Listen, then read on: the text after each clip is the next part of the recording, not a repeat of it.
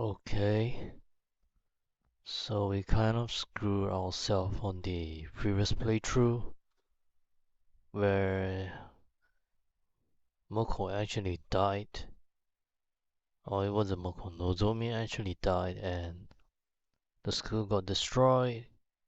I mean, Last Defense Academy got destroyed and just everything just spiraled downhill and we're all left on, well, basically just stranded on the earth for eternity without anywhere to go. Um, yeah, I'm pretty sure that was one of the bad endings. So this time around, we gonna have to turn things around and yeah, just go and kind of like reset our choices here.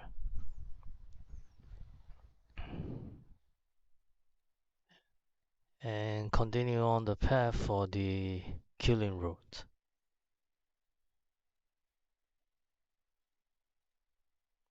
So the previous ending that we actually got wasn't the whole actual ending for the killing game route.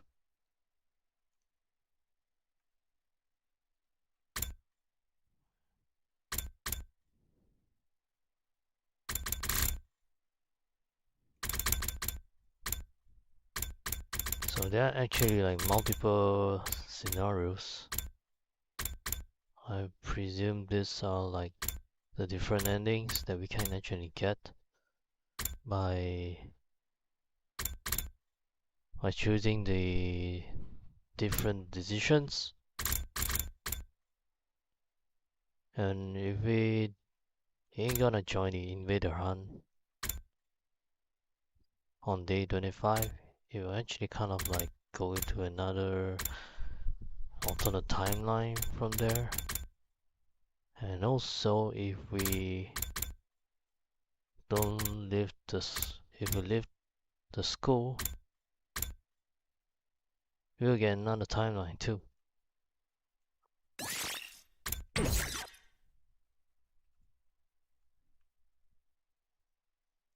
Just gonna jump right back to where the last decision that we made, which is over here. Yep, before decision.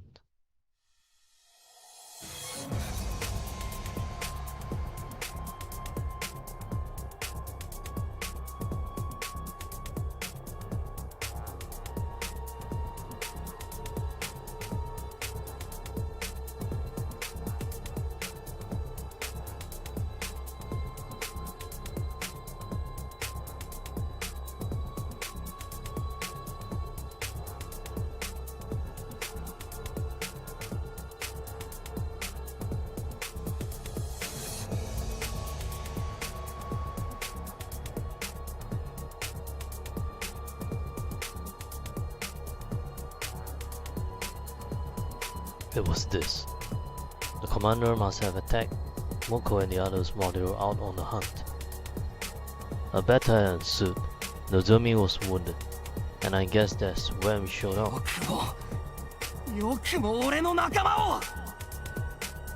The full implications of the situation were becoming clear to me. If I didn't do anything, do something quick, they would all die, and there would be no bringing them back. But before that,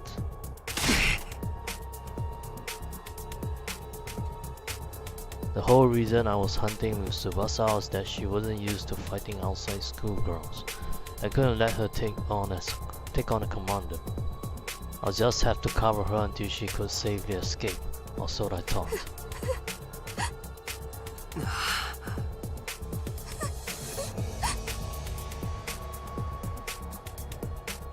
She must be talking about the time we ran to the Squad 3 commander. I jumped in to help Hiruko and Darumi back then, but Tsubasa was too scared of dying.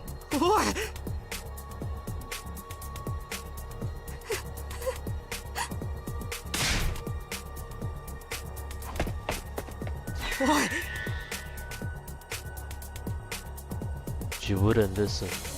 She was already running full speed into the fray. There was no time to stand around and talk. Our battle against the Squad 10 commander had begun.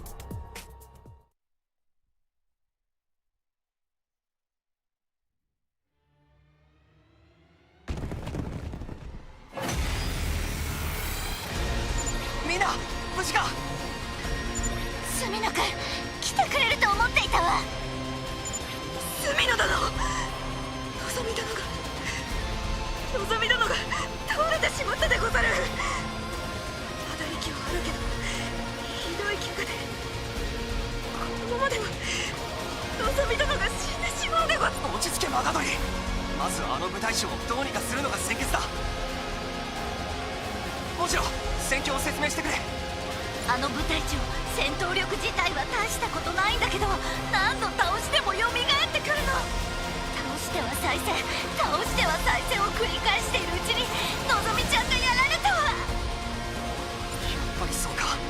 あいつは物質の状態を巻き戻す力を持っているんだ。中途半端にダメージを与えてもすぐに回復してくるぞ。じゃあどうやればあいつを倒せるの？みんなで大ダメージを与えて一気にあいつを倒しきるんだ。行くぞ。あいつに回復の暇を与えるな。 So the game actually didn't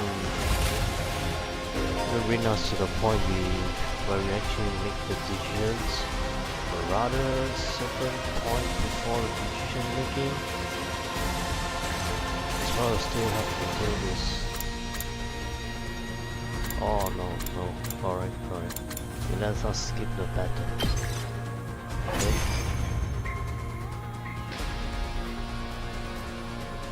Thought we're supposed to like do the battle all over again.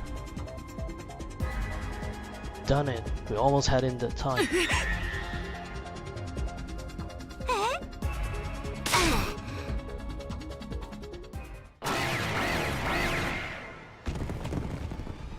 So it's likely you can skip this one as well. Yep. Just skip automatically.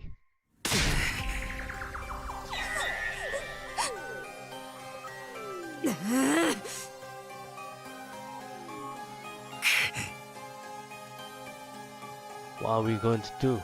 We fight and fight, but the commander's still not going down. Nozomi is at her limit. We need to get her back to the school before it's too late. Just then, ここはあたいが一人で食い止めるわ。 Moko stepped forward, proposing a plan that was completely insane.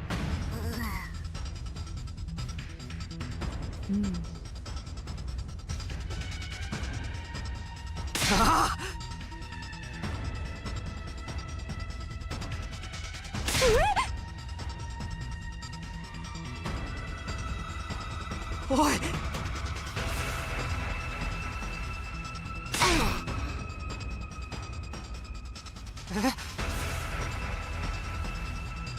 Moko shouted so loud it felt like she was making the ground shake with her voice alone.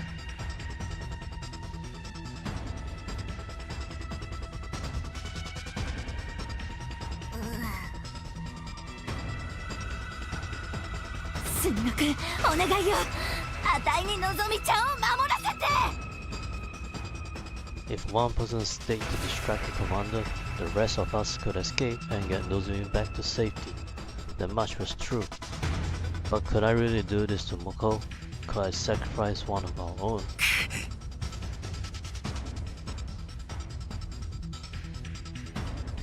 Leave Moko here and take Nozomi back to the school, or stay here and all fight the commander together.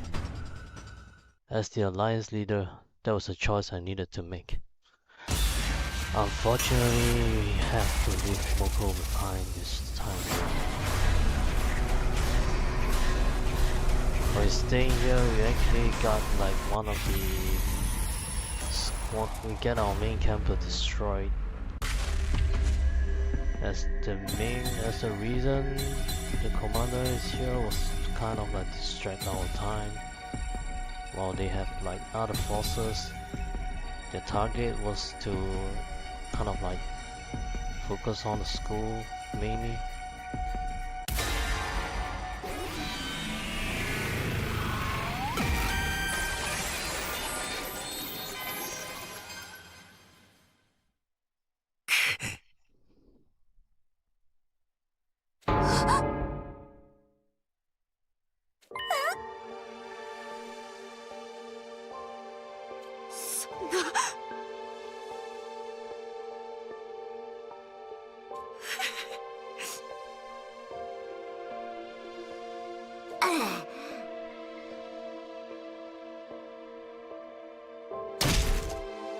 Does she have to die?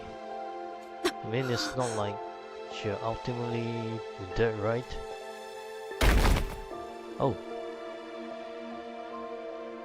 I caught Kushika's body as she fell forward, knocked unconscious by Moko.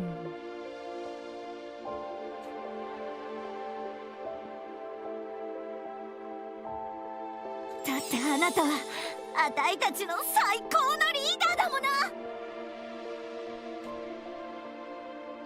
Moko encouraged me with the brightest smile on her face, a smile that had been the source of my strength countless times before.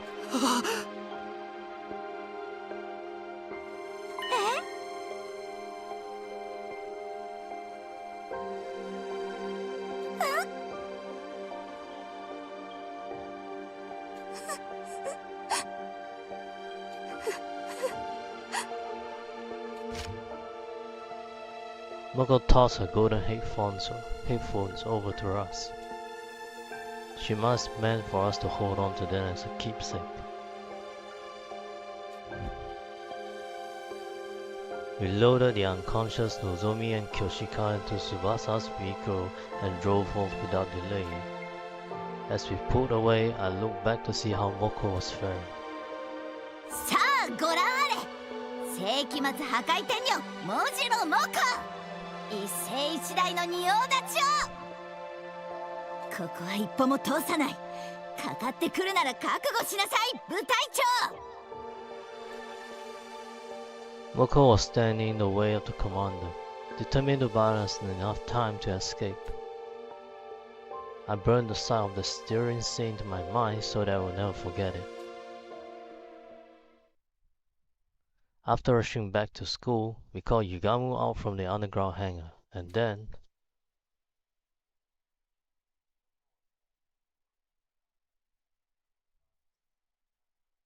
Oh, so we came back earlier when we somehow managed to make it back in time before the enemy's attack. If we make this decision. Yugamu quickly took the lead and directed us on how to save Nozomi's life.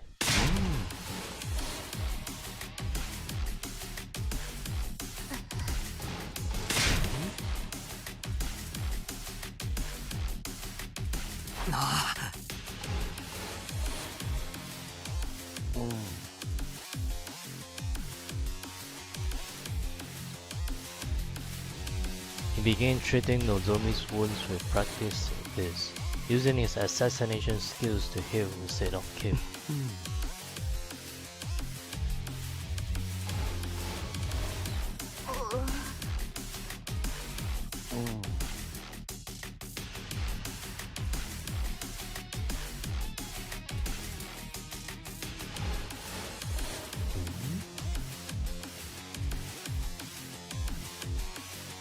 Just as I was processing what Yugamu just told me. Oh, there it is. 敵勢力侵入、敵勢力侵入、遠区域に敵勢力からの攻撃を感知。直ちに防衛モードを展開します。至急防衛戦。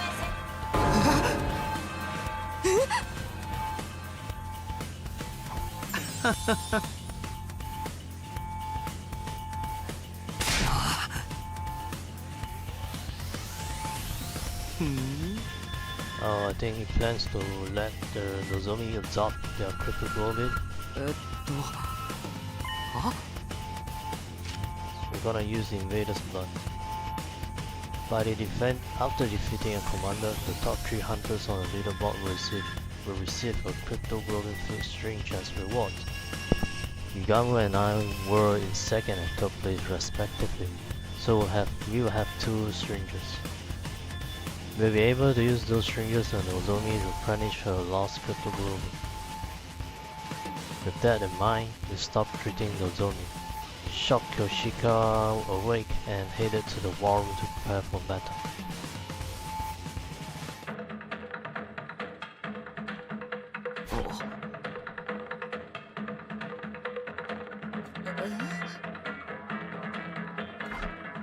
Are they really playing the depressing music?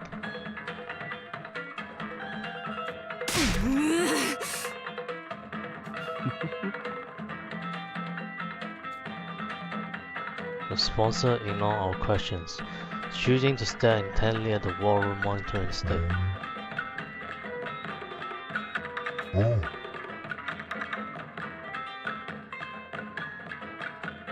So are you just gonna stand here, or like you're gonna help us? Are you gonna fight alongside us or what?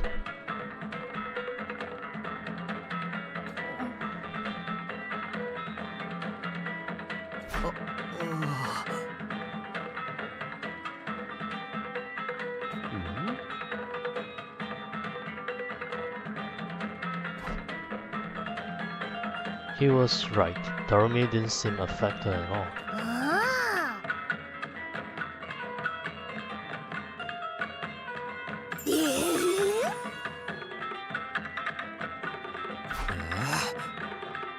I think it's because he's really messed up, so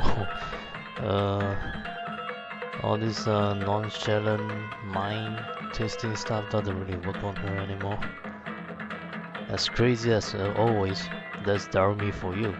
A bit her brand of insanity was strangely comforting for the situation we were facing at the moment.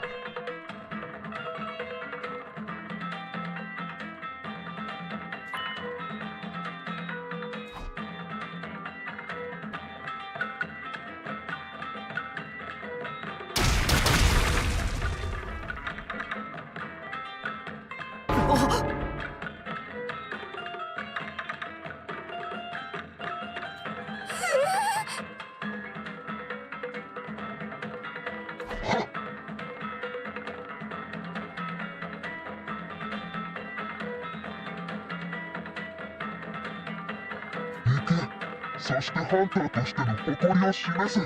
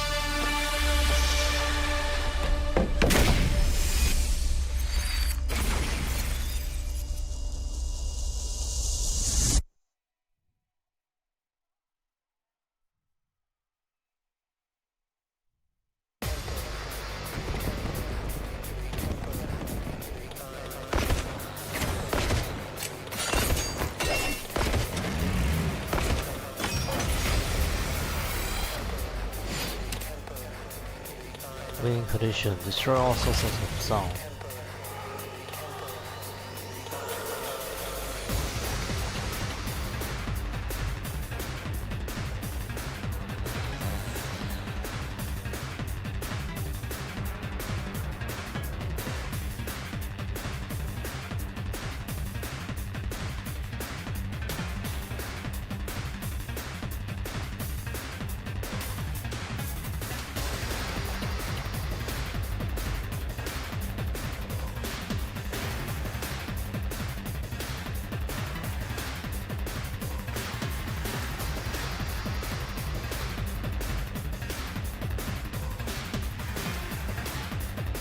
This isn't too bad.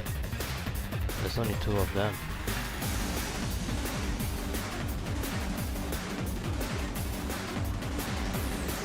それに任せろ。いつでもいいよ。い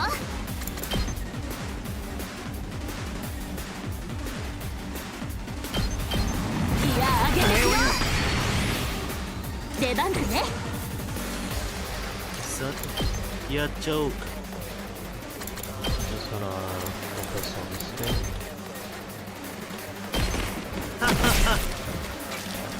待ちきれないよ。いつでも行ける。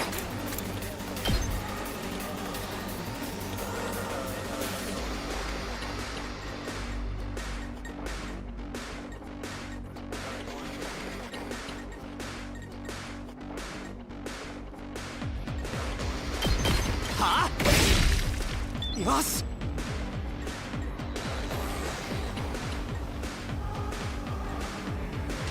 いざ行くよお任せあれ。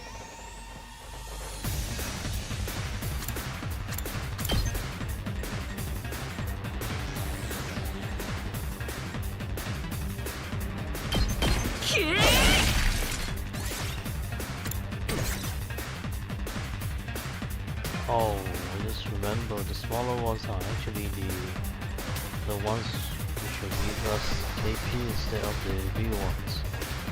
やっちゃうよ。出番でござるな。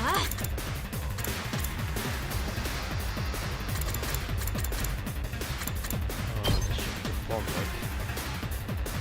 Just 使うでござる。いざ yeah, this is gonna affect anyways. 出番でござるな。 I'll save it. Next wave.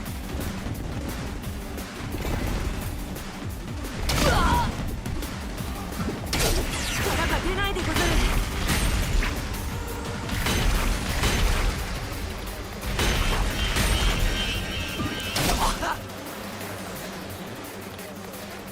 みんな、あの部隊長は厳格だ。見た目に騙されないように気をつけてくれ。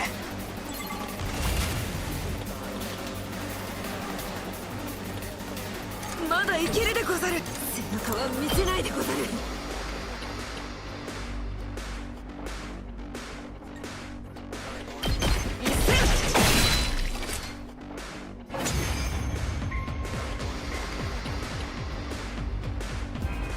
よし、これで凱旋者は全て破壊したぞ。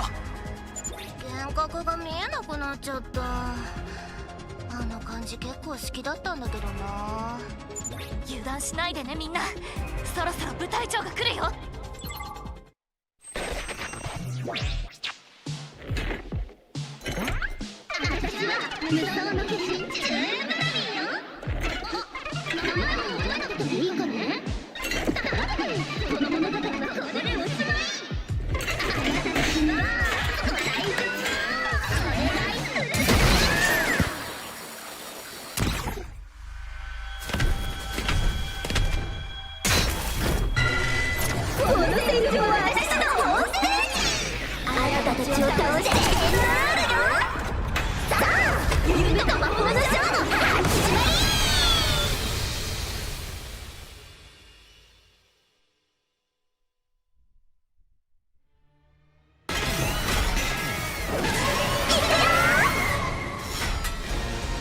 Paragon of Reverie. Whoa, a whole lot of them.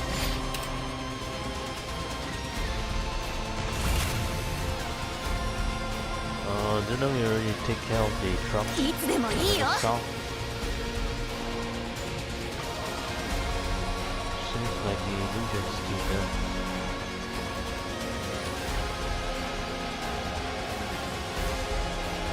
出番だね。私に任せて。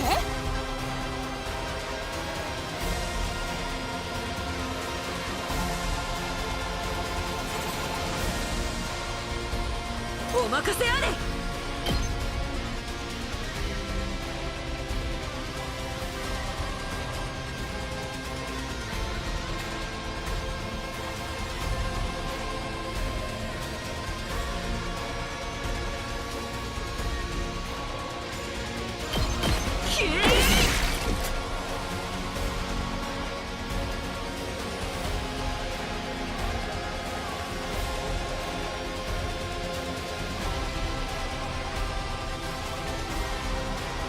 出番だな。い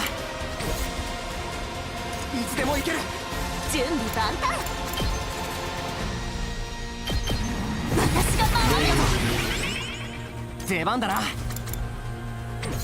行くぞ。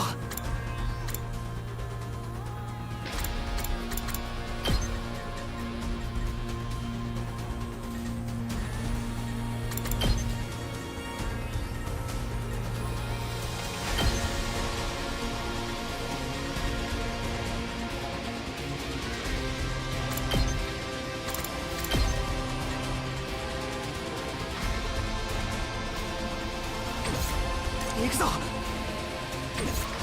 行くぞ。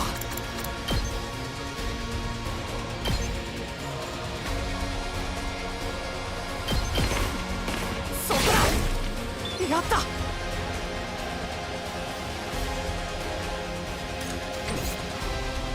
行くでござる。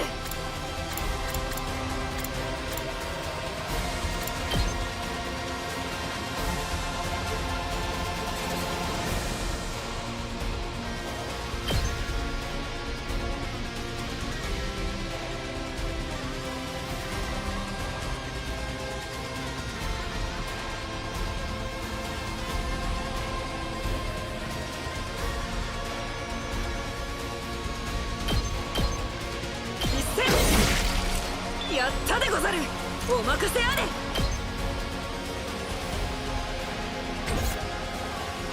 出番でござるな。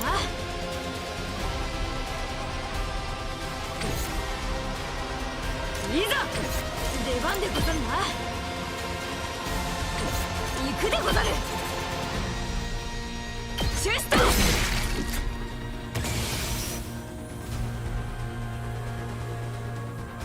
お任せあれ。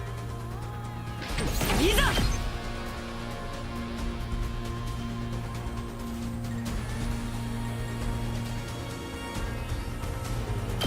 これが拙者の真の力でござる。Give us another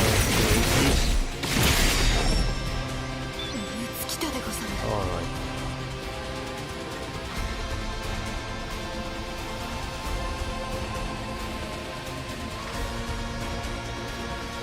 いつでも行ける。さあやっちゃおうか。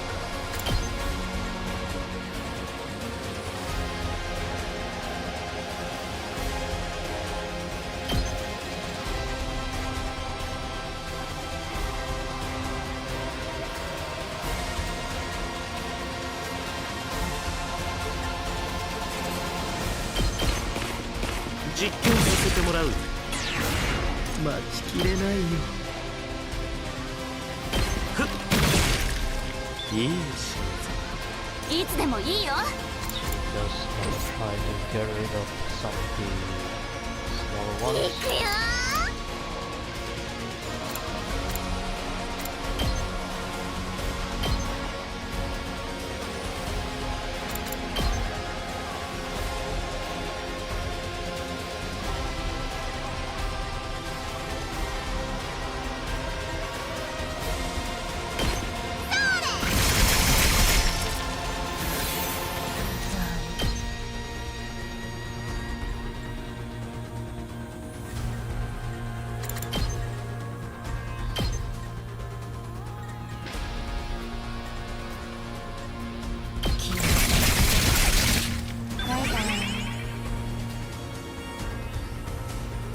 出番だね。行くぞ。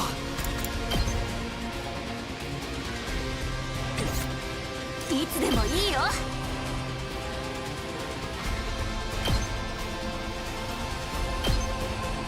危ないよ。いつでもいいよ。使っちゃうね。私に任せて。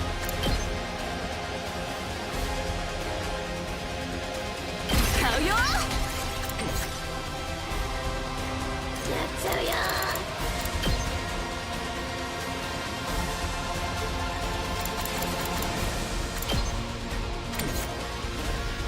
Oh shoot. 殺し合いだ。 Oh, that's all of it.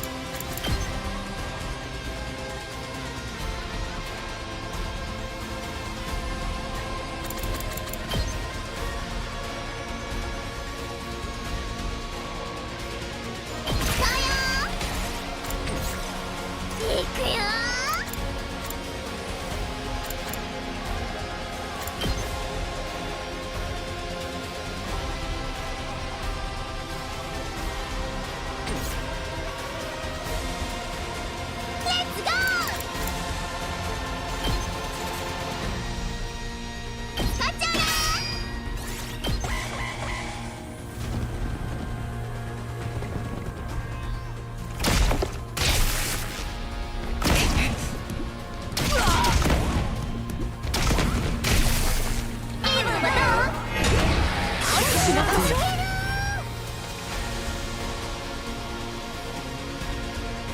Just give us a draw.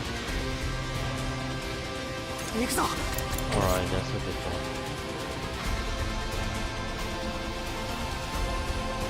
one. いける。準備万端。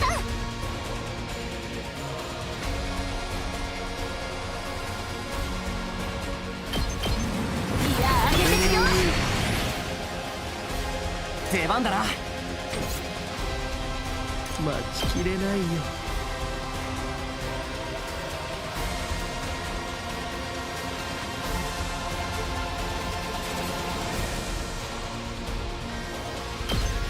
ちょっと私の出番だ。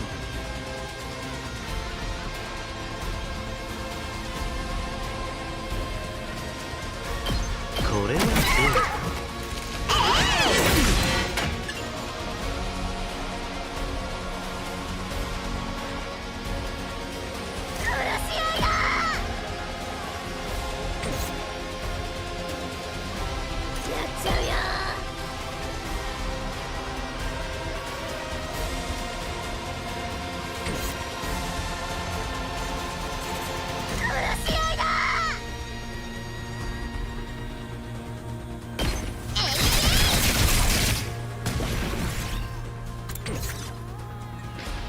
？Oh, what did the real one on did?「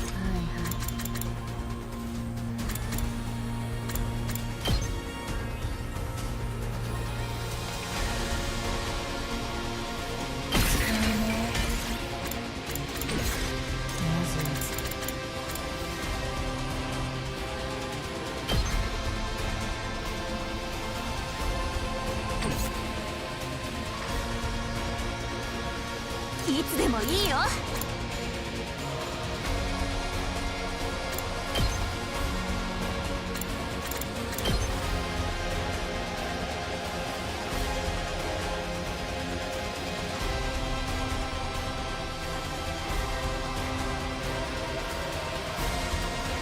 使っちゃうね。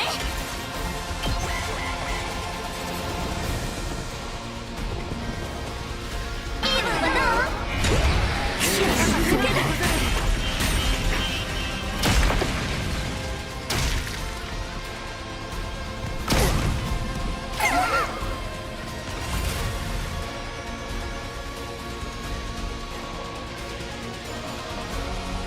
行くよ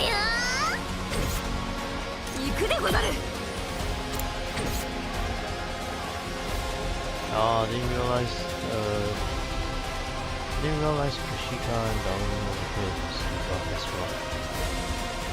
Wanna do dying thing, いつでも行ける。準備万端。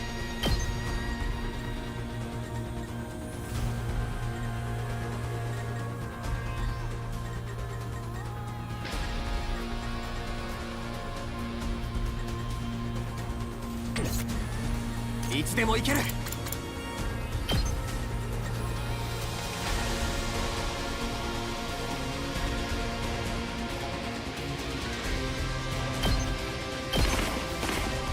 出番だね。私が守る。待ちきれないよ。行くぞ。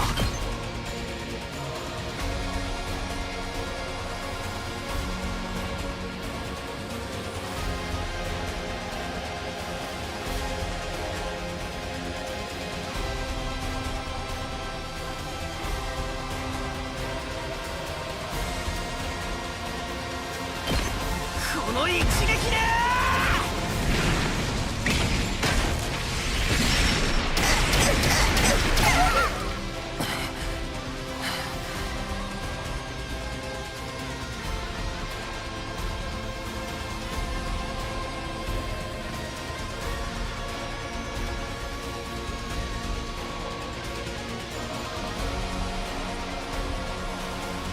いざ行くでござる。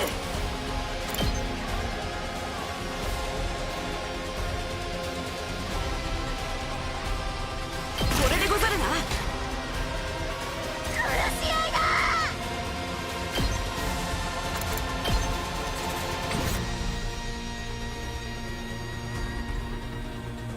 いざ。や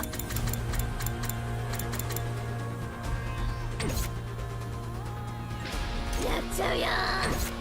レッツゴー。やっちゃうよ。守るよ。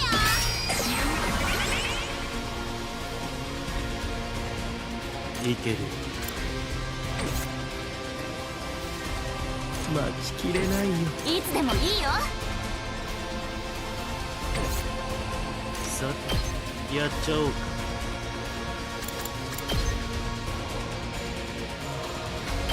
これはどうだ。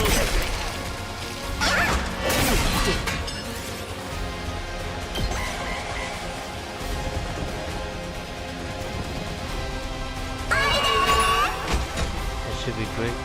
It should be good enough to hold it for another turn.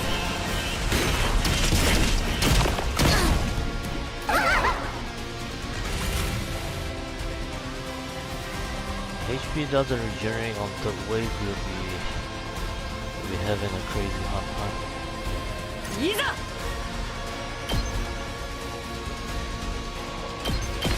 突き上げ。やったでござる。殺し合いだ。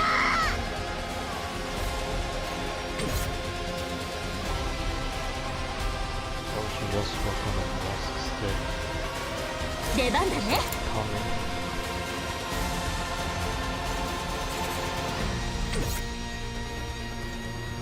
準備万端。大丈夫。ありがとう。私の出番だ。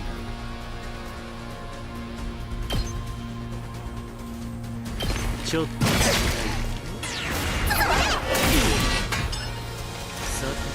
てやっちゃおうか。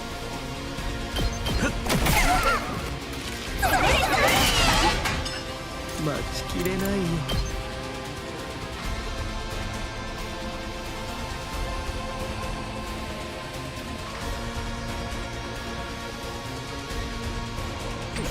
いける。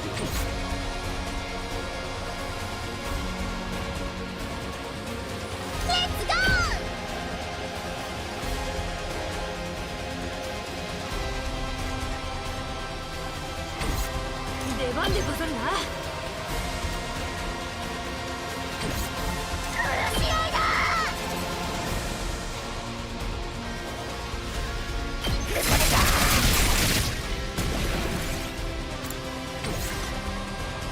行くでござる。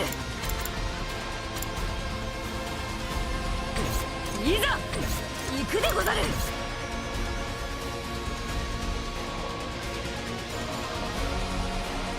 出番でござるな。He should be fine.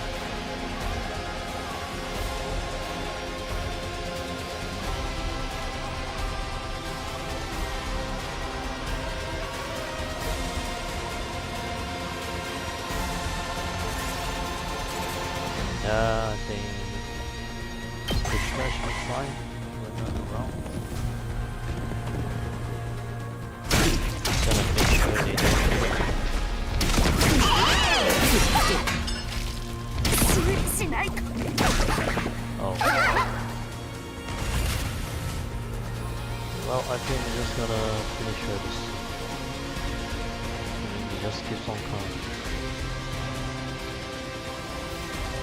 そろそろまずい。さてやっちゃおうか。まだ動ける。私が守る。待ちきれないよ。ちょっとさ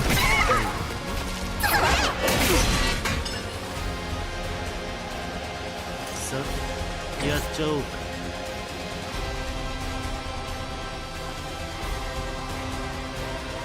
私の出番だ。さてやっ使う。いける。行くぞ。食らえ。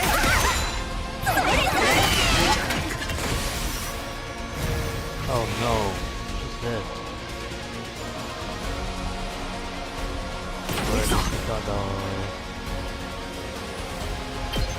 の一撃で Got our special skills. Got it in time. Last one.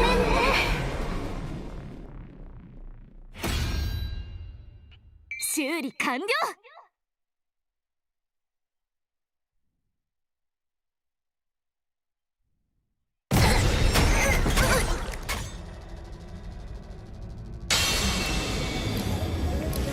私は自然の騎士無眼。Ah, it's the time winding. 私が遅かったせいだ。入りたかったろう。かわいそうに。やり直したい。もう一度全てをやり直したい。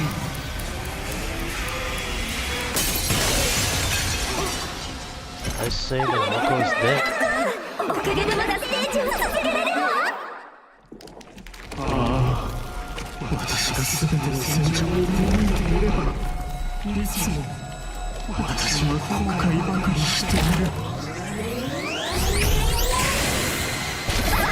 みんなを笑顔にするための愛と絆のスペシャル。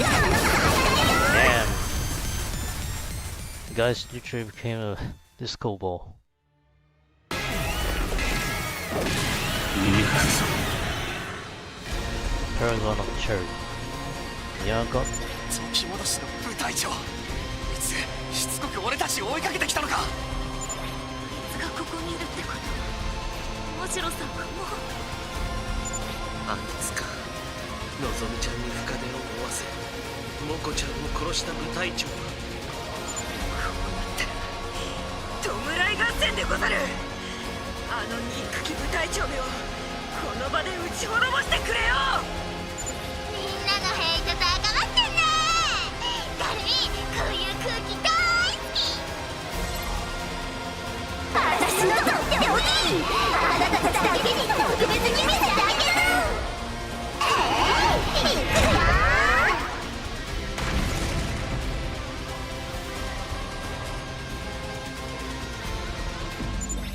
学園がボロボロに。いつの間に落城してしまったでござるか。 That's probably just an illusion. みんな落ち着いて。これはあいつが見せている幻覚に過ぎないよ。なんだがっかり。ダルミはボロい廃墟の方が落ち着くのにな。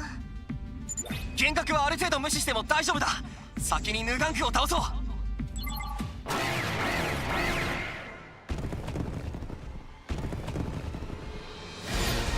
Oh, it's two commanders at once. We're doing two of them at once. I'm glad I actually saved い out つでもいいよ。 resources.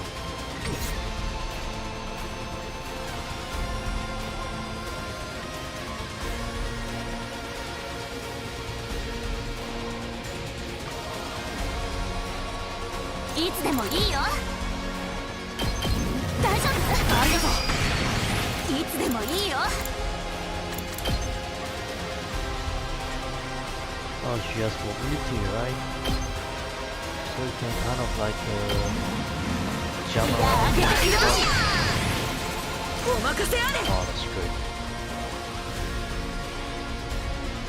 Make it much easier to take down the one with more HP.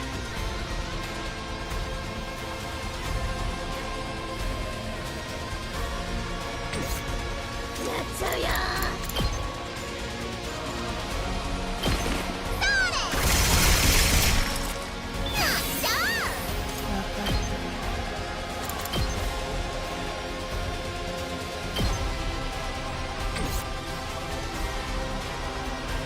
いつでも行ける。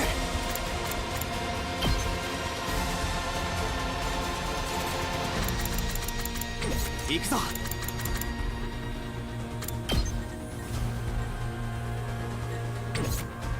出番だな。さてやっちゃおうか。いつでも行ける。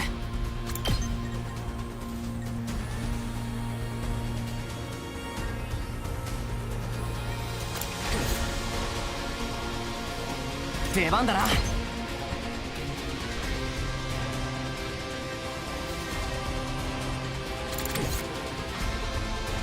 出番でござるな。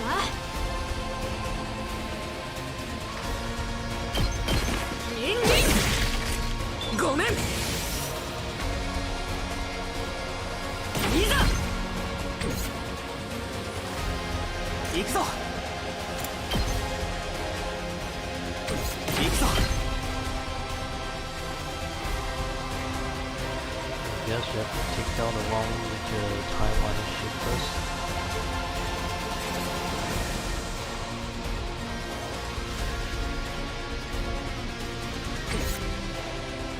出番だな。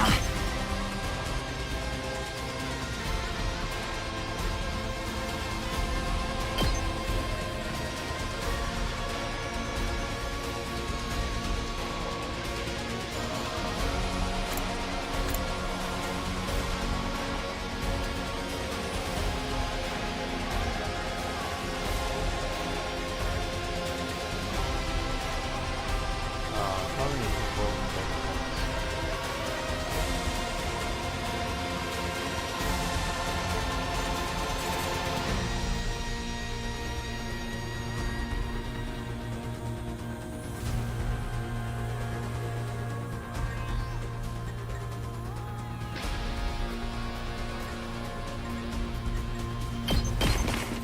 この一撃で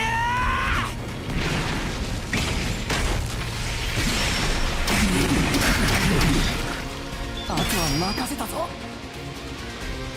Oh, I'm glad we got another phone. いける。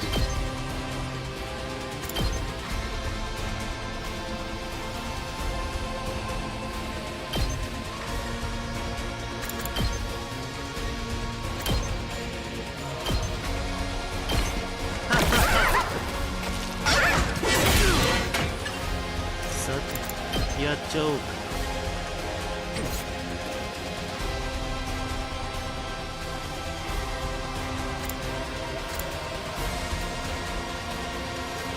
お任せあれ。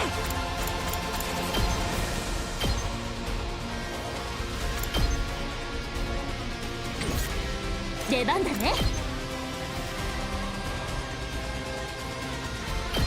大丈夫？いけない。いざ。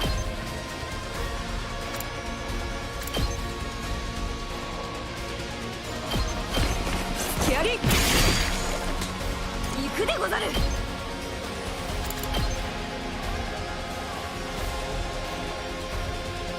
お任せあれ。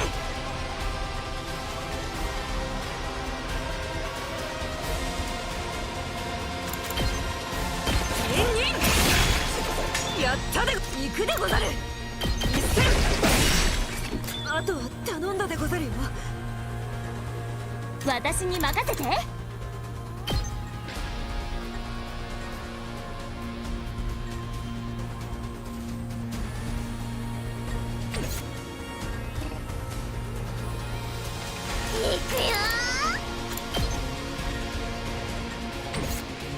いつでもいいよ。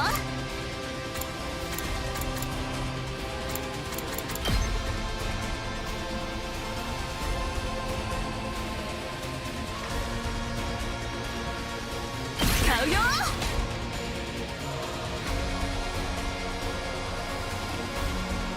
待ちきれないよ。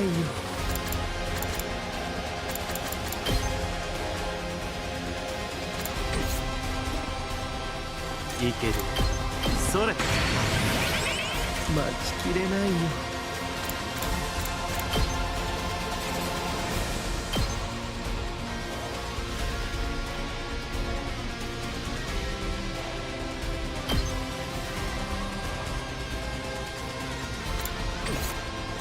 さてやっちゃおうか。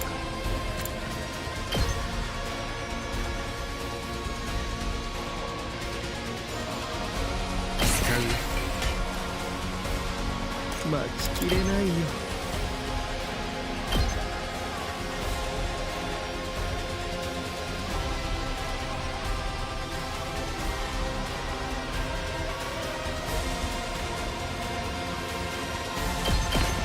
これは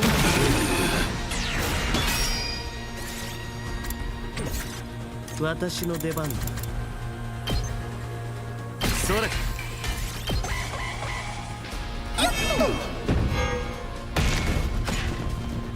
Oh crap.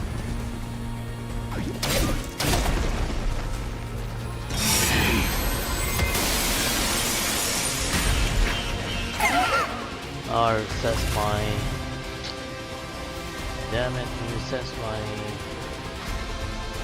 It resets all the conditions on things.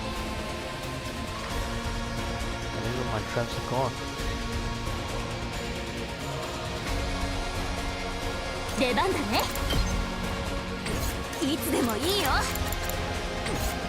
私に任せて。い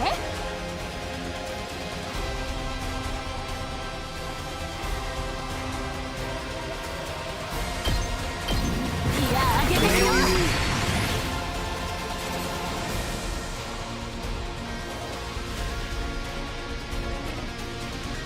待ちきれないよ。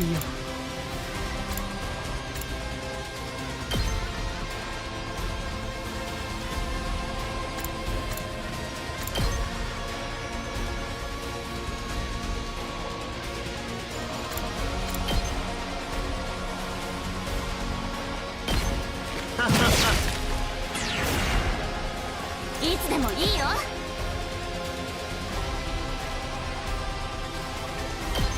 私が守る。私に任せて。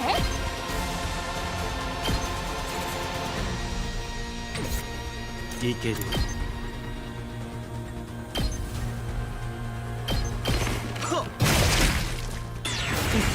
さて、やっちゃおうか。これはどう？いい死にざまだ。いつでもいいよ。I'm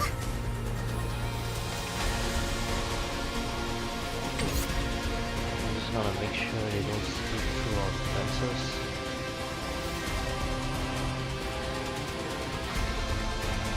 Let's go! 殺し合いだ。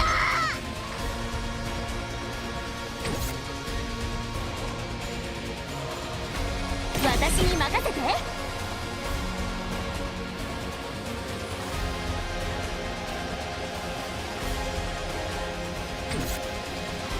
待ちきれないよ。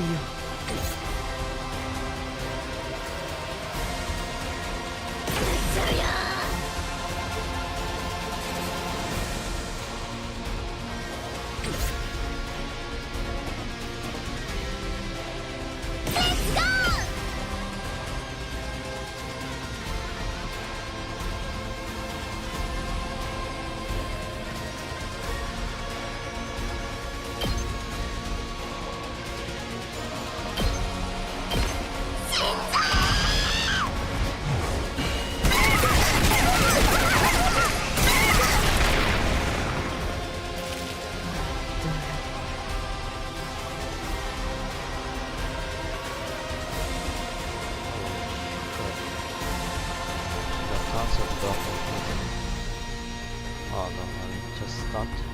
準備万端。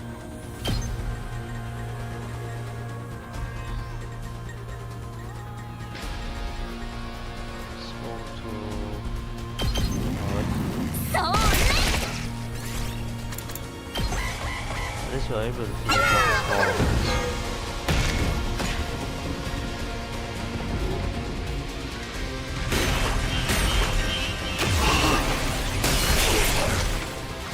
Oh, great, there's a ranged attack.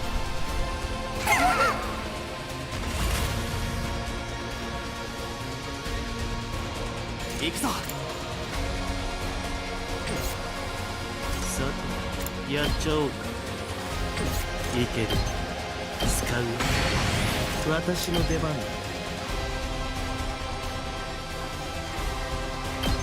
ちょっと。さて、やっちゃおうか。行くぞ。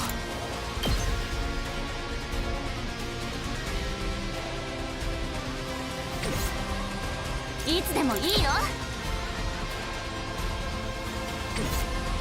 行くぞ。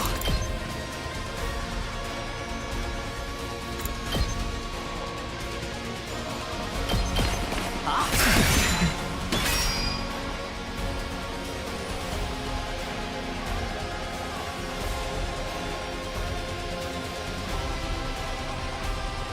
準備万端。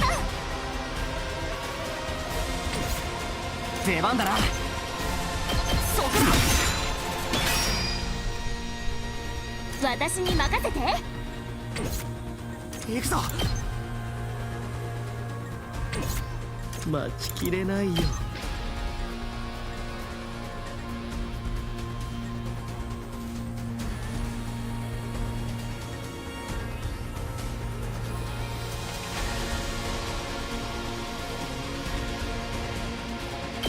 足止めってやつさ。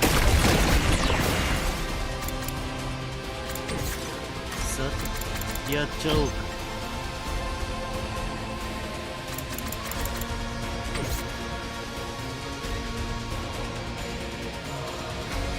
私の出番だ。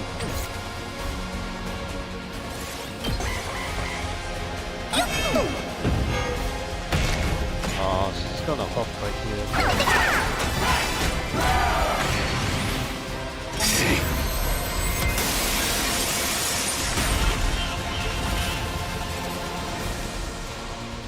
Oh, he can only take 2 more hits. Probably kill the commander this. 出番だね。いやあげですよ。いつでも行ける。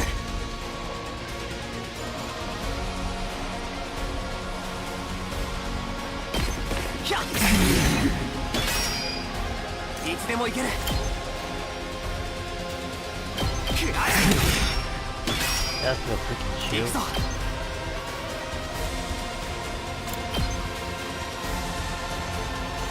Help you. あ、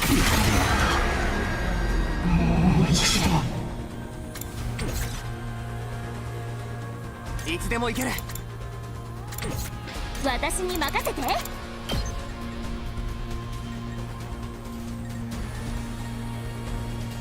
っちゃうね。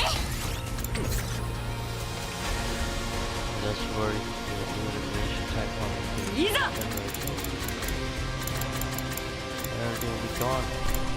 No waste.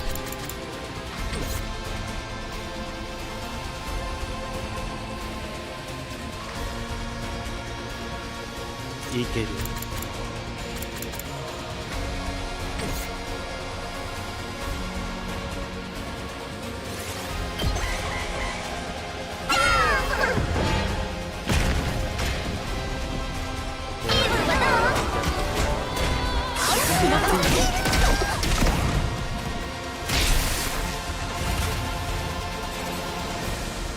いつでも行ける。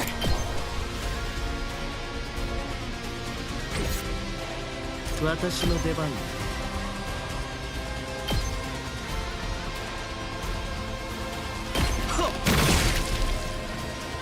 いつでも行ける。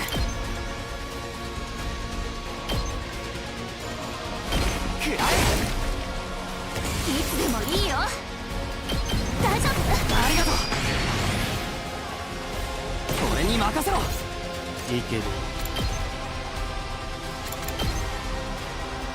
れはどうか。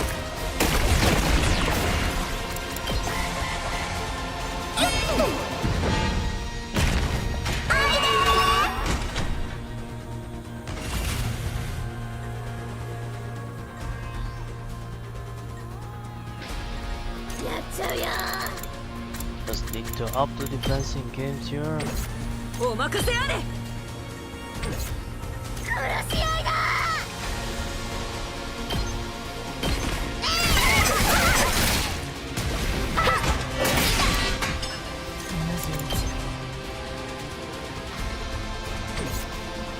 行くでござる。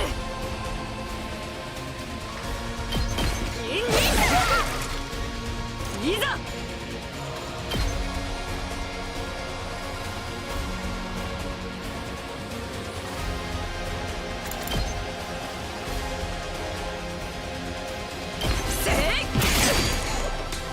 出番でござるな。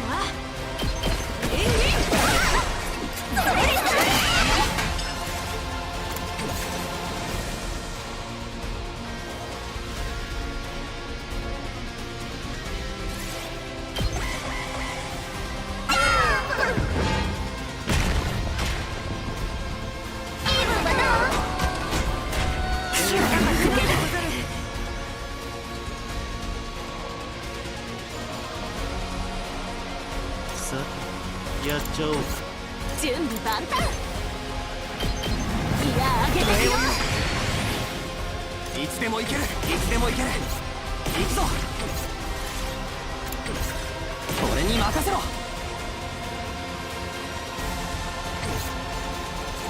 私の出番だ。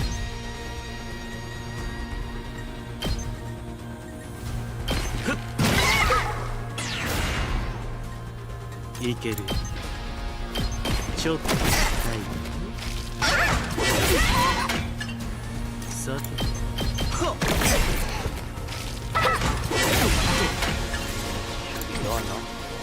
行くぞ。この一撃で。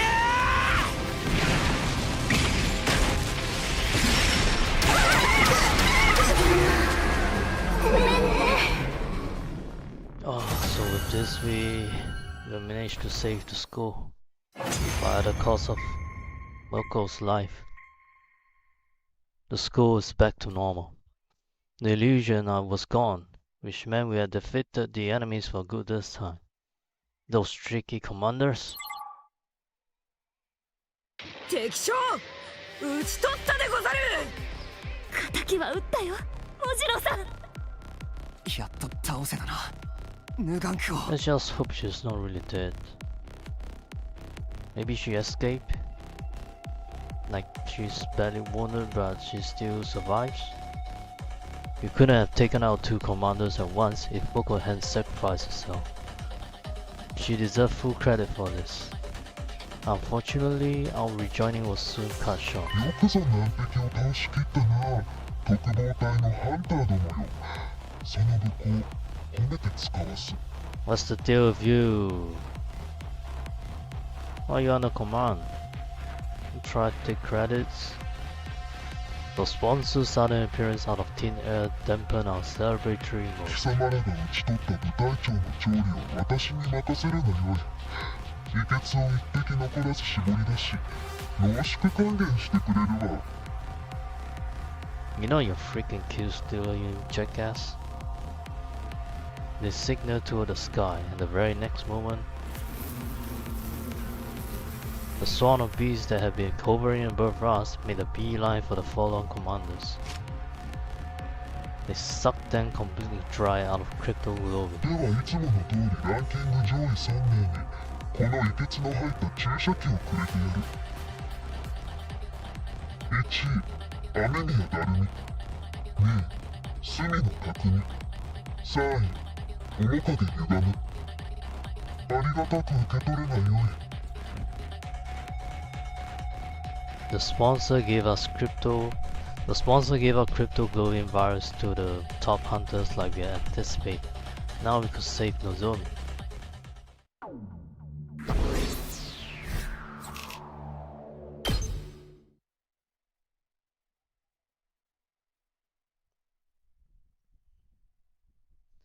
After the battle, we rushed back to Nozomi's room. Once there, we injected her with the commander's crypto glowing without delay. The concentrated blood of two commanders took effect immediately.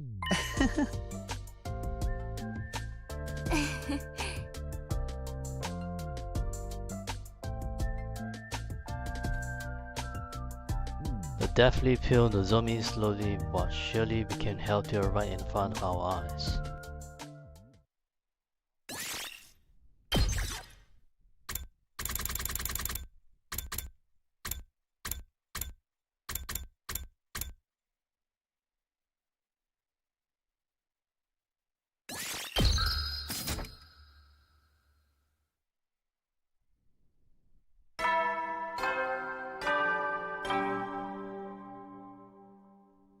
総員最終防衛今日も野蛮ゲ If only Shiro was still here.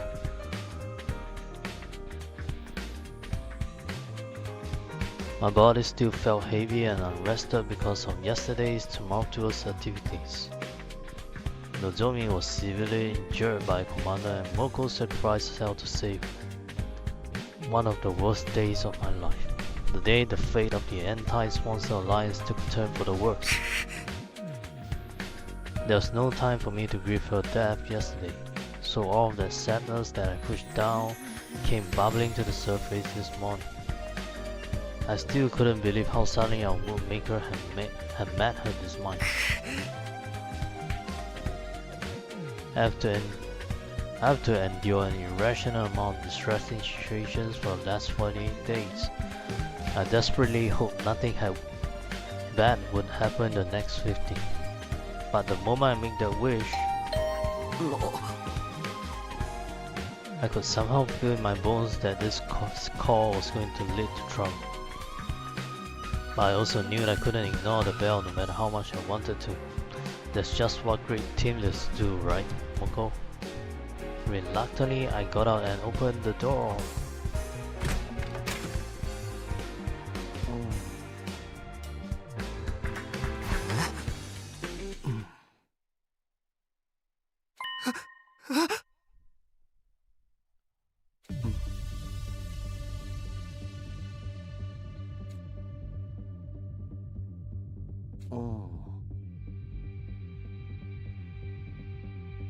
That's probably just the rejection symptoms, isn't it?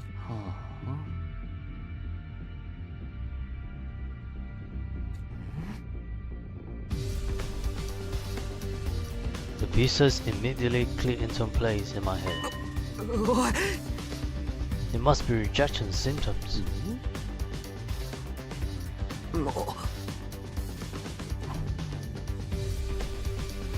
I was left with no choice but to tell Yugamu Nozomi's secret.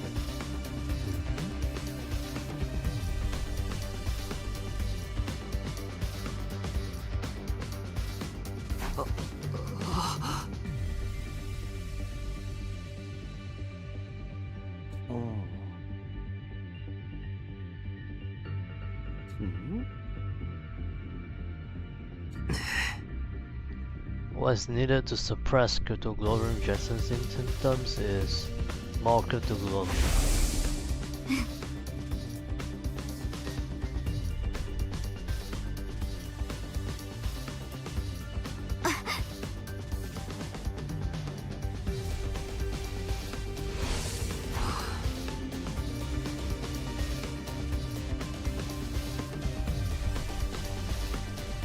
But there are only 2 commanders left. Where will we even find them? I grabbed my infuser and was about to fly out the room when... Wait, Takumi. Look! Yugamu pulled me back by the collar of my shirt and almost knocked the wind out of me.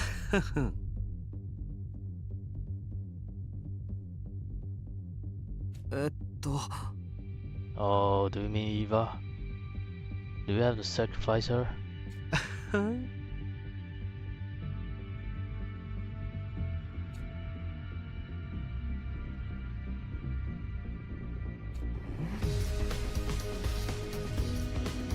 I suddenly realized who he was talking about. He was right. We did have a commander right here with us, in a courtyard prison cell.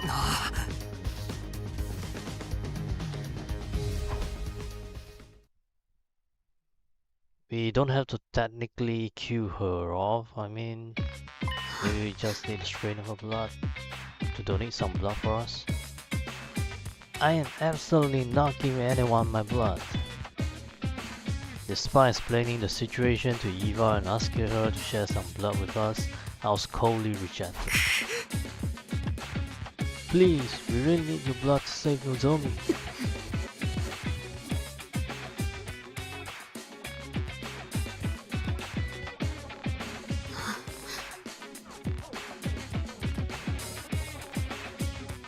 I did in fact vaguely recall her saying something like that.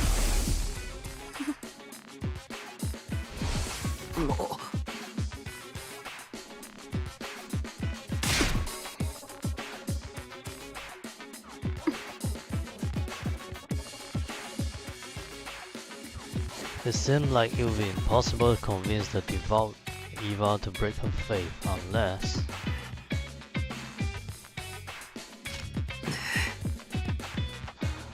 You for real?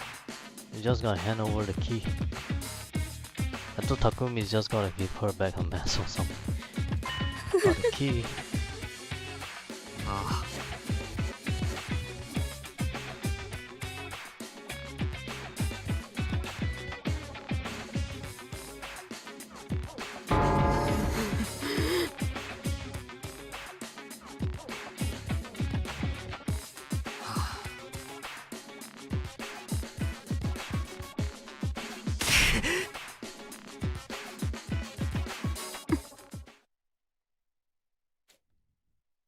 Eva lowered her eyes as an agonized look spread over her face, like she was trying to process a difficult thought. Very well, you can have some of my blood. あ Eva!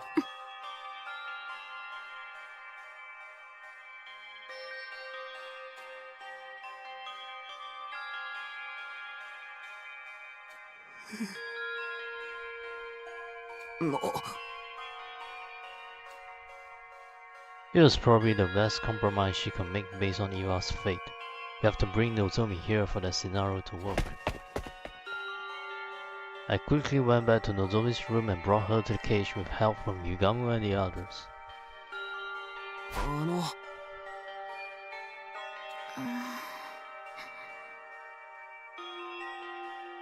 あの Where's Moko?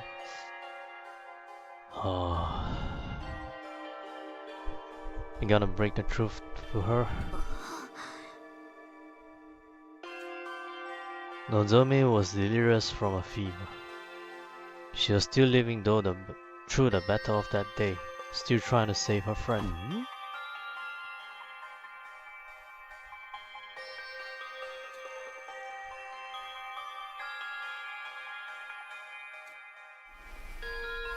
When we went into the cage, Eva took off the suit she was usually clad in. She exposed her neck, probably to make it easier for Nozomi to suck her blood.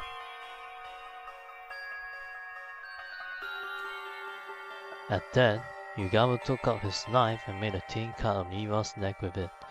Blood started trickling from the wound.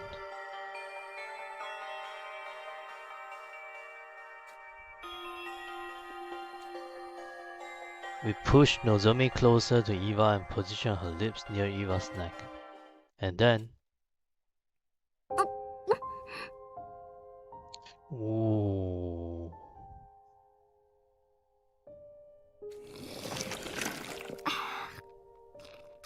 It's kind of like... She became a zombie. She became a vampire. Vampire Nozomi. Nozomi bit on Eva's neck and started sucking her blood ravenously. She might have instinctively felt she would get better by drinking this blood. Like how much she's gonna need.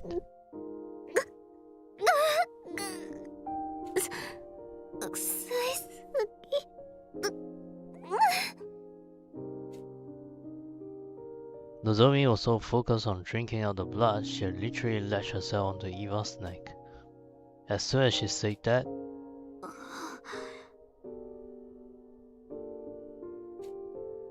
she blurted out something completely unexpected. ごめんね、すぐに具合悪くなったりして。でも大丈夫、私まだ頑張れるから。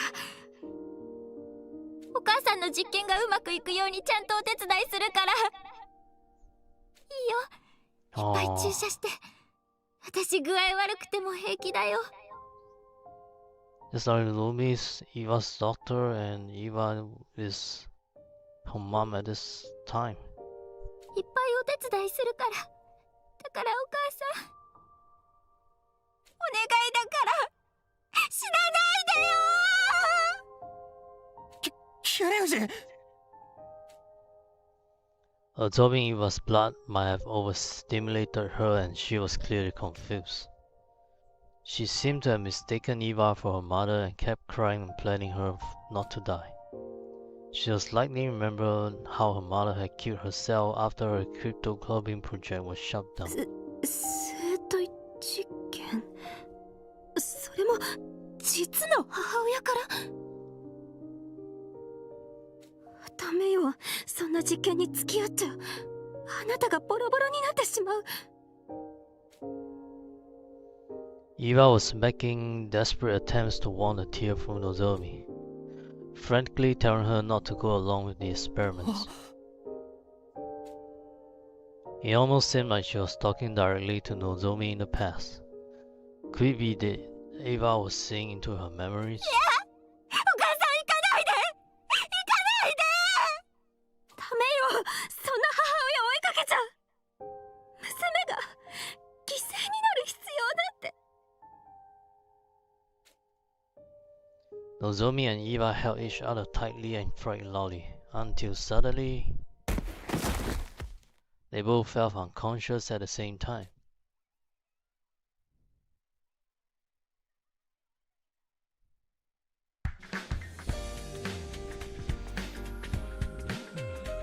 The next morning, I immediately headed to the courtyard as soon as I woke up. Nozomi was resting in her room, and while I was concerned about her, she was being well tended to by Tsubasa and Kyoshika. Eva, on the other hand, was alone in her cage. As her caretaker, it was my duty to look after her.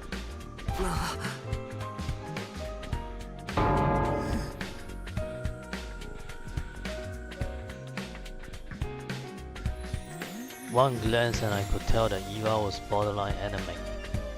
Maybe I should bring her some iron supplements later.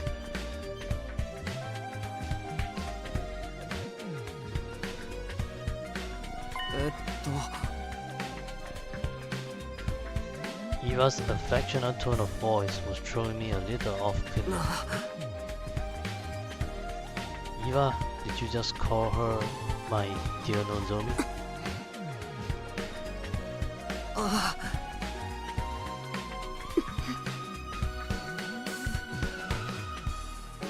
Whoa, what?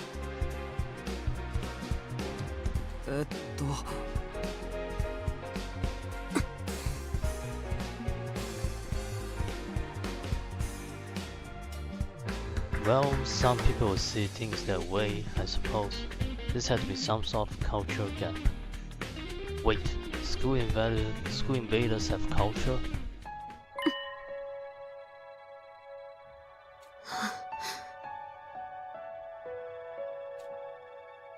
I thought it might have been something like that.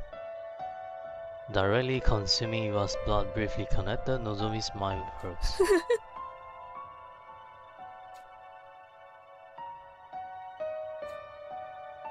Nozomi did tell me about that herself. Her mother had been researching cryptoglobin and she experimented on Nozomi.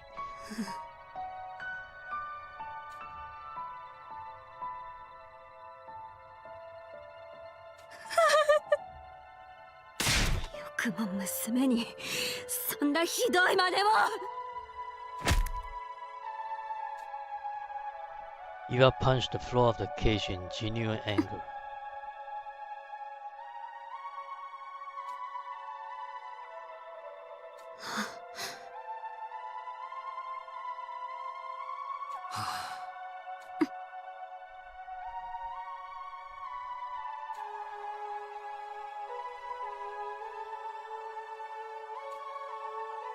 Her mother hanged herself, huh? The person who discovered her dead body was probably...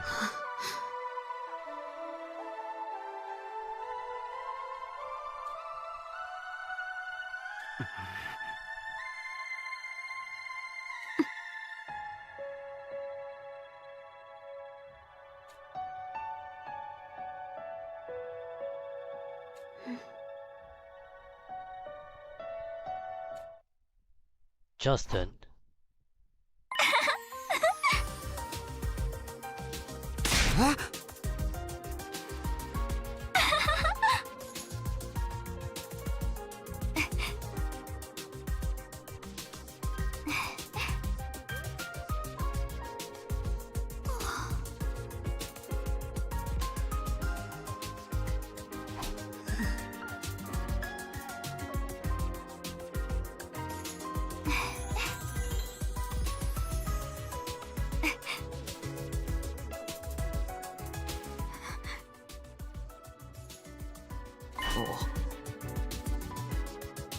This time what? お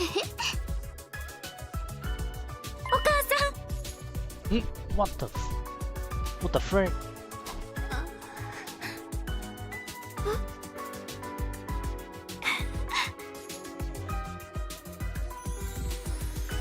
It didn't seem like a simple case of mistaken identity to me. Could it be there, just like how Eva felt empathy for Nozomi? Nozomi was feeling empathy for Eva as well.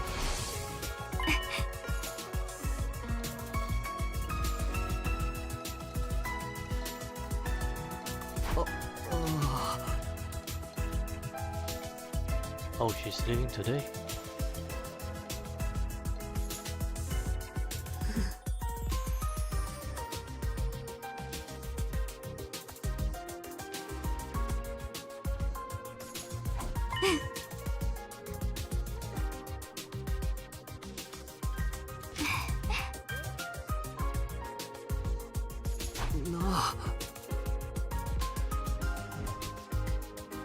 Nozomi snatched the key to the heart out of my hands and clutched it tightly with a smile on her face.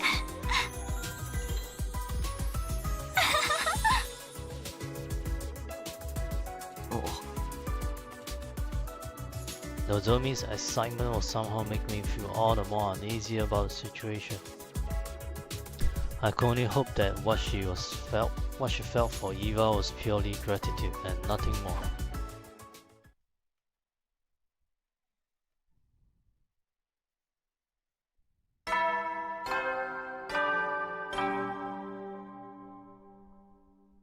総員起床時間だよ。さあ、いやついに50日というわけで、お祝いにそれと本館直接プレゼントを渡したいから。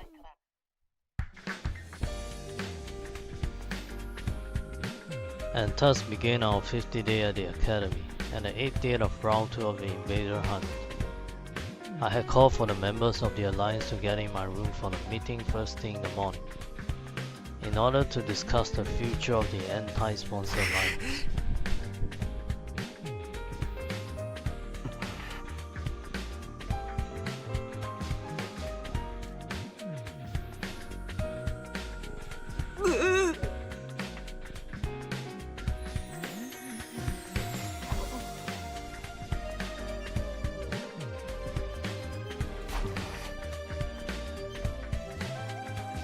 And for us to do that,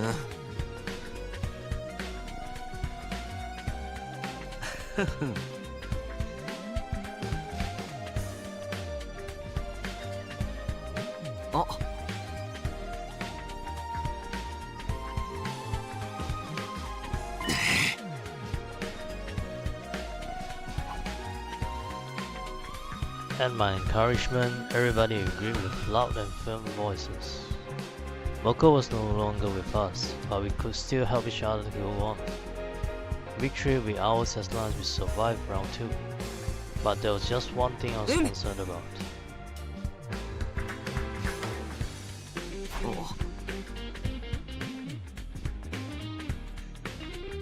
Nozomi had been spending a lot of time with Eva since yesterday, even though this was a critical period for us.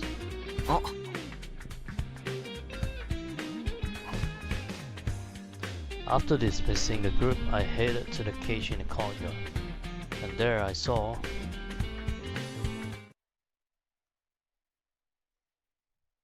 a wholesome family. What the heck? She actually went into the cage to feed her. もう自分で食べられるのに。はいはい、強がらないの。ほら。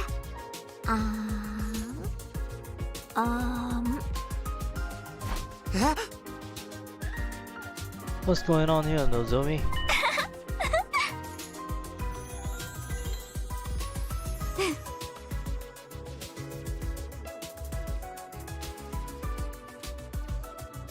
Nozomi's home cooking. I wish I could have some too. No, wait. Why is she making special food for a captured prisoner?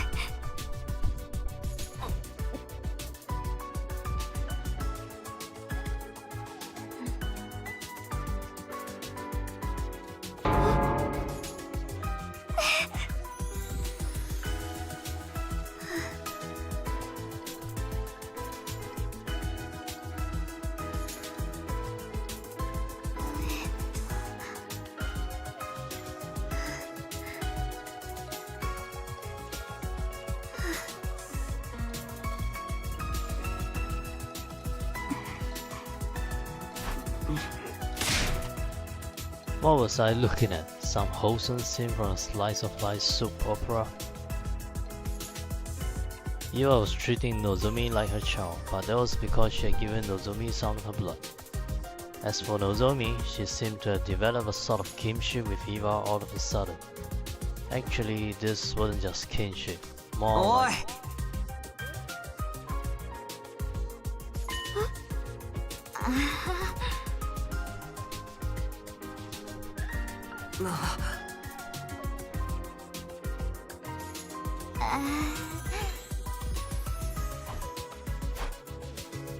'Well, we have 7 more days until the end of round 2. 1 day shouldn't hurt. After that, we went outside without Nozomi to earn some more points.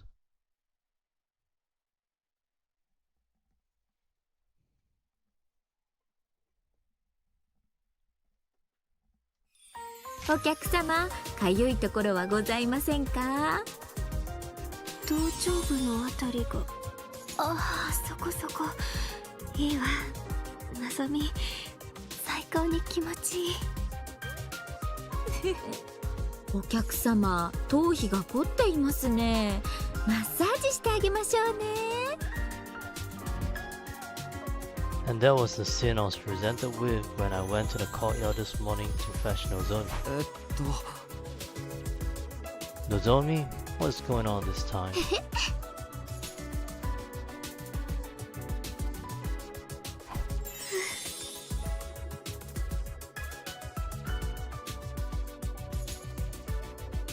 Nozomi was becoming way too attached to someone who was basically being held captive. Unfazed by my astonishment, Nozomi started to blow drying Eva's hair cheerfully. She smiled so happily, like an ordinary little girl. In the end, Nozomi didn't join us for that day's hunt either.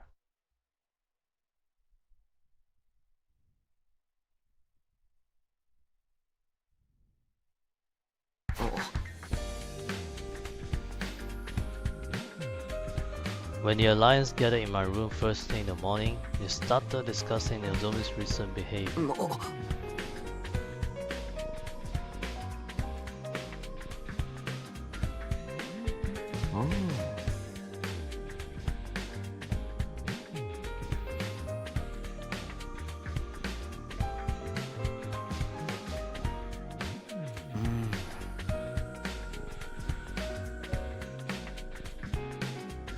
Maybe Nozomi saw Eva's memories as well.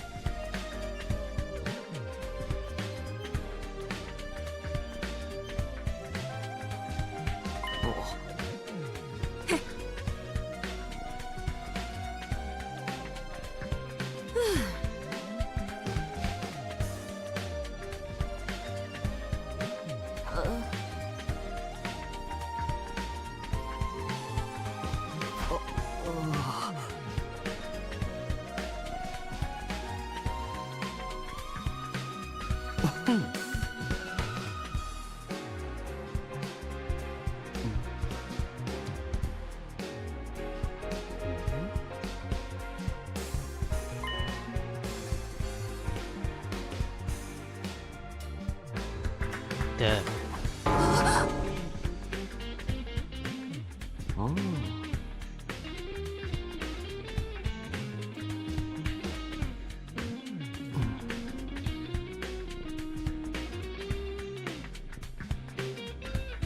Kagamu was right. Nozomi didn't have much time left to rectify the situation. If she kept falling on Eva and being unreasonable about joining the hunt, we might eventually have to take drastic measures.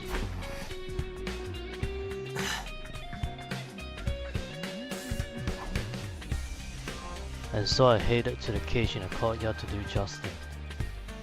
I thought I would be greeted by the sight of Nozomi playing house with Eva again. However,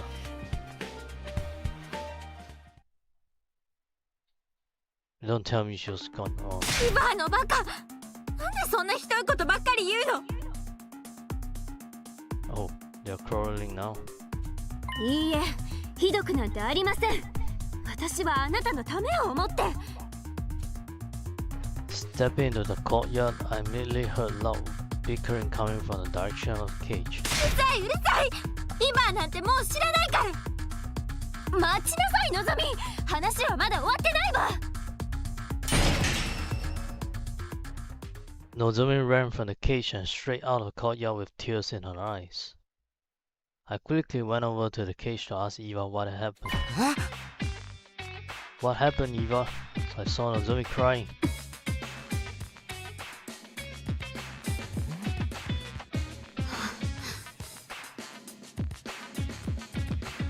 Oh, she's been shitting on her mother.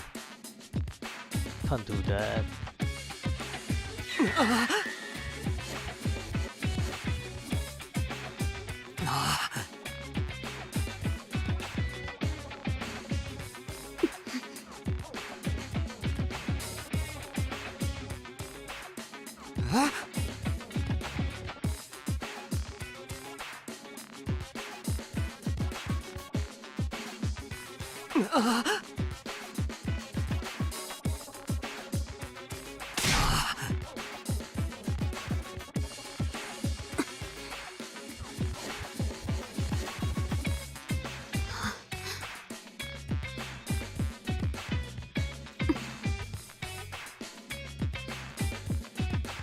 It was true that telling Nozomi the truth would be good for her in the long run, but people usually avoided such conversations.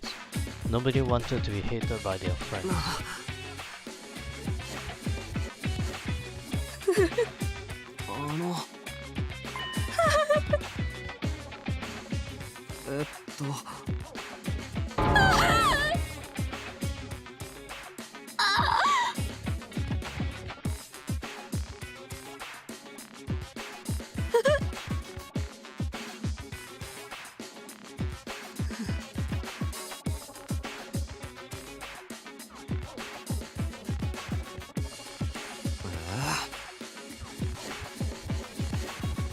'Telling the truth as it was and then bursting into tears afterwards.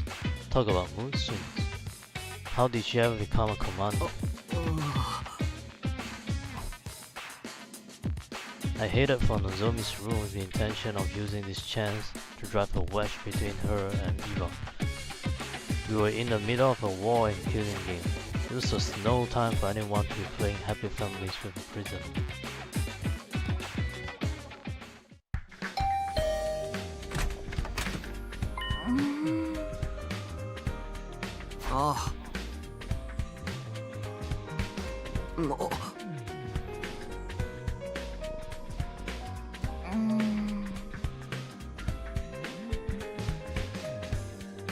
Nozomi gestured for me to step inside her room, and then...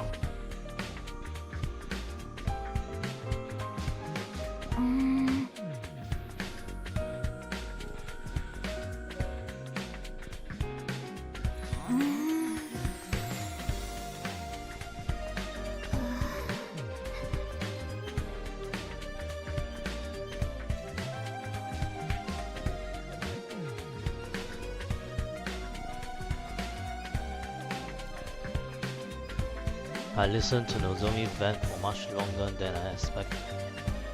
I was honestly surprised to see this side of her. I always pegged her as the grounded, long-suffering type who never complained.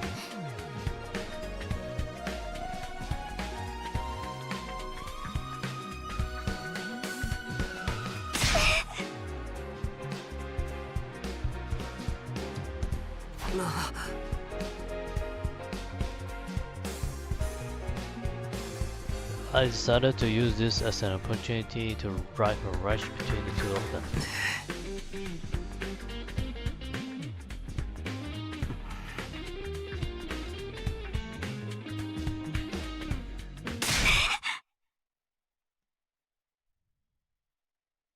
No, what's going on here?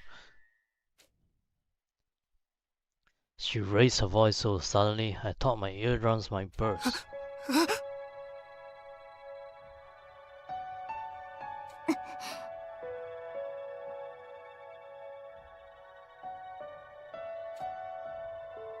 Complaining about her and then turning around to desperately defend her, it was almost like Nozomi thought she was.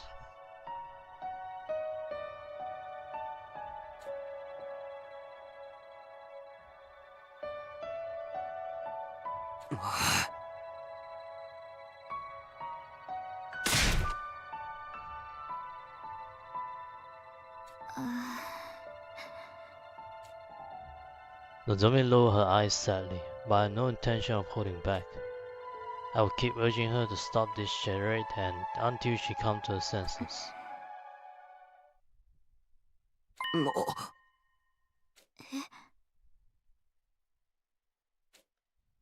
So I was right.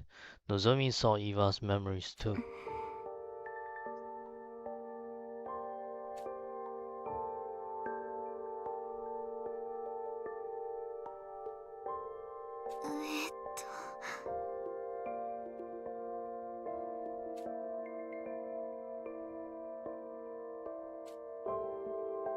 I was surprised to learn that Eva felt that way.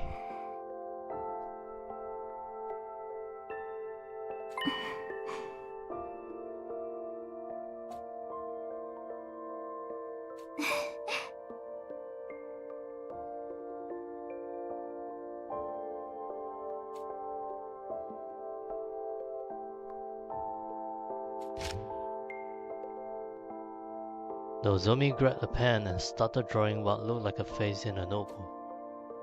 Was this the Kami we were talking about?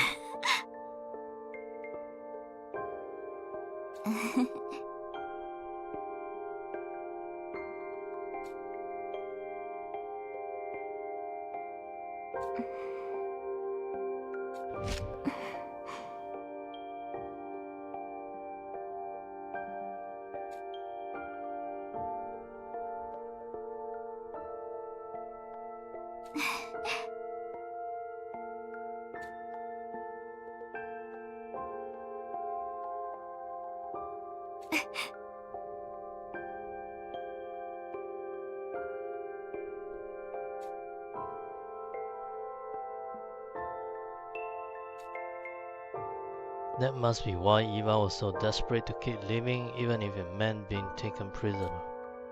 She didn't want to leave Kami alone in the world.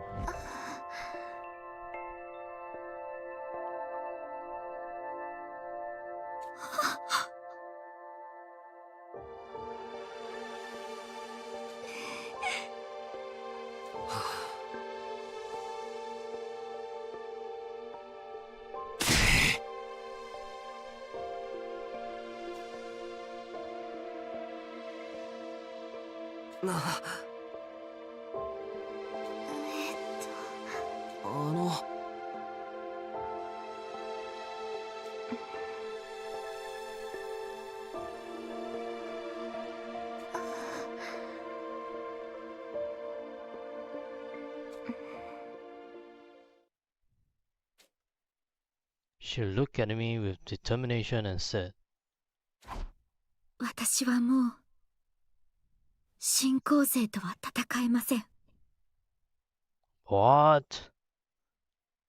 Just like this?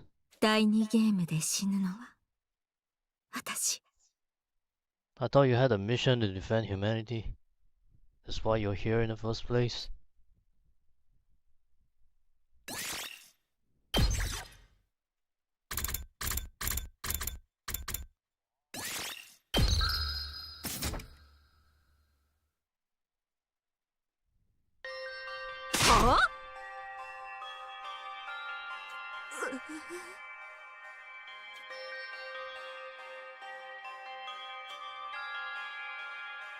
In the morning, I visited Nozomi's room with Tsubasa and Kyoshika in tow.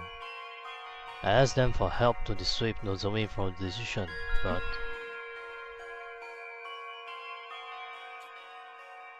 Nozomi stood firm in her decision and eventually her name on the leaderboard fell to last place.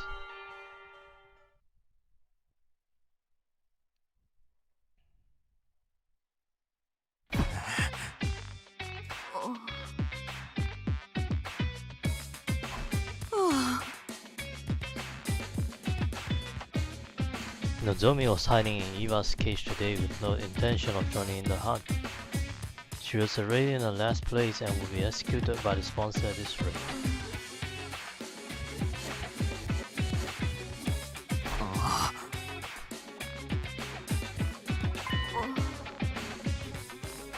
よし。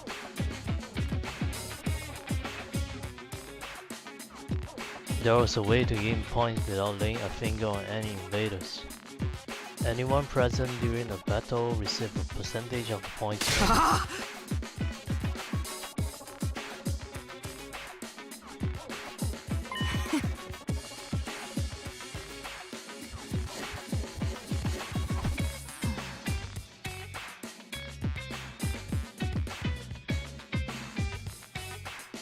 We rushed back to school with every intent to kidnap Nozomi and drag her onto the battlefield with us. It would be heavy-handed, but I wasn't beyond stooping to morally ambiguous actions to save a friend. That was how desperate I was feeling at the moment. But we were focused on saving Nozomi that we failed to realize something very important. Desperation was the name of the game for everyone right now, and that included Takemaru's team. The moment we entered the courtyard after returning to school, we were greeted by an unbelievable sight.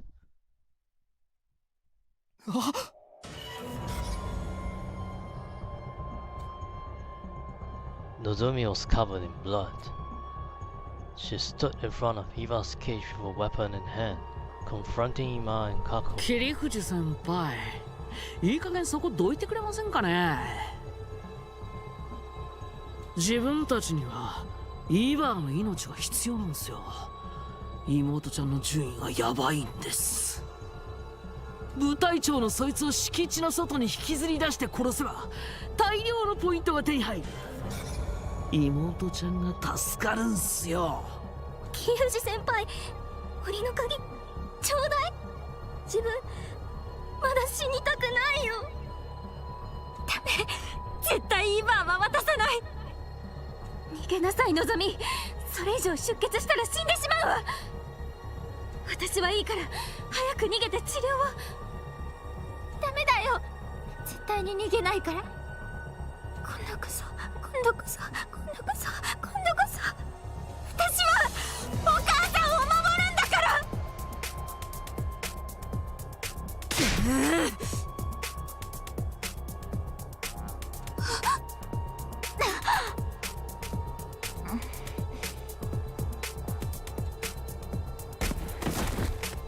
She collapsed on the spot as soon as she finished her sentence. We ran over to her, then turned around to face Takemaru's team. おい。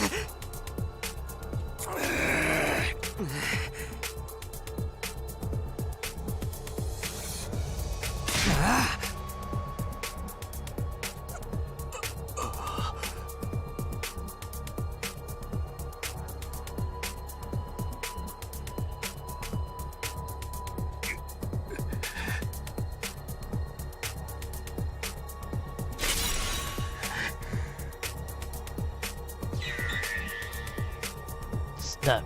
It was as if something broke in my head at that moment. Or it may have been the sound of me severing my bonds with Takemaru's team.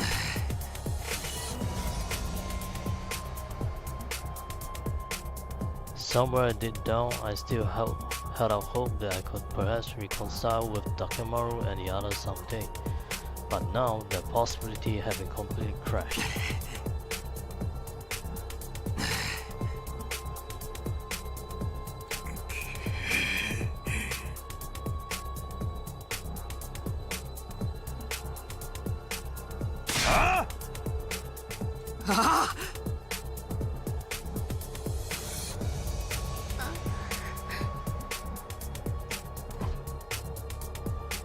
We left Nozomi with Eva and moved to the schoolyard, where the battle between friends began.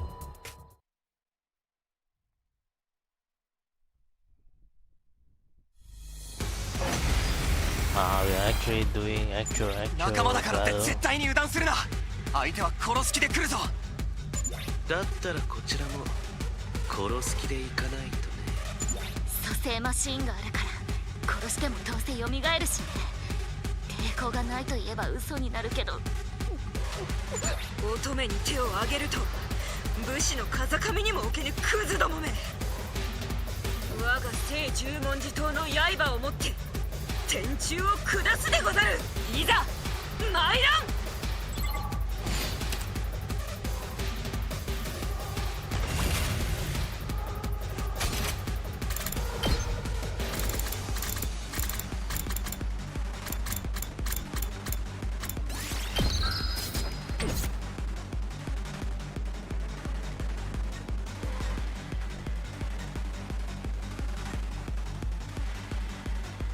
いけるよ。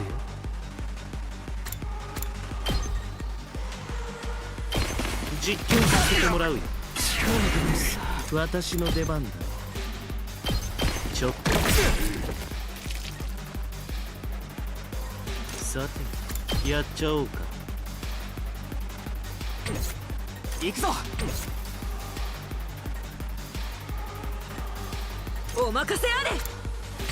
行くでござる。使うでござる。出番でござるな。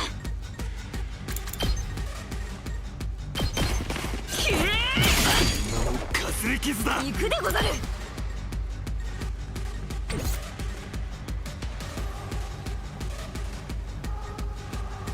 俺に任せろ。いざ。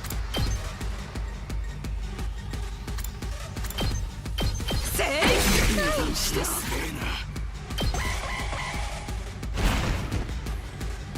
ぶっ飛ばしてやるっすよ。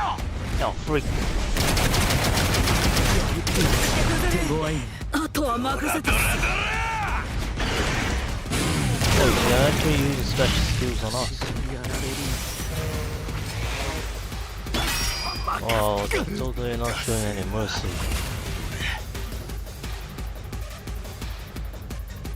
負けないでござるよ。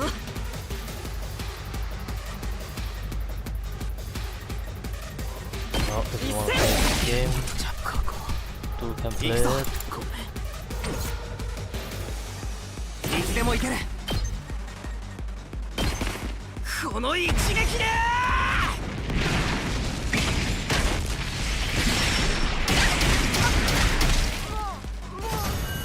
ダメかも。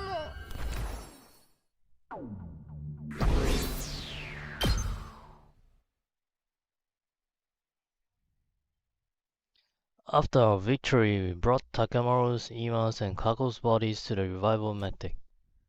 Once the revival process started, we hurried back to the courtyard to check on Nozomi's injuries. There we saw... 大丈夫よ、のぞみ。もう大丈夫だから。さあ、もっと私の血を飲んで。 Eva was trying to share some of her blood with Nozomi. Nozomi was in a stupor, but she frantically sucked on Eva's blood as directed, looking almost like a nursing child. 私守れたよ。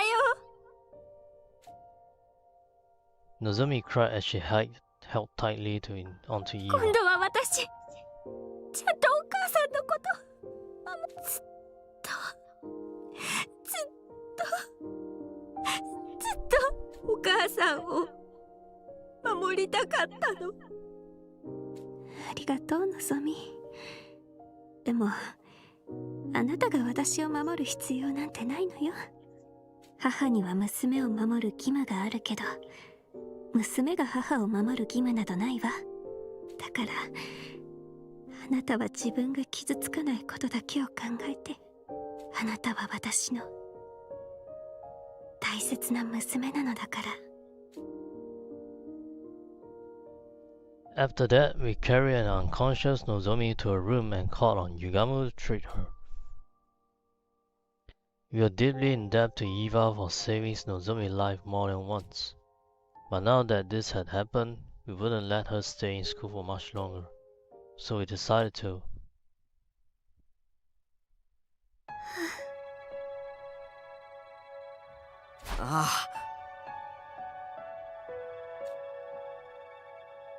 We released Eva from the cage that very day and allowed her to leave the school.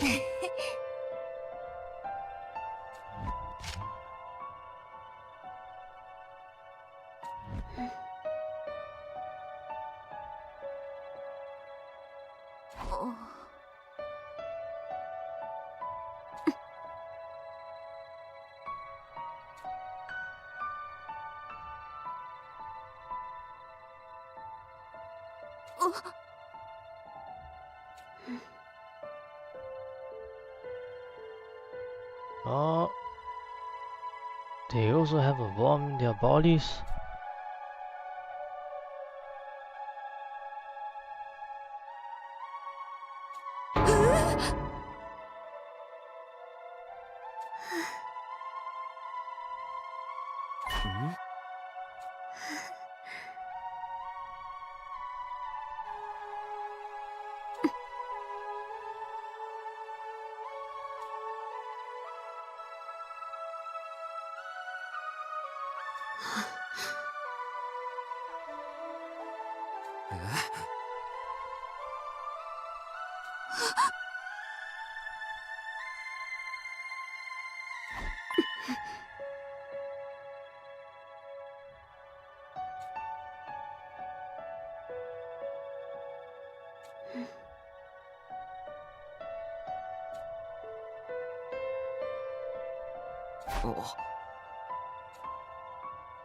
Eva chose to abandon her suicide mission after growing close to Nozomi.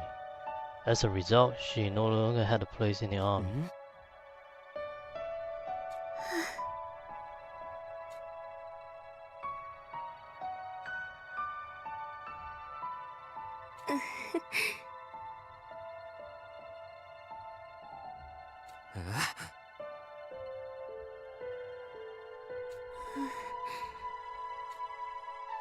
？Eva looked down with a tearful expression. Parting with Nozomi was clearly painful for her. ああ。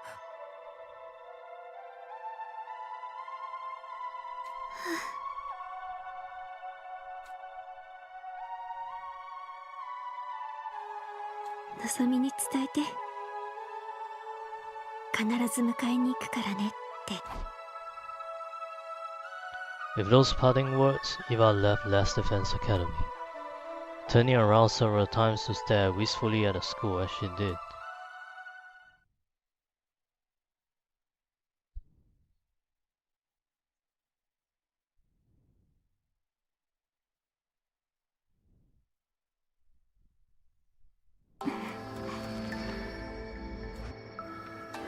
Nozomi woke up 2 days later thanks to everyone round the clock care. She didn't seem too upset when told that Eva had left the school.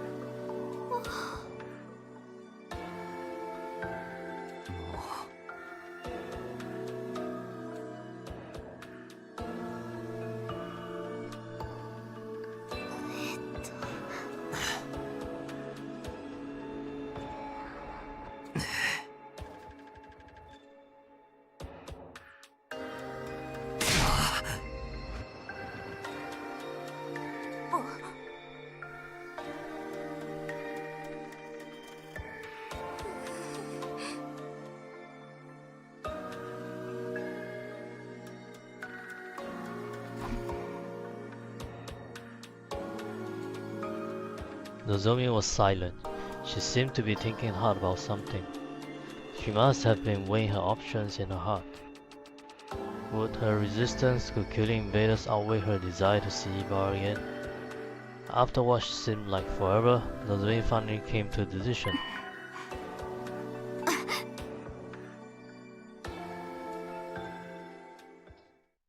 Upon hearing her declaration, we immediately sprang into action. The Alliance members gathered in my room for an emergency meeting. The topic of discussion, how to get Nozomi out of Last Place.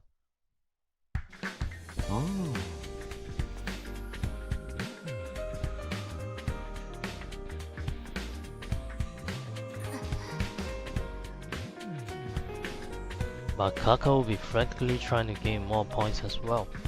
It was unlikely we could close the existing gap using the usual hunting methods. Was there a way for us to learn a large amount of points quickly, or were our hands tied?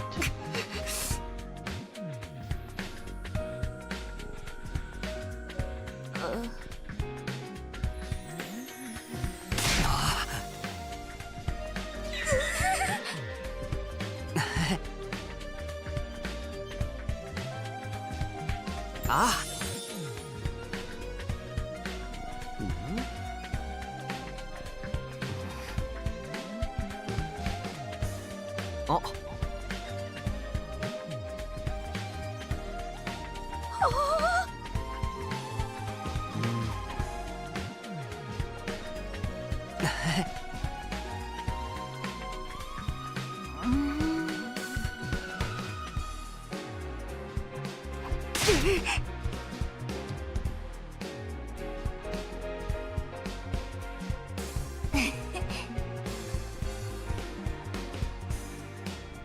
All of us immediately head into the parking lot and prepare the bus for departure together.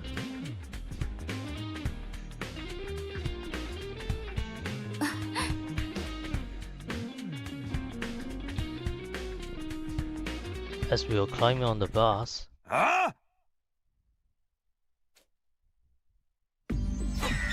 おい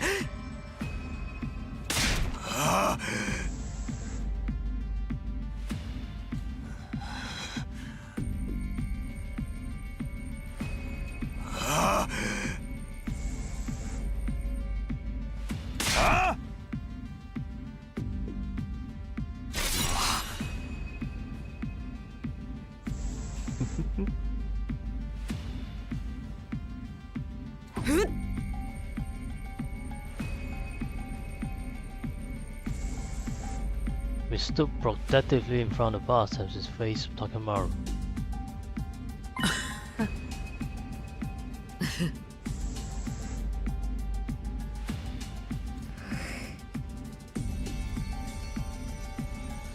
Ima and Kako pop out from behind the bus. I hadn't noticed them at all.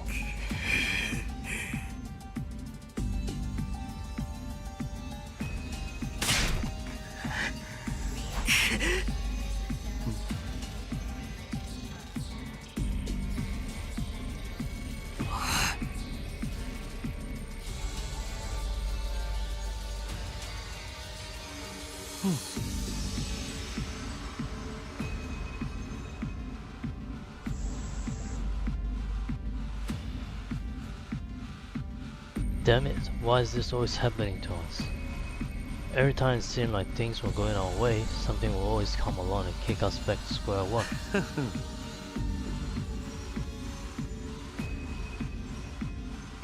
Ja!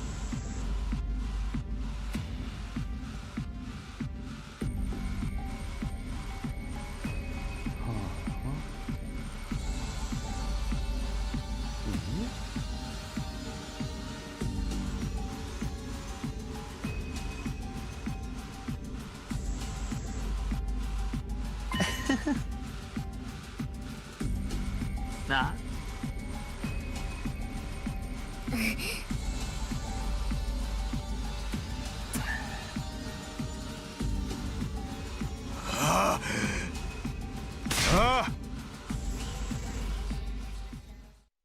Thus, we boarded the school bus and set out for the enemy base.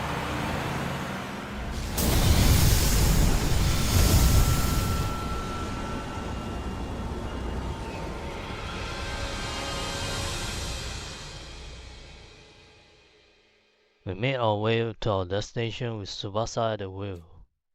Not long after, we finally arrived.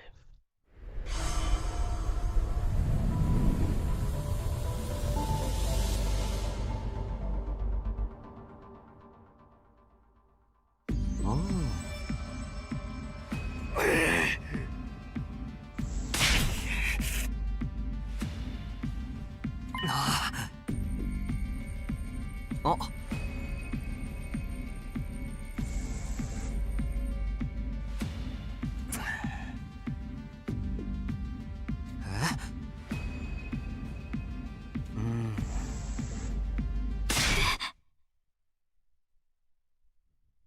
Eva?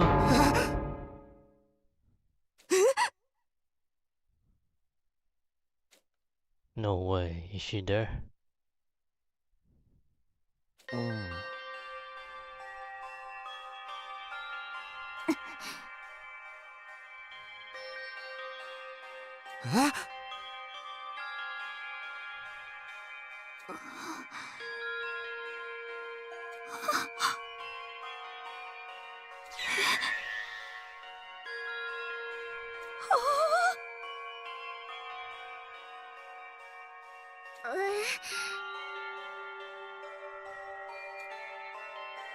Was Nozomi right? Was Eva really at this base?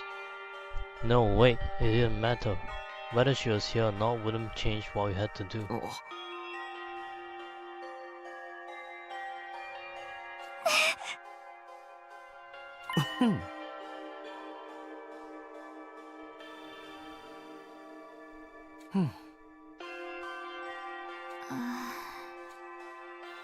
Nozomi lowered her head, visibly deflated at Yugamu's shouting. I felt for her, but she needed to hear those words.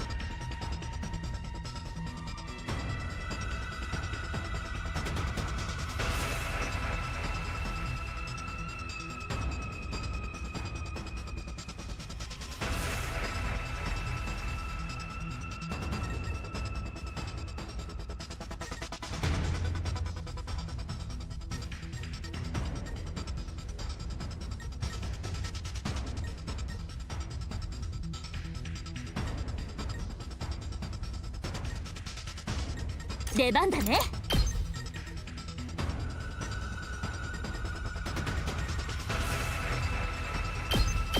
私が回る。出番でござるな。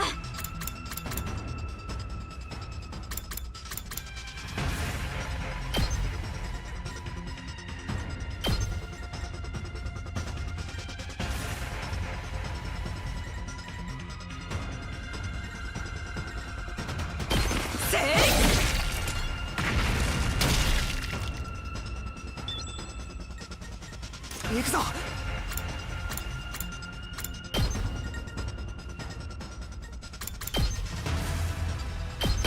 そこだ。やった。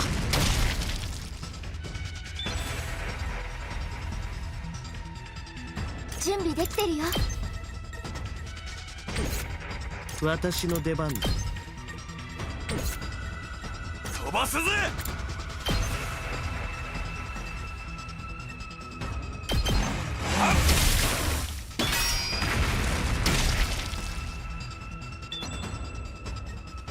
アクセル全開だ。行くっすよ。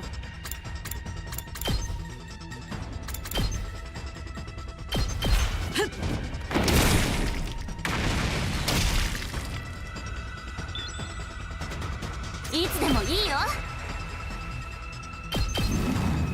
それ。いつでも行ける。そこだ。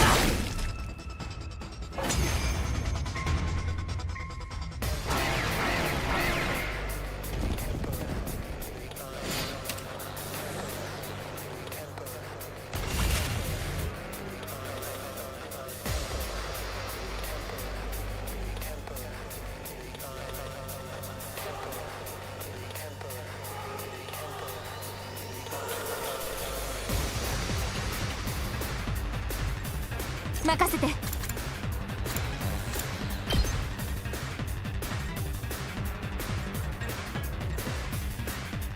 すよ。ありがとうよ。礼を言う。私に任せて。いや、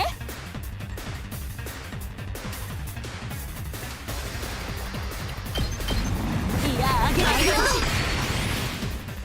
お任せあれ。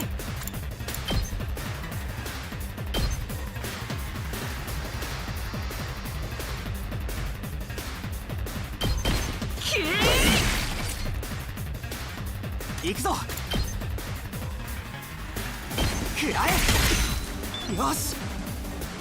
いつでも行ける。いける。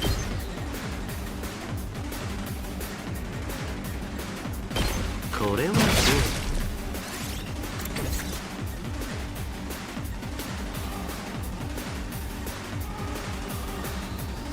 オッケーです。行くっすよ。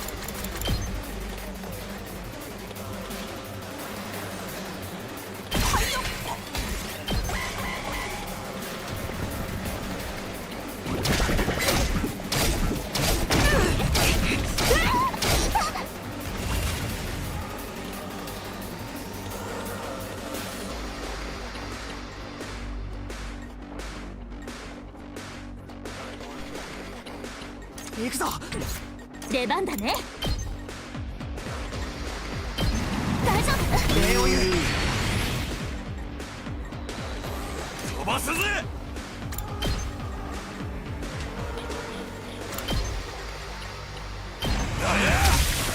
かましたぜ。頑張る。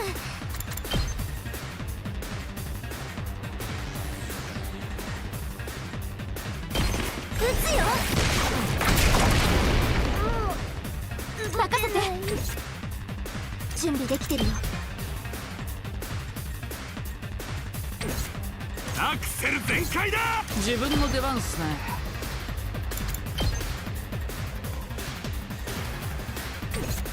準備できてるよ。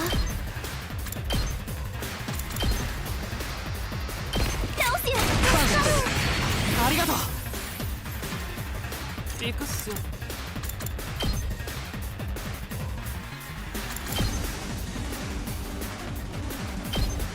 邪魔っすよ。余裕っすね。行くでござる。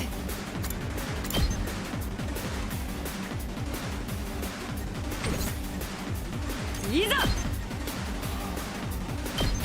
ニンニンやったでござる。待ちきれないよ。いける。いつでもいける。い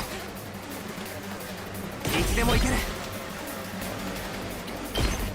この一撃で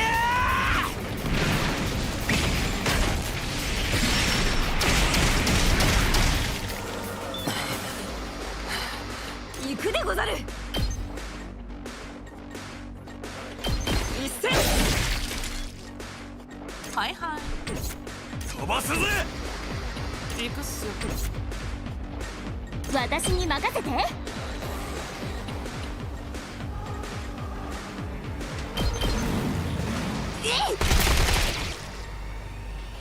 出番だね。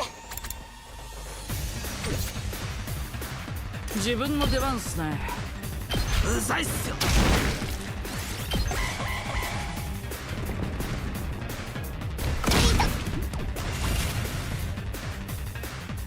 お任せあれ。チェストごめん。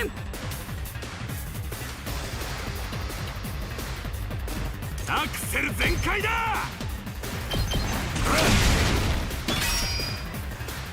任せて。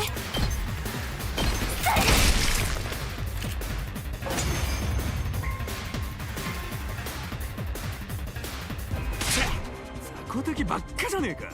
こんなんじゃポイント稼げねえぜ。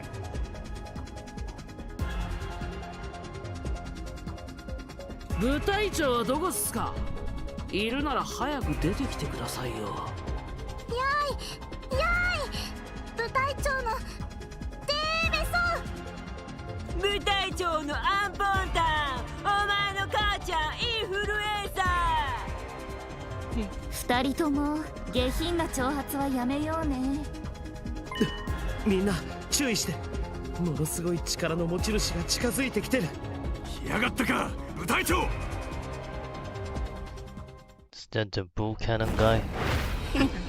Oh, it's another one. Yeah, it says see this commander for a while now.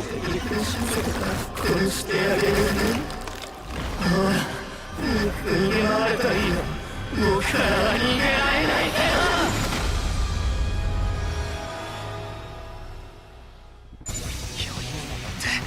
あいつか。なんだ空なんか飛びやがって上から人を見下ろしてんじゃねなかなか厄介だね。あれだとこっちの攻撃が当たらないよ。隅野はあいつとも戦ったことがあるんだよね。前はどうやって攻略したの？え。前の時は大鈴木の力を借りたんだ。クララちゃんの？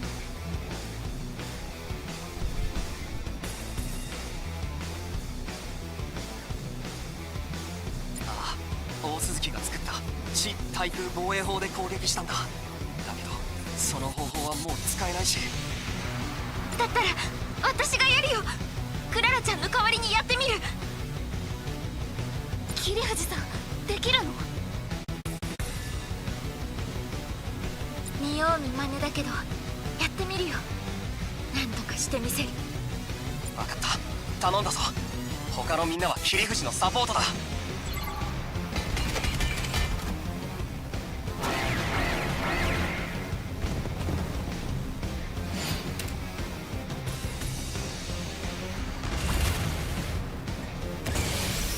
Alright, just gonna defend the tree turns. 俺に任せろ。待ちきれないよ。出番だな。行くでござる。い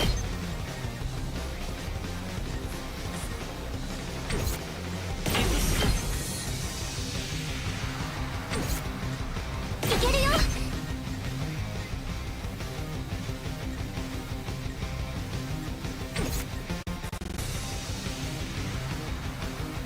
お任せあれ。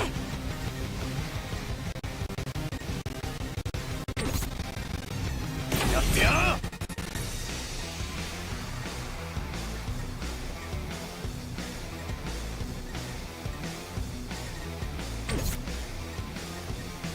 いつでもいいよ。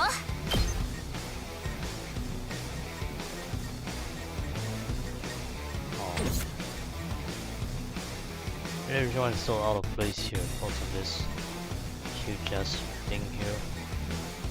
Giant ass 私 thing. に任せて。いやあげるよ。いつでも行ける。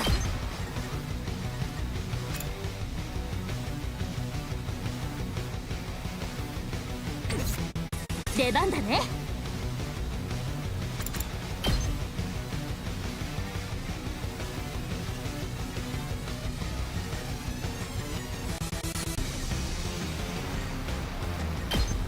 大丈夫？ありがとう。行くぞ。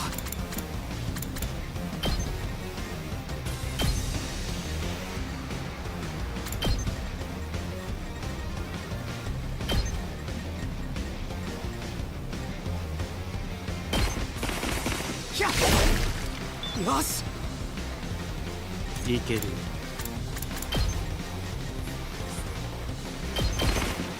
ははは。待ちきれないよ。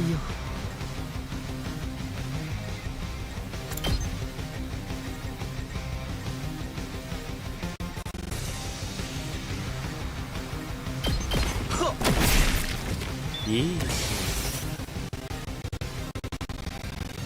自分の出番っすね。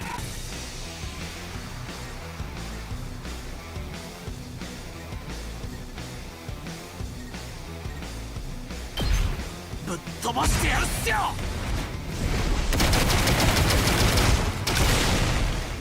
すごいっす。準備できてるよ。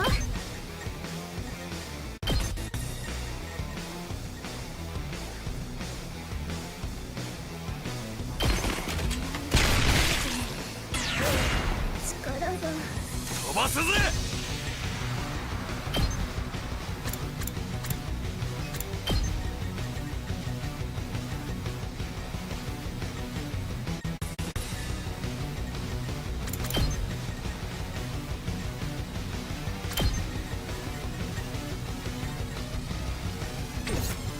出番でござるな。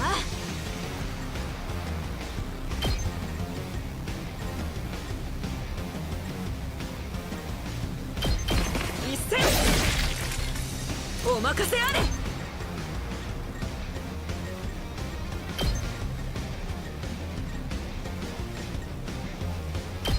ニン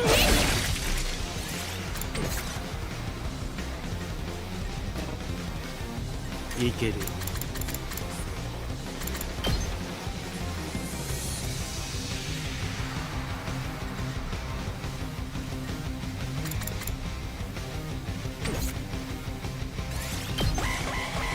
Now just leave it at that.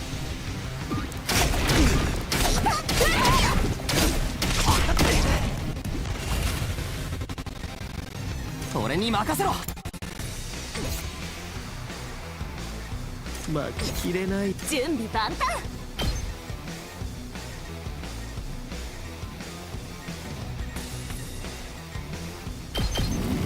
いくよ。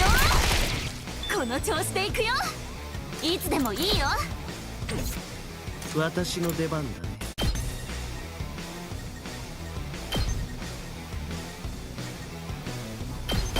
ちょっと痛い。いつでもいいよ。いやあげるよ。いつでも行ける。さてやっちゃおうか。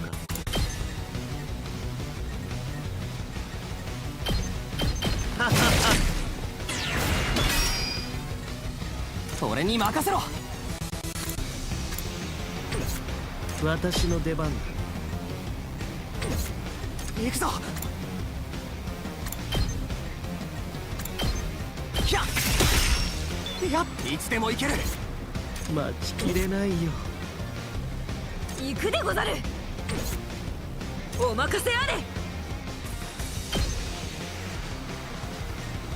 一戦やったでござる。いざアクセル全開だ。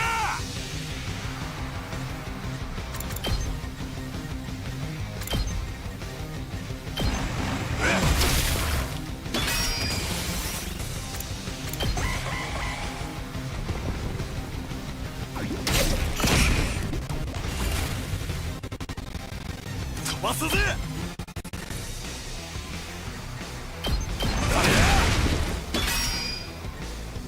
俺に任せろ。行くぞ。せい。よし。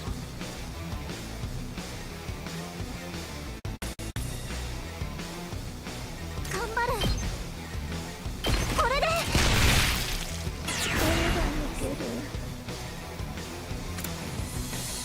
ってやる。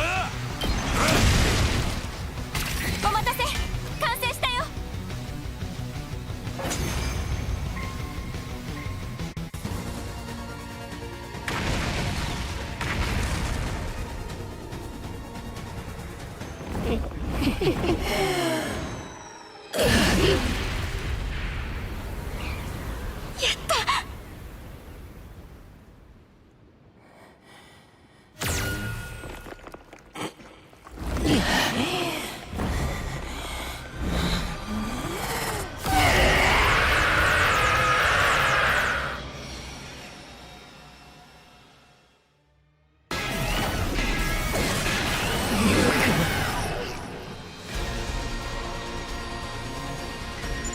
やれ、なかなかタフじゃないか。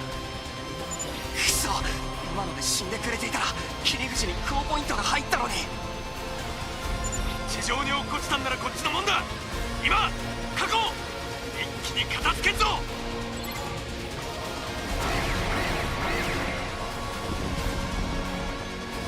What do you mean there's nothing on ground? Lose something.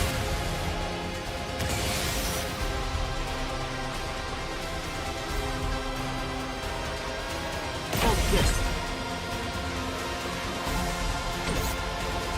出番だな。出番だね。私の番だね。直すよ。ありがとう。ありがとね。俺に任せろ。使うよ。出番だな。いつでも行ける。出番だな。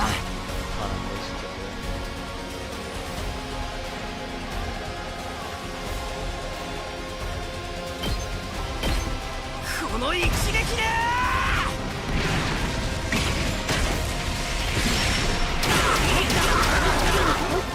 あとは任せたぞ。Is it like a single-use cannon? Why don't we just use the cannon and blow them to pieces? 自分の出番っすね。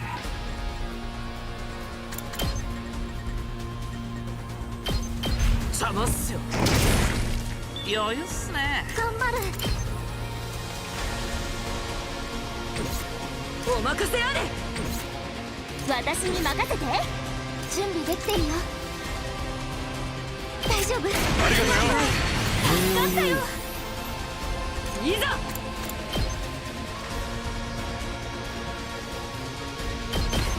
せい。お任せあれ。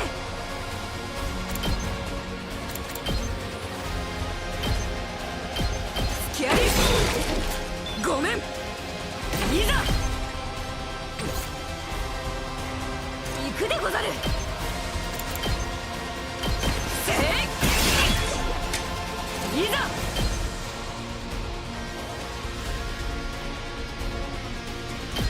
付き合い。行くでござる。シュスト。いざ。行くでござる。いざ。パワーアップでござる。出番でござるな。準備できてるよ。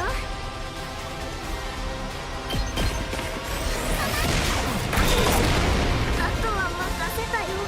行くぜ。いける。実験させてもらうよ。いざ。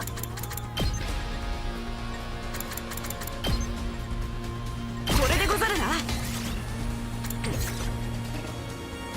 私の出番だ。それいける。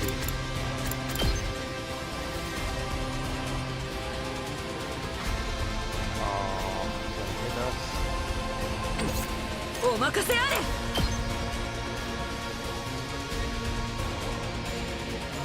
使うでござる。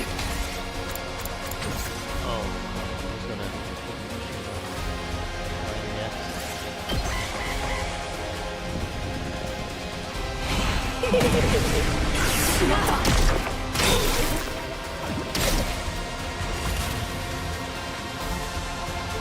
でござる。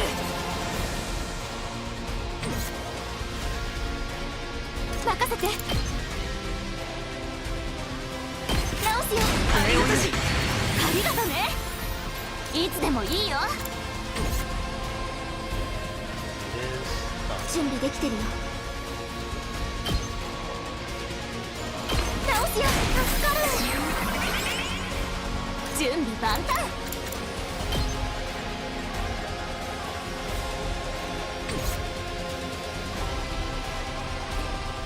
お任せあれ。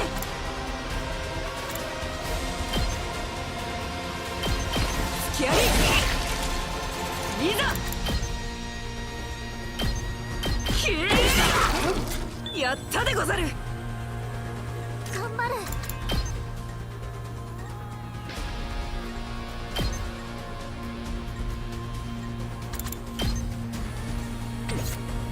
私の出番だ。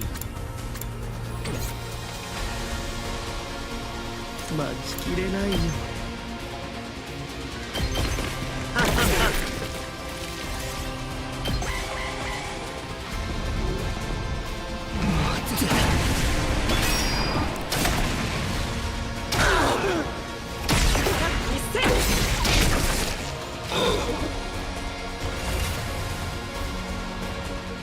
俺に任せろ。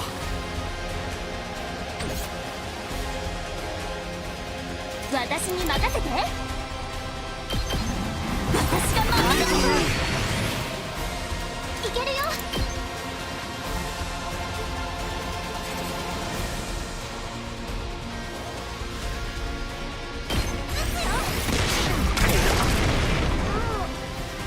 私の出番だ。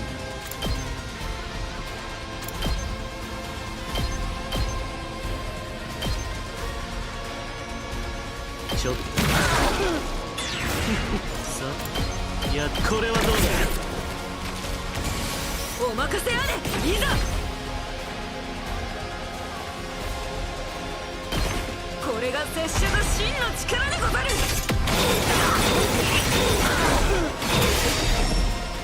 あとは頼んだでござるよ。私の出番だ。いつでも行ける。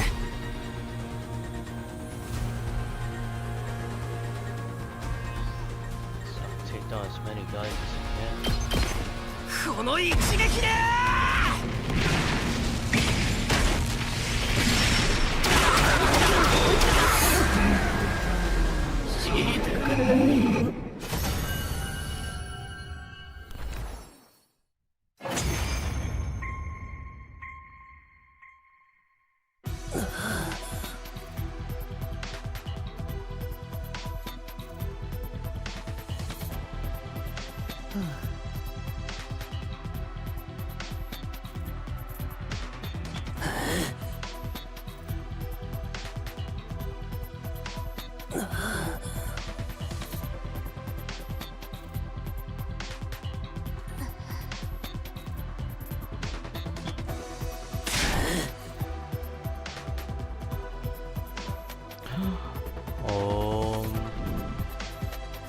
What the hell is actually going on? We are the ones who attacked first. One of them called us invaders before too. What does it mean? Is he trying to say humanity did something to destroy Earth?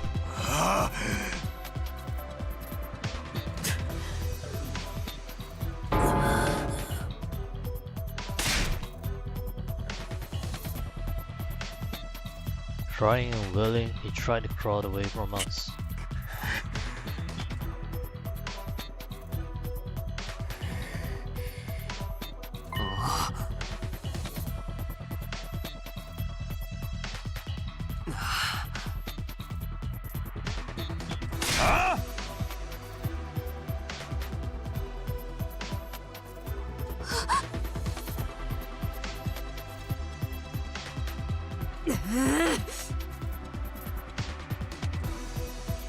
あ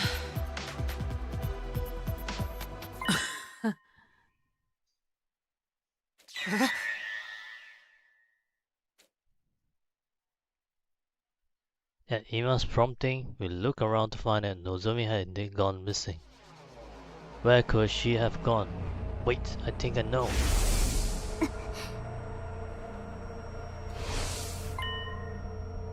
She went looking for Eva.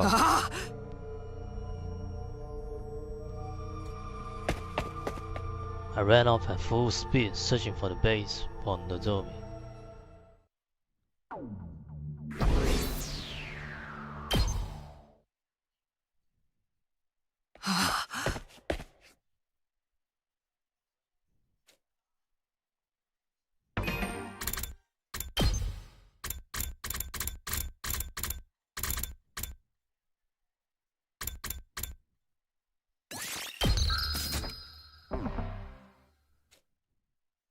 I ran around the base as fast as my legs could take me, trying to find her. I checked each and every area until I finally found.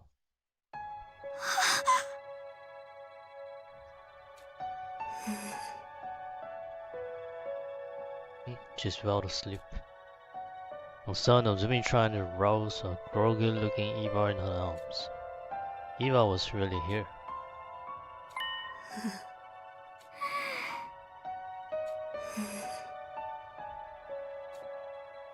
She got kidnapped or something? Yeah. I left your school and got captured on my way to the safe house.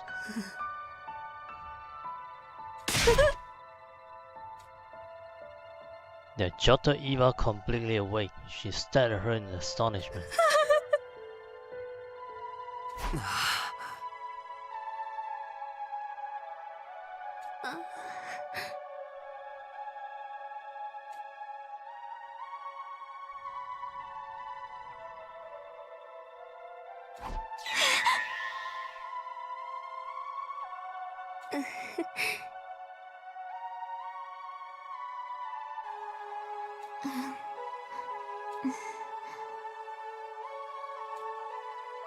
Nozomi had clearly given up on her will to live. The non-stop killing had taken a toll on her.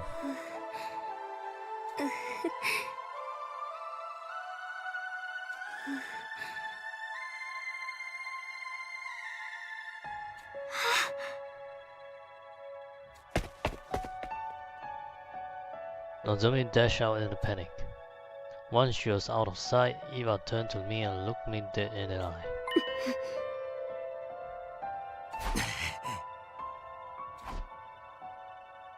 I told Eva the gist of how we ended up here. How Nozomi was in last place in the invader hunt. How we came here to pull her rank up. How we defeated the Squad 4 commander, Quinzel. And how Nozomi threw the Cherry the chance to deal the finishing blow. Oh.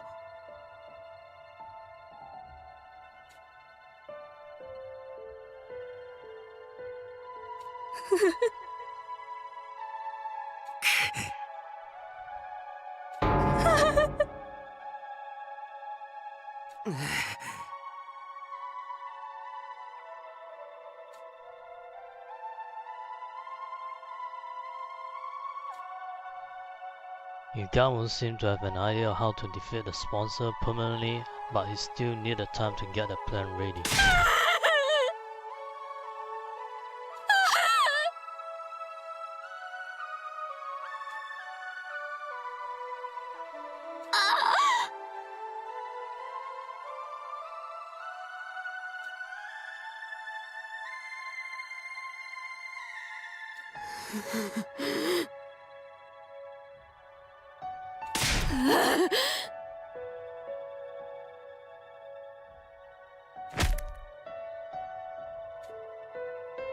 Eva punched the ground again and again to vent her anger and frustration.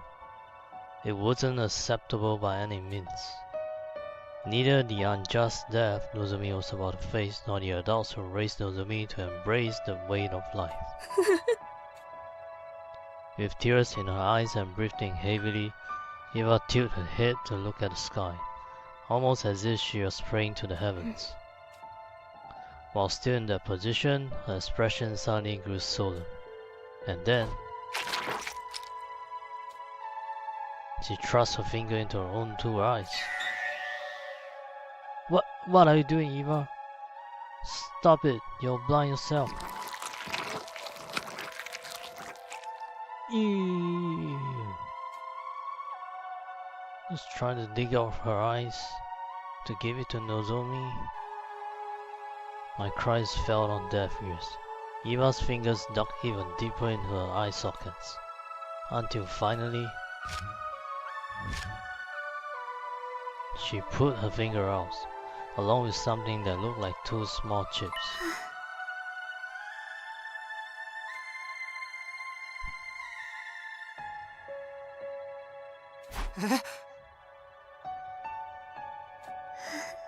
Oh, scared the frick out of me. I thought she was going to give her eye to Nozomi so that she can use that as like blood or something.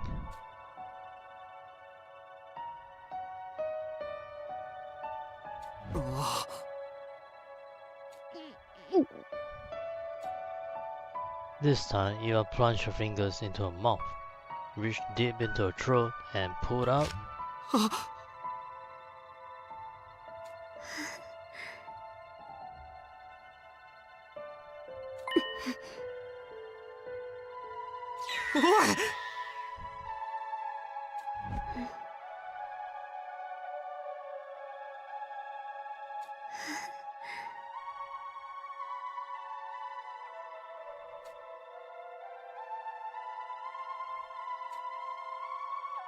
She pushed the bit-sized switch into my hand and made me hold.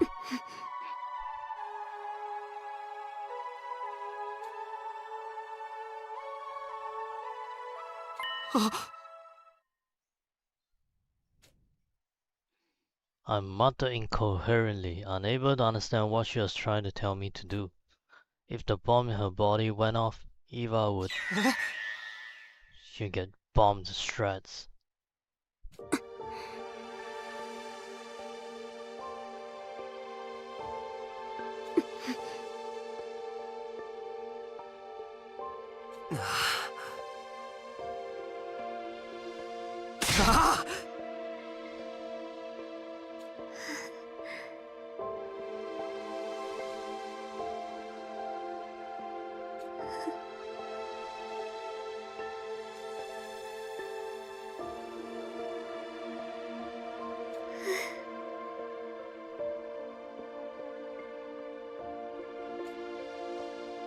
Eva was smiling brightly as she said those words.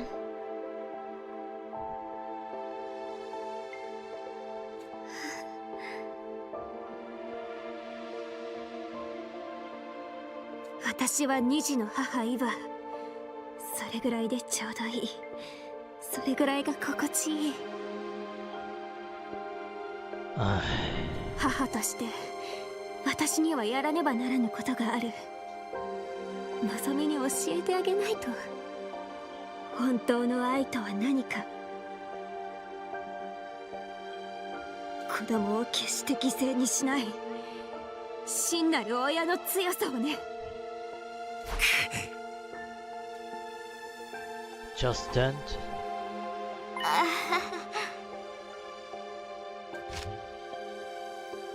Nozomi came back with an armful of bandages and medicine bottles.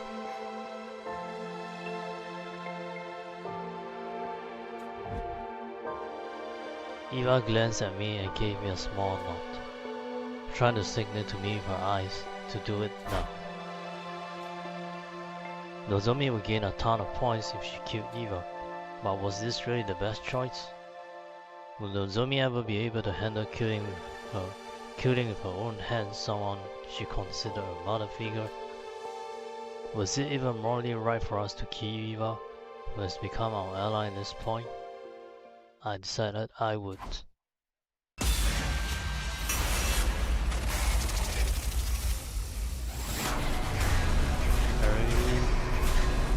I would choose not to kill her. If she dies, there's no point in Nozomi surviving. Shio has no will to live, and she'll just sacrifice herself and it's for the same cause.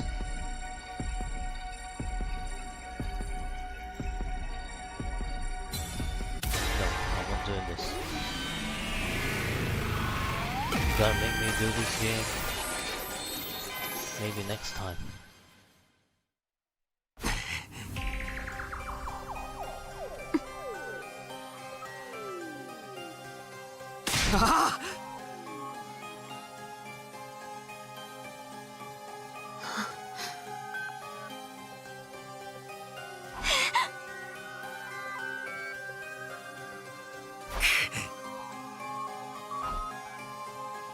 I explained the situation. I told her how Eva was offering to die in order to save her.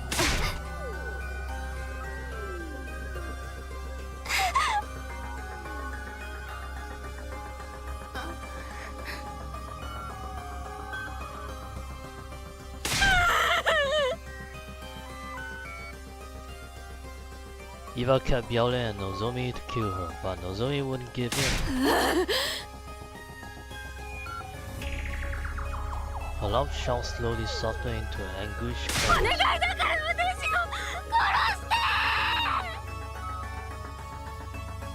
Her desperate pleading was suddenly interrupted by another voice. Who is it this time? What are you guys doing here?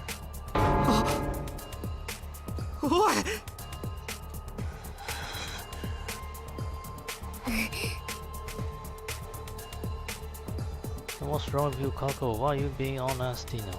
Why?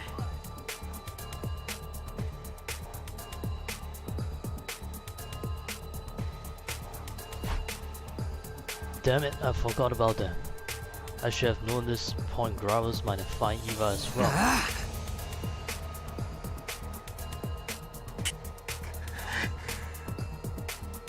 Nah.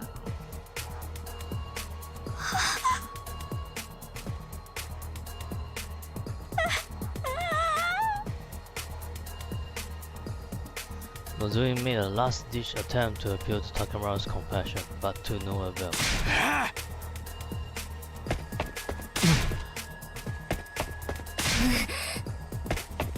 This furry guy has essentially immune.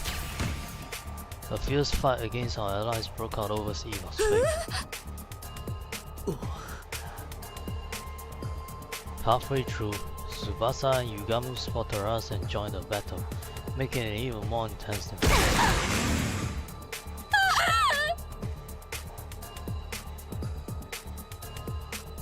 When Nozomi got injured, Eva lost her cool and transformed, throwing everything into greater confusion.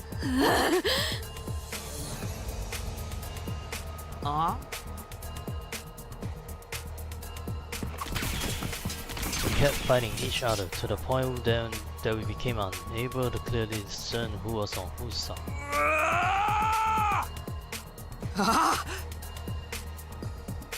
Finally, in this enemy base far away from the academy, the Special Defense Unit was completely annihilated, not by the enemy, but by each other.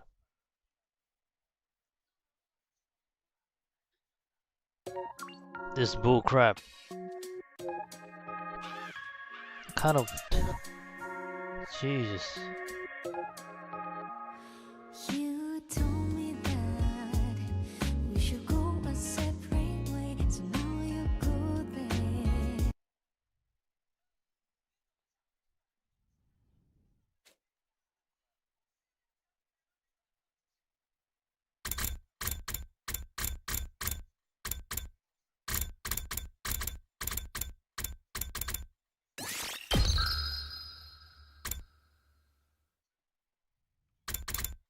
So we have to sacrifice Eva in order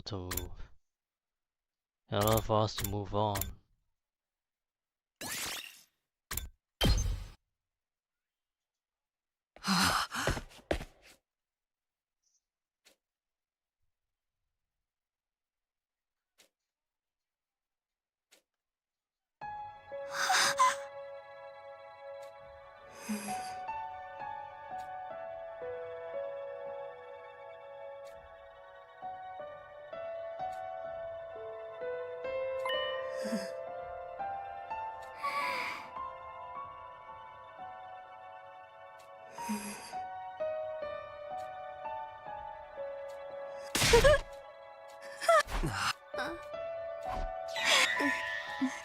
Probably just gonna skip through everything. Yeah, skip away these dialogues.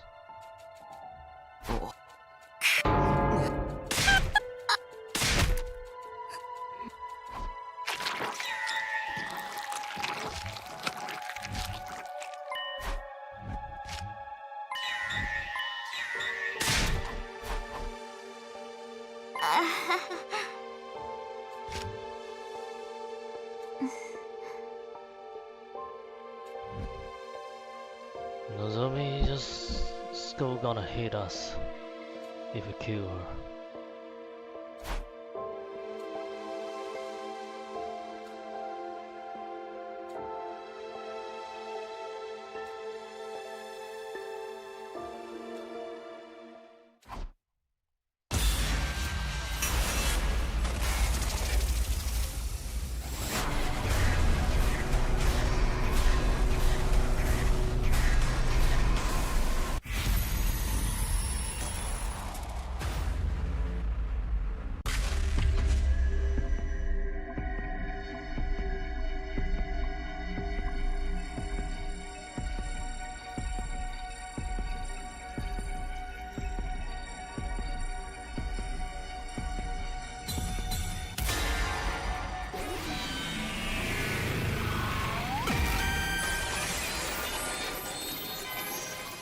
I can't believe the game is making I choose all these crappy decisions. I grabbed Nozomi's hand and pushed the detonator into her palm. 愛してるわ、のぞみ。カミュンと仲良くね。Then I folded Nozomi's fingers close, crushing the detonator in her hand, and then everything was enveloped in a dazzling light. I heard a sound like a water balloons popping. Did you just seriously make her do this? After the light came utter darkness. Blinded by the powerful light, I was unable to see. Time passed and gradually my vision returned. I opened my eyes, but there was no trace of Eva to be found.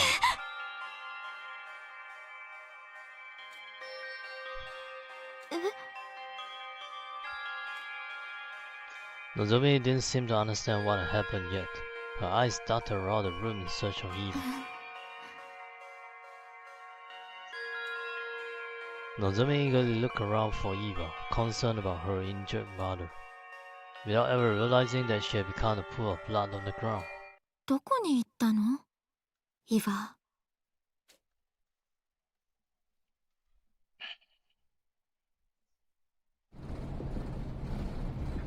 What the hell? I thought she was gonna absorb her blood into herself, and then they're just gonna leave it be like this. We drove the bus all through the night until we returned to the school. Nobody spoke a word while we drove. Everyone was probably worried after seeing Nozomi faint upon learning of Eva's death.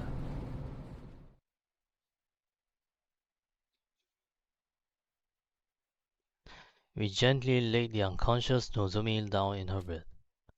Then, just as we were about to head to the leisure lounge to check the leaderboard,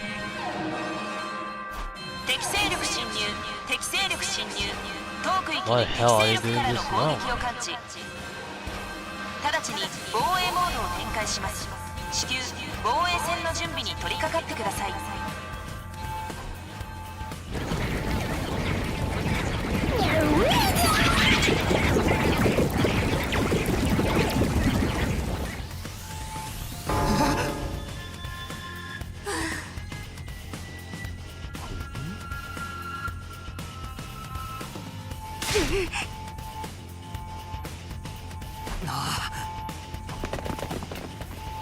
We rushed out of Nozomi's room.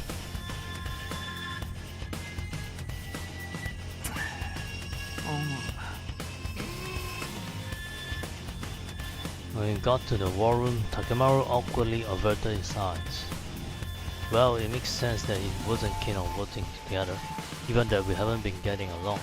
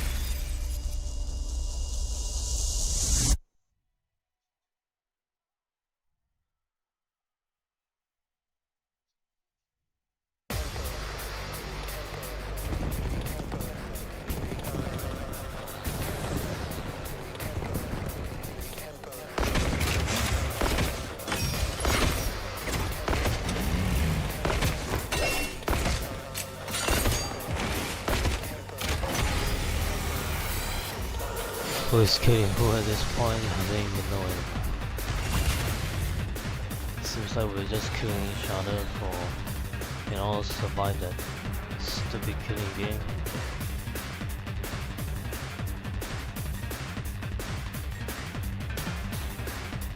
出番でござるな。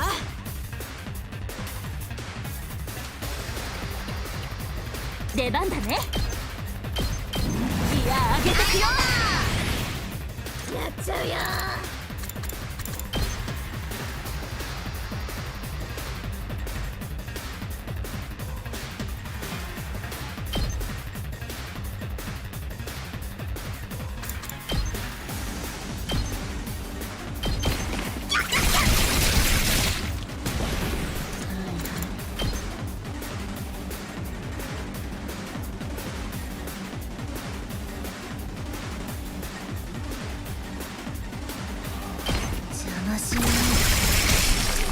あとはよろしく。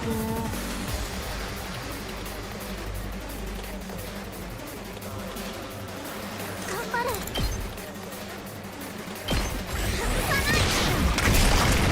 あとは任せたよ。オッケーっす。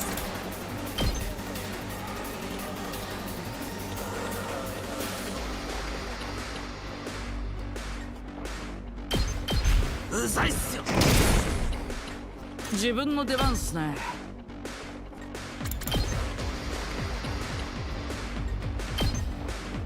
ぶっ飛べっす。しょぼいっす。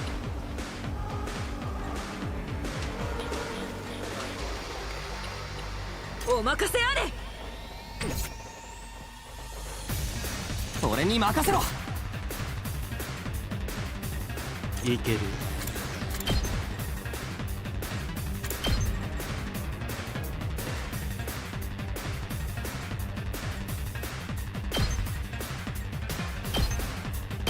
ちょっと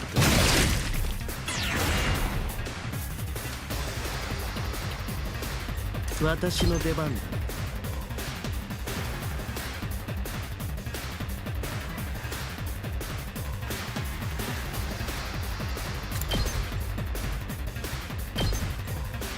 これはどういける。ちょっと高いいいシリーズやってやる。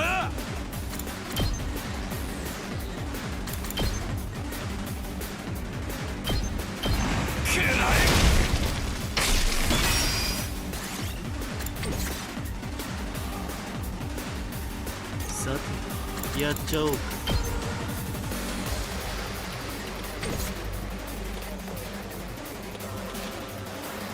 出番でござるな。お任せあれ。これでござるな。行くぞ。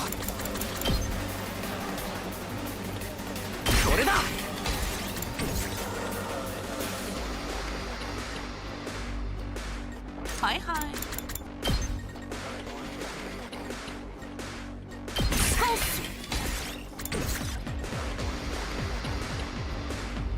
い。いつでもいいよ。 Oh, there's two ways?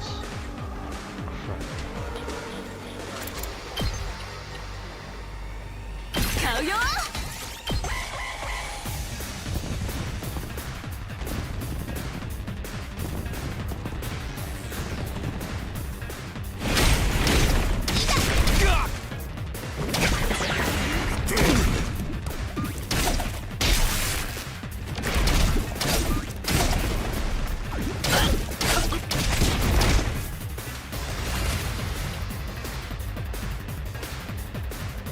準備万端。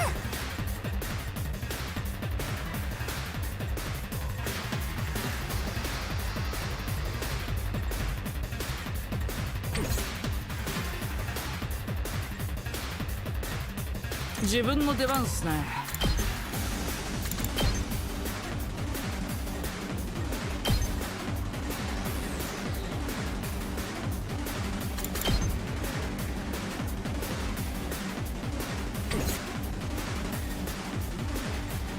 行くぞ行くぞ。俺に任せ使うよ。いつでも行ける。せいよし。いつでも行ける。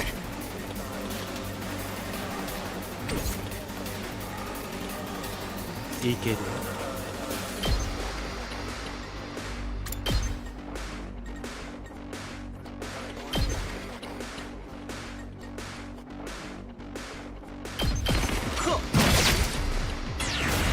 私の出番だ。ちょっと高い。よし、さあやっちゃおうか。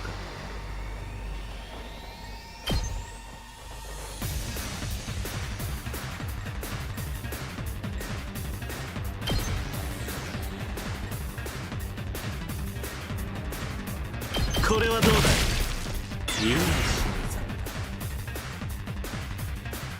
待ちきれないよ。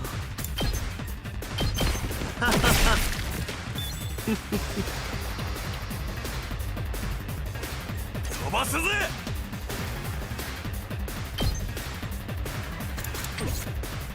私の出番だ。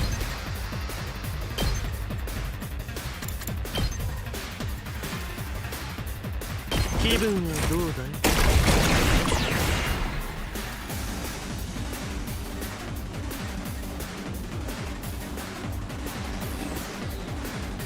私に任せて。い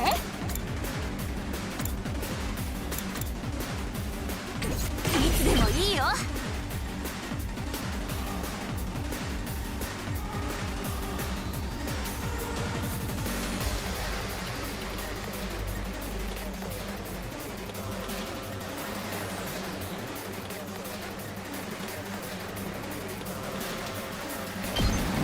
行くよ。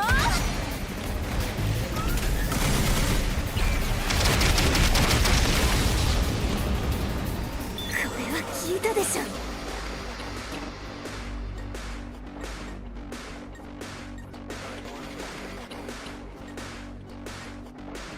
行くぞ。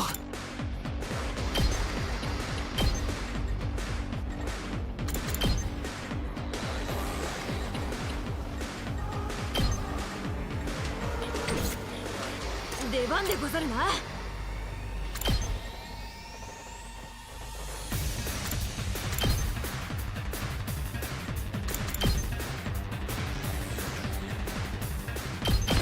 シュストお任せあれ。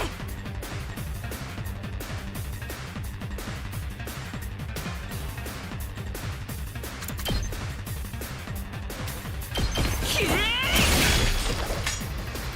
出番でござるな。ニンニンお任せあれ。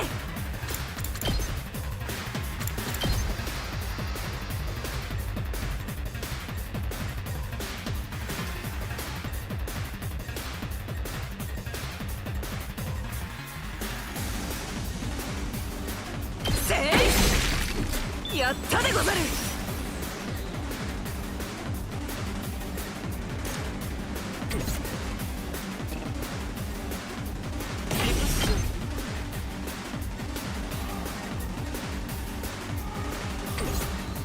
自分の出番っすね。行くっすよ。自分の出番っすね。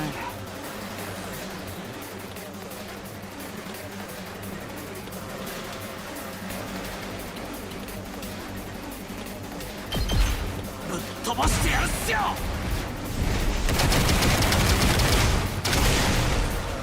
あとは任せたっすよ。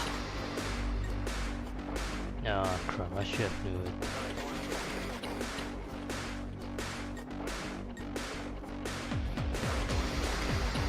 I don't think the enemy is gonna... It's gonna be very, very close to that. 行くぜ。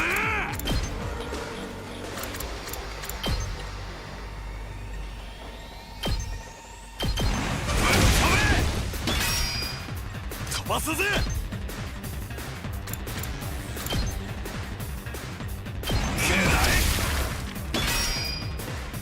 行くぜ。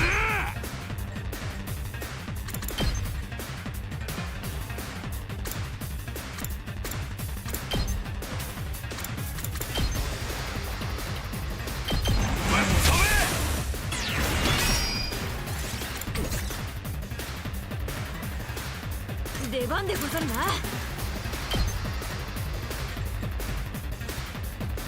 使うでござる。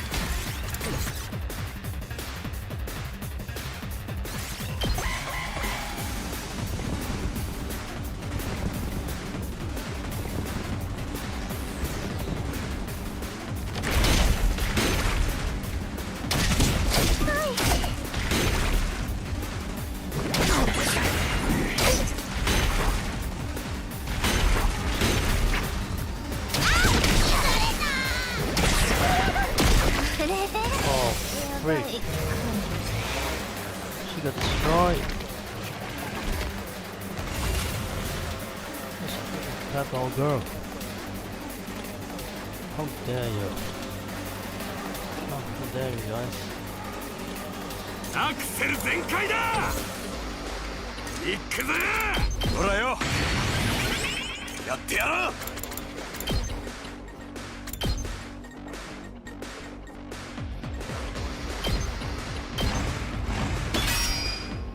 アクセル全開だ。やってやろう。行くぜ。やってやろう。さてやっちゃおうか。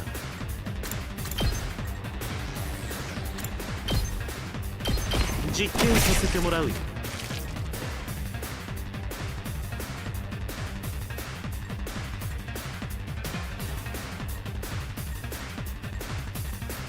準備できてるよ。も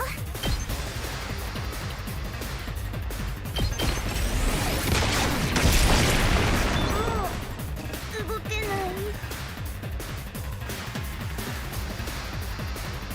Oh man, bomb is wasted here. Just standalone bomb that doesn't treat us at all.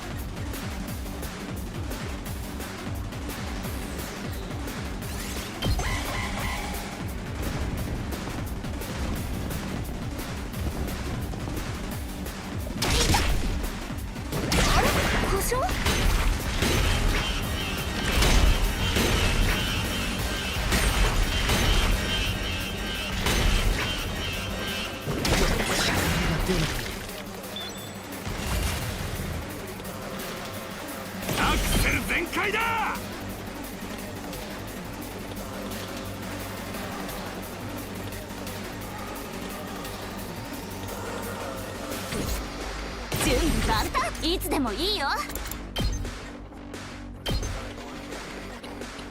私に任せて。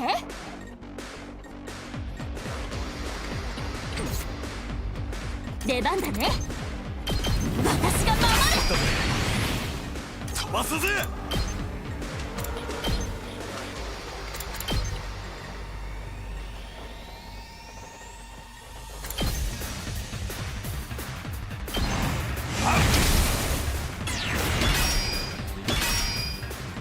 行くぜ。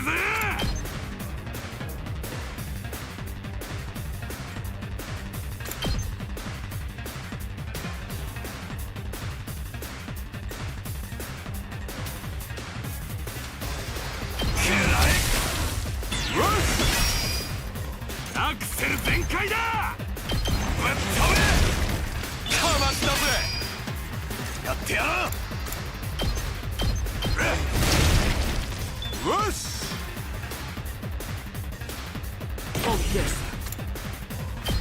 やるっすよ。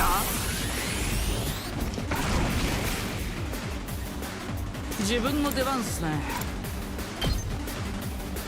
食らえっす。オッケーっす。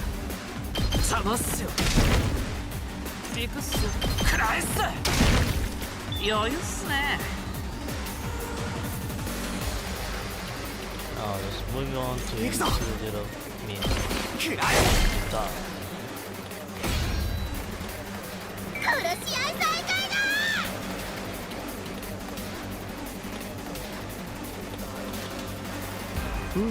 だ。なんとか一段落ついたみたいだ。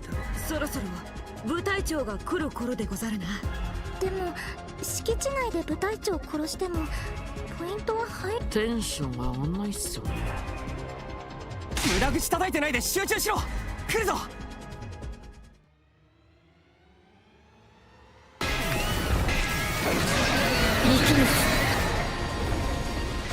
Whoa, there's a new one? Never seen this before in the original timeline.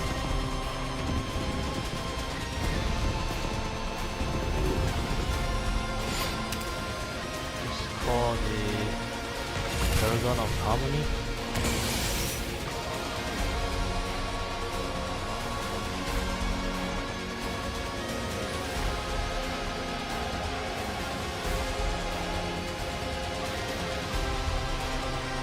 俺に任せろ。 So there are actually new commanders that we haven't seen before yet.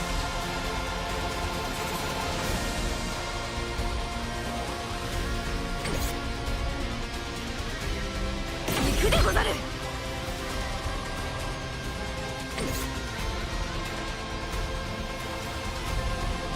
ける。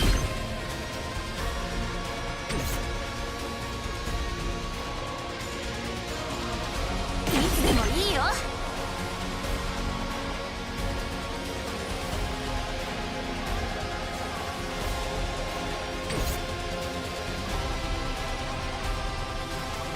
いけるよ。オッケーっす。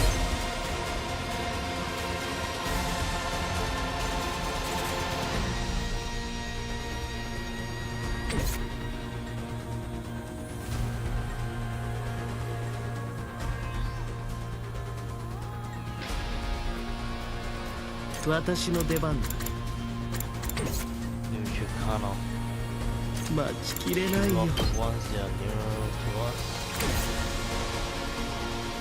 さ Maybe て、 getting やっ quite ちゃおう close か。 to you. 私の出番だ。いける。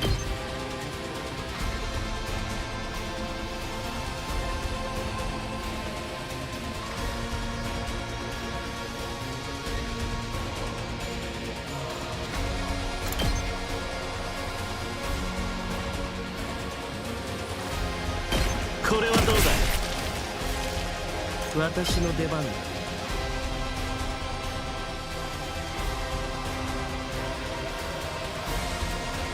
これはどうだ。やってやら。くらえ。飛ばすぜ。かましたぜ。 Right, 207. 出番だな。行くぞ。行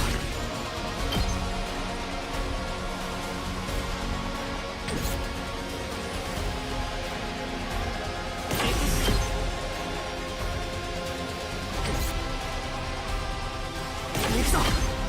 But our main priority should be shooting the boss.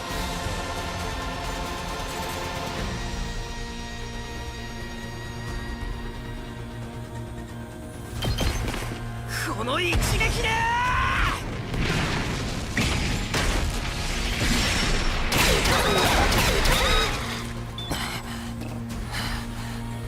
お任せあれ。 Lady Commander.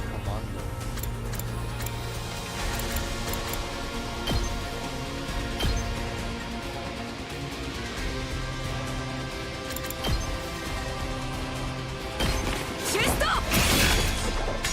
行くでござる。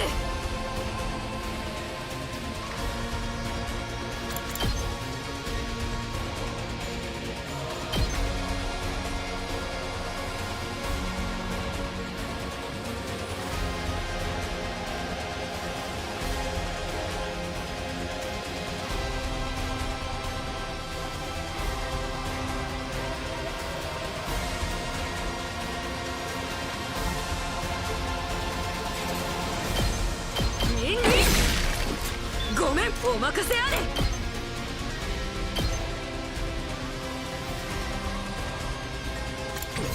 出番でござるな。いざ。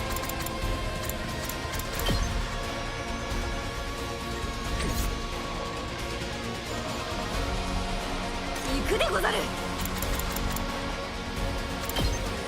これでござるな。オッケーっす。いつでもいいよ。大丈夫。私に任せて。 Kind of combo defenses here. 買っちゃうね。いくよー。レッツゴー。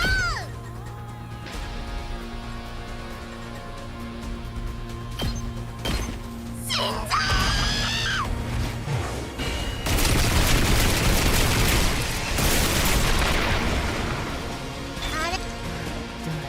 Oh crap, it's stunned. Shit, you い circle つでもいいよ。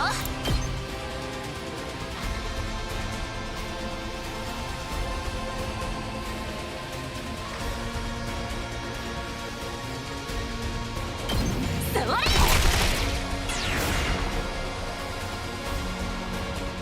いはい。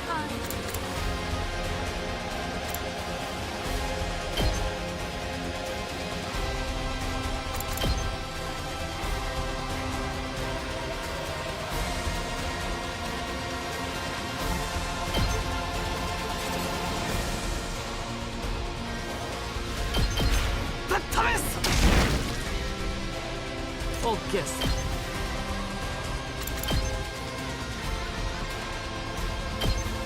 邪魔っすよ。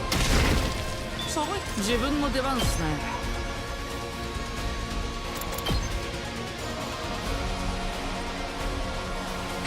頑張る。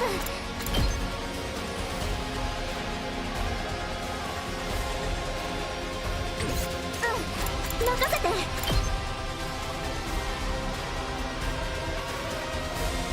買っちゃうよ。頑張る。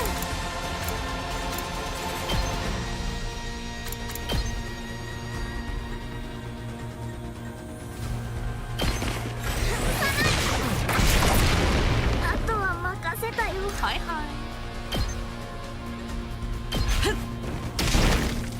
余裕っすね。オッケーっす。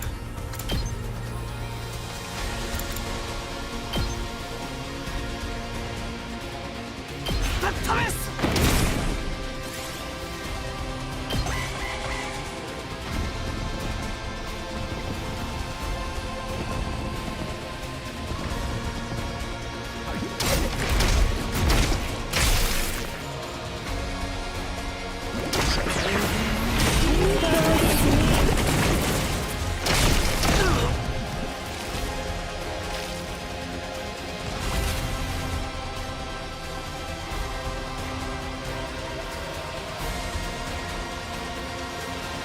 お任せあれ。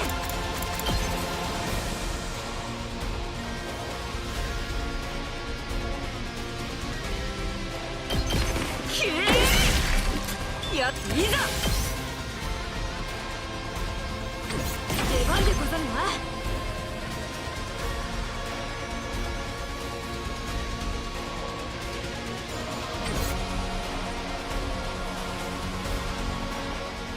待ちきれないよ。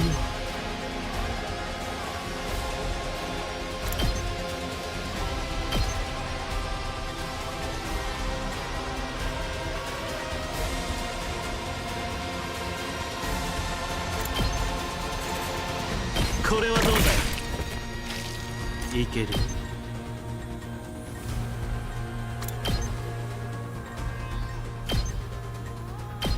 これはどうだ。待ちきれないよ。いい死に様だ。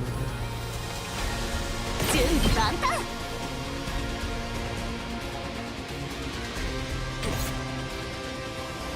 出番だね。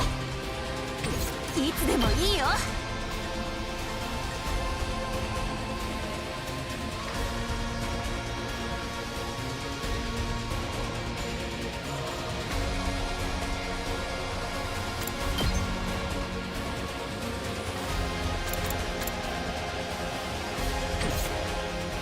出番だね。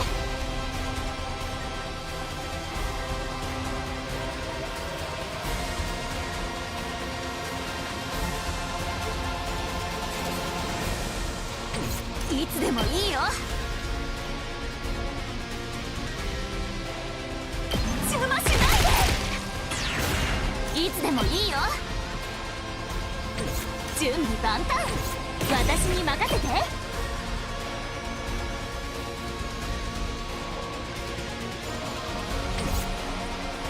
出番だね。邪魔しないで。いつでもいいよ。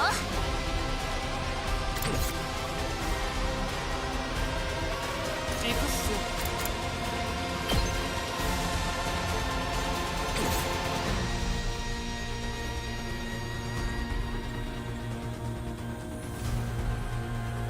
お任せあれ。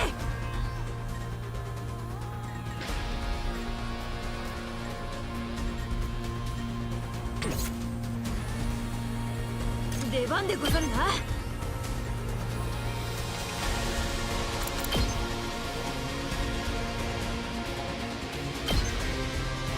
一斉ごめん、いざ。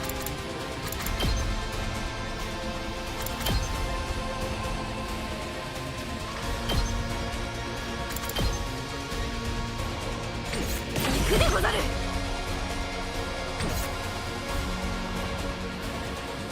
出番だね。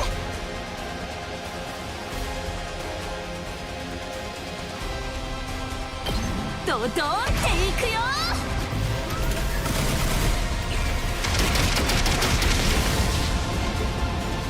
あとは任せたよ。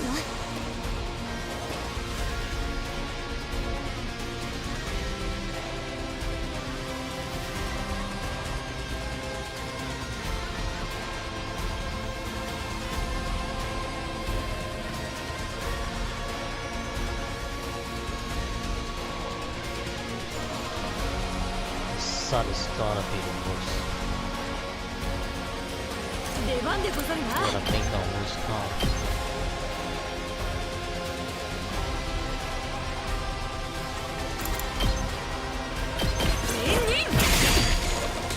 行くでござる。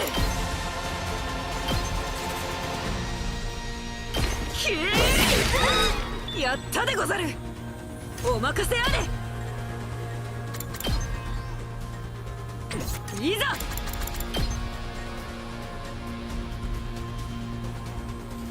使うでござる。お任せあれ。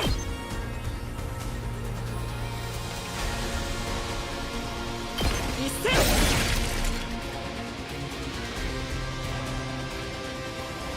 行くでござる。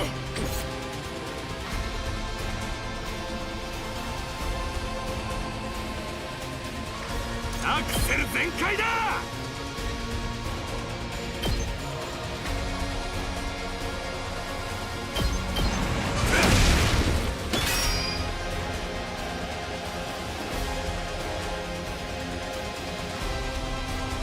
自分の出番っすね。お任せあれ。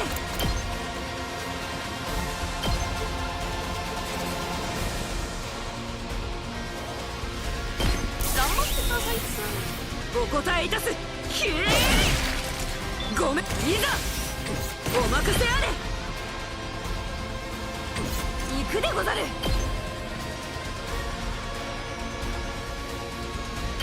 ニンニン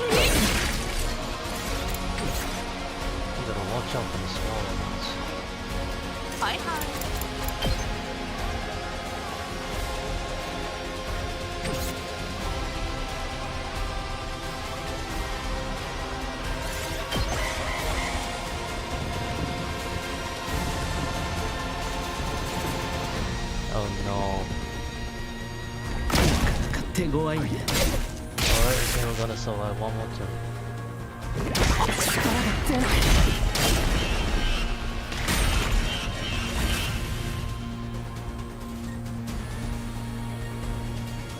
行くぞ。出番でござるな。行くでござる。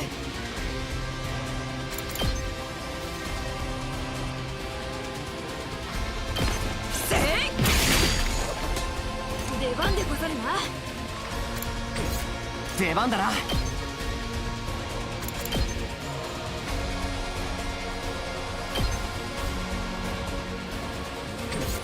行くぞ。これだ。出番だな。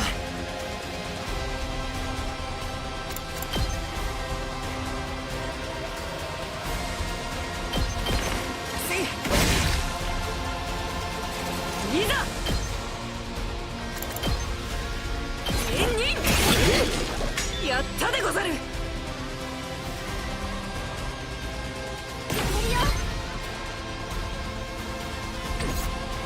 自分の出番っすね。はいはい。エキス。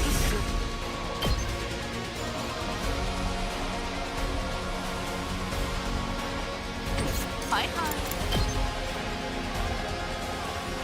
オッケー。はいはい。いけるよ。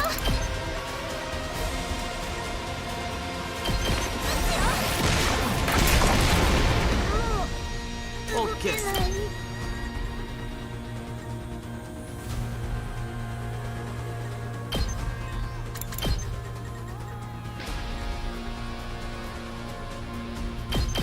うざいっすよ。や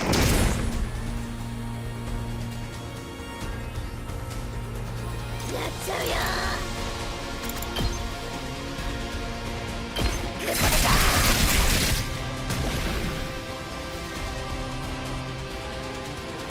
でくれるね。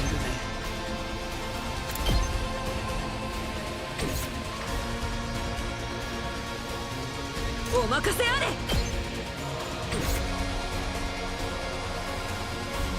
Carry out this guy. ぶっ飛ばしてやるっすよ。 I wasted a couple of moves early. も Should just 動け use ないっ this す。 go for his special skill instead. う行くでござる。お任せあれ。出番でござるな。お任せあれ。行くでござる。きれい。熱きたでござる。行くぞ。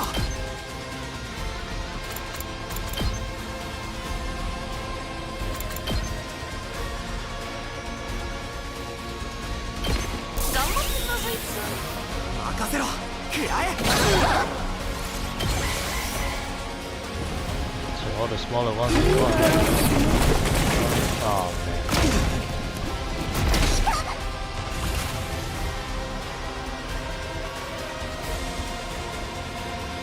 行くよ。 Die here. よっしゃ。準備万端。 Have go for support.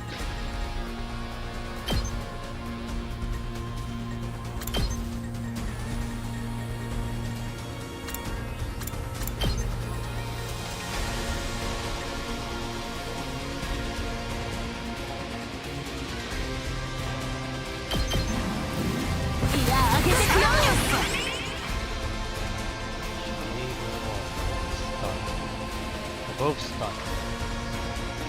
Oh, she's stunned as well. Oh, nice. やってやる。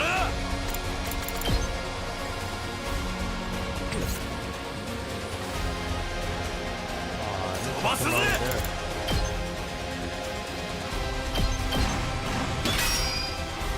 やってやる。行くぜ。使うぜ。アクセル全開だ。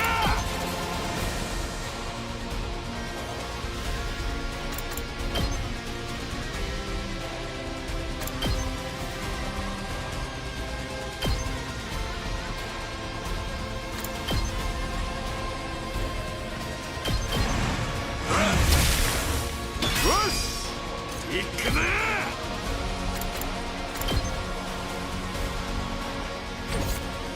いつでも行ける。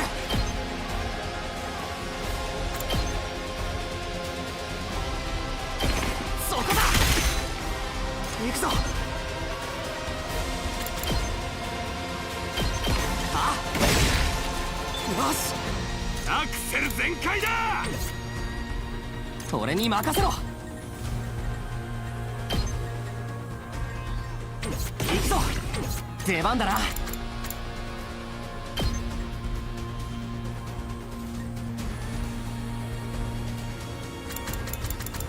Oh man. Well, that's やってやろう。 gonna take like one more hit the barrel.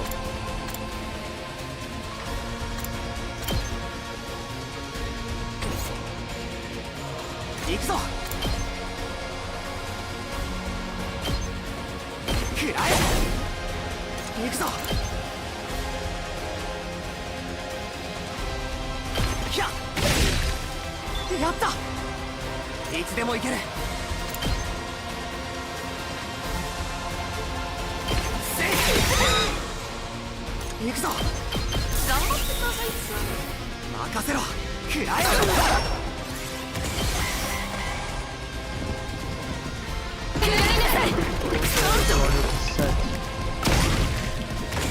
No way. I forgot about him. No, I forgot about that guy over there. 飛ばすぜ。いざ。いつでも行ける。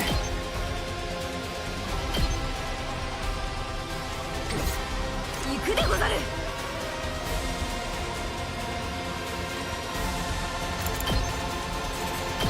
シュスト。いざ。パワーアップだってばよ。やってやる。 I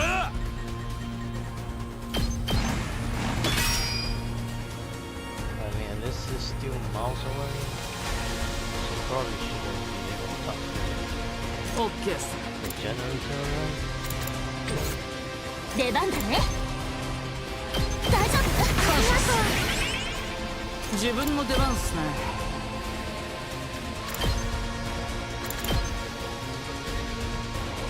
Having to put us more. 食らえっす。任せて。 Sake.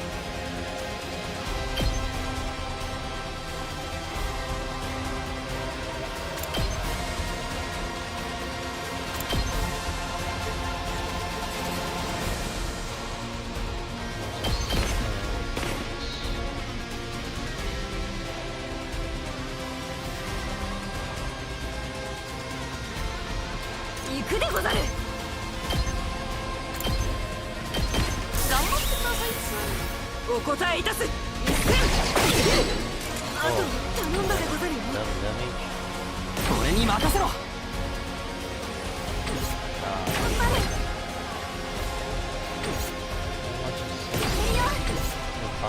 OK っす。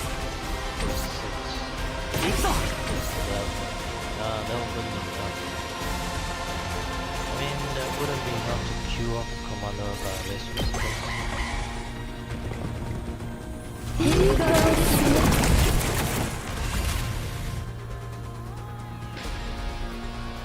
いつでも行ける。使うよ。頑張る。出番だな。いつでも行ける。そこだ。いつでも行ける。ああ、俺に任せろ。ひゃっ、行くぞ。 Alright, time at this. この一撃で。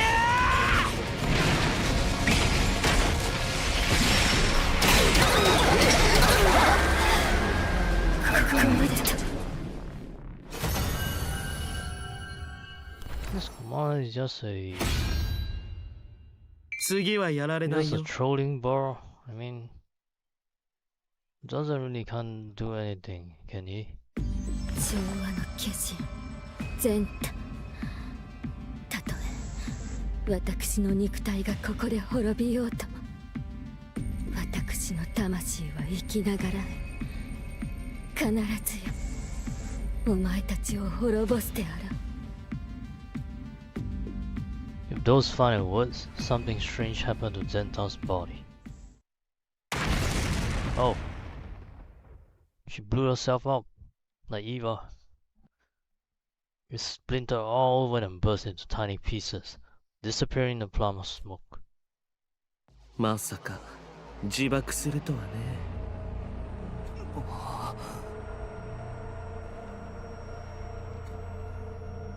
I felt dizzy as I recalled what Eva did to herself last night. Seems like the commanders would rather die than be held prisoner. ああ、自爆されたらいけつが手に入んないじゃん。まあでもいっか。ダルミはもう十分強いしね。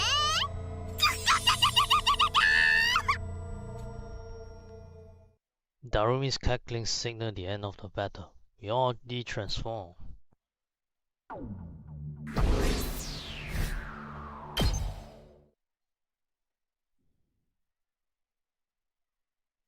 We rushed to the leisure lounge to check our rankings.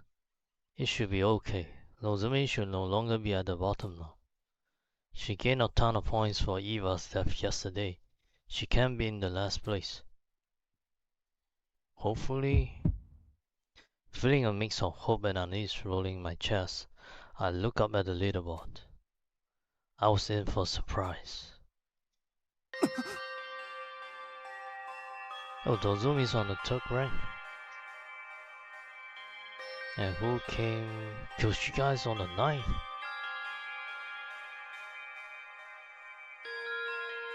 Oh, our team just dropped miles down. Nozomi had risen from the bottom of the ranks, but in a なん place. で長鳥が最下位なんだよ。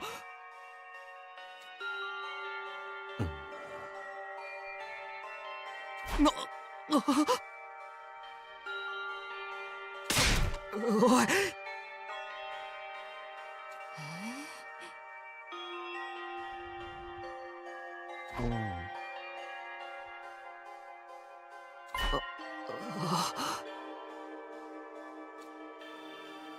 Takemaru's team had the points from the squad 4 commander, and Nozomi and I had the points from Eva. This lowered Tsubasa, Yugamu, and Kyoshika's ranking, putting Kyoshika dead last. The second round ends today. If Kyoshika doesn't get out of last place by midnight, she's going to be executed.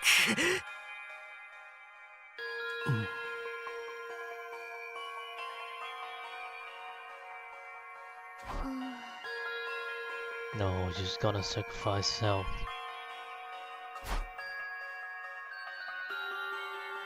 Why are the girls from second to last defense academy so kind? Why do they have to go be so selfless? She's going to die.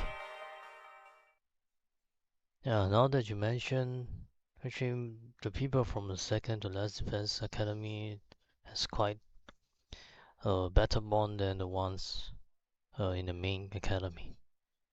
We quickly recalled Koshika to my room for an emergency meeting.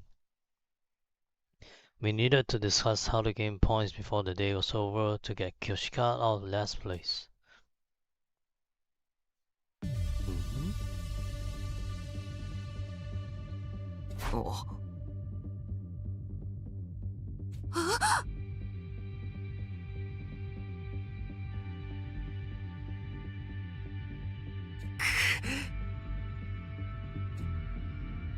The commanders should all be gone as of this morning. There aren't any left as far as I knew. Without any commanders, how in the world can we score a lot of points? What do we do? What do we do? There's got to be a way to save Kyoshika. もう良いのだ、隅野殿。 Kyoshika squeezed my hands.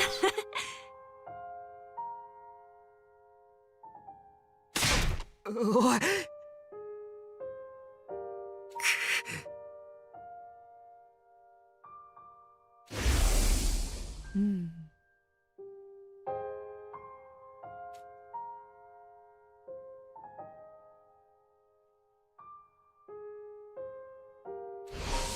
あ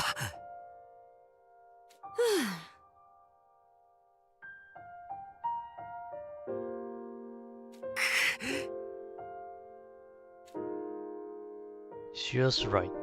Most of the alliance was already at the bottom of the rankings. Lifting Kyoshika out of last place will likely condemn another of our allies to death instead. 拙者は仲間を犠牲にしてまで生きながらえたいとは思わぬ。武士道は死ぬことと見つけたり、潔く死んでみせるでござる。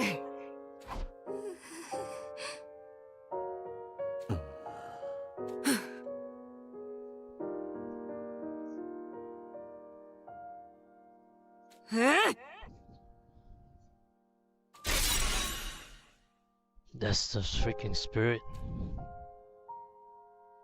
If everyone was like her, it seemed like Kyoshika was ready to die. She put her trusty holy Jumonji sword from its shelf and spoke to it with a serene expression. いや、君は戦うことなく、おとなしく殺されてくれ。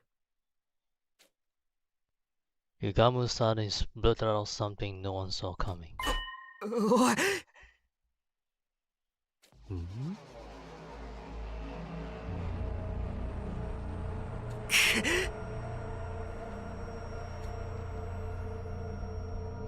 The blood rushed to my face. How could he say that to a friend who was about to die?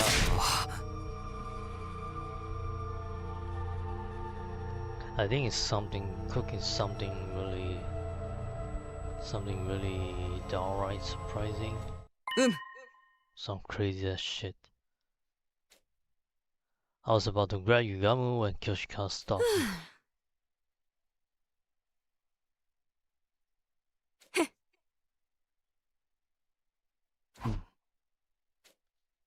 Confronted by Kyoshika, Yugamu awkwardly averted his eyes and sighed.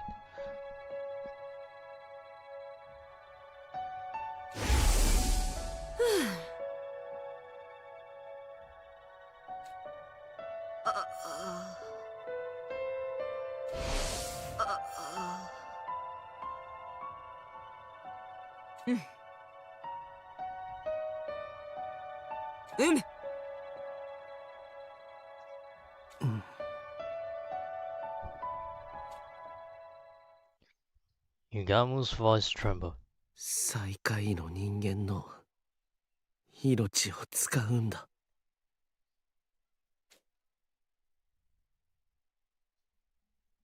We need to use the life of the last person in ranking? A new day began as the clock struck midnight, which meant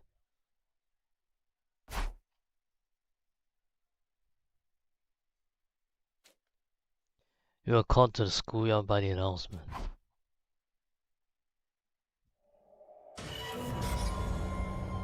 No. They're just gonna watch her go again, like nobody's trying to stop the beast from doing shit on them. There, we were all forced to watch Kyoshika's execution.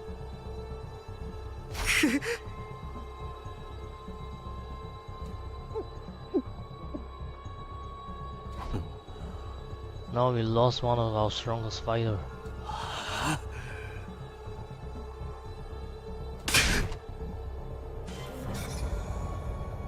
What do you mean, your people? Everyone's a team here, no?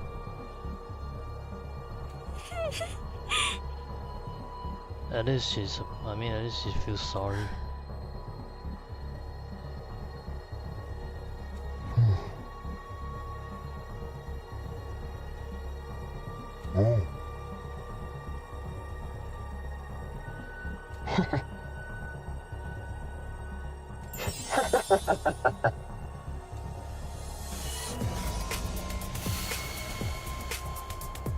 Light caused along the sponsor's body.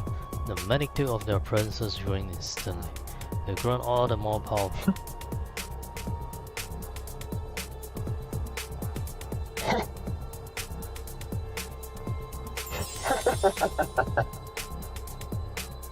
The sponsor gave a hearty belly laugh, amused to see them as odd with each other.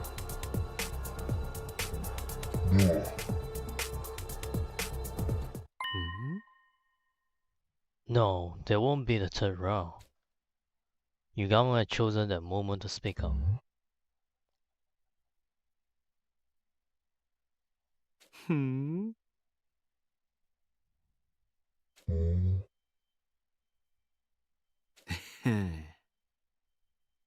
Yo, you're finally making a move. Let's see what you got. What's up your sleeve? The very next moment. Oh, he. Oh. He used the poison. The sponsor suddenly began to twist and writhe in pain. He's using poison. Some toxic. And it's transmitting through every one of his body.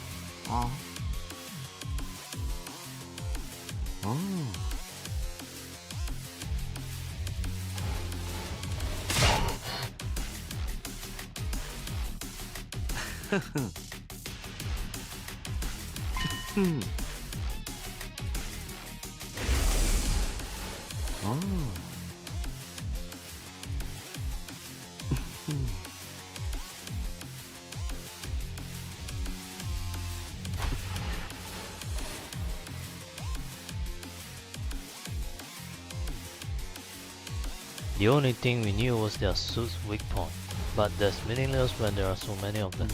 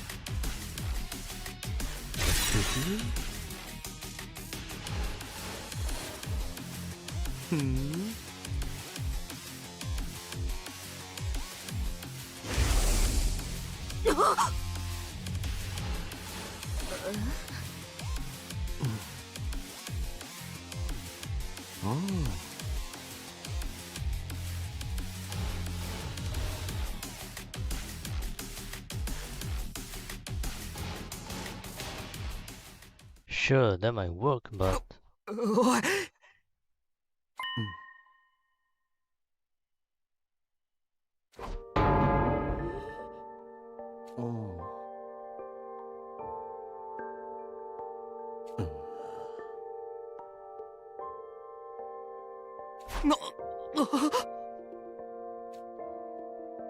No way, I can't accept this. Kyoshika is going to suffer if she's injected with poison.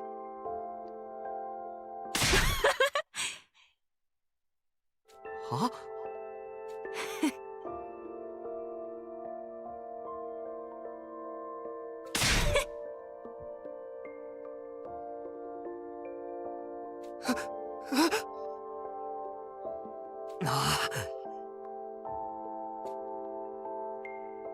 Upon hearing this, Kyoshika cried. 仲間が助かるのなら本望にござる。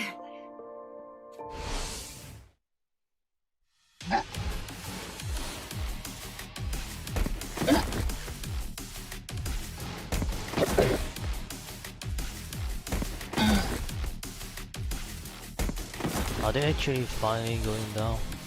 The poison seemed to be working. The sponsors fell to the ground one after the other. They dropped like flies. Until just one was left.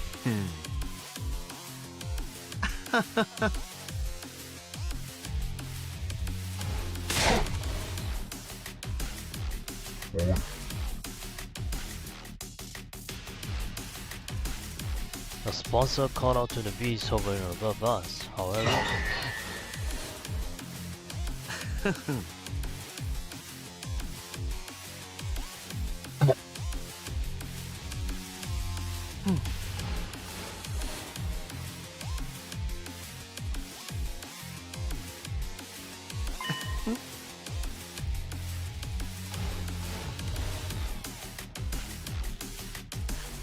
The only uncertain element of our plan was how the beast would react, but it looks like we had nothing to worry about.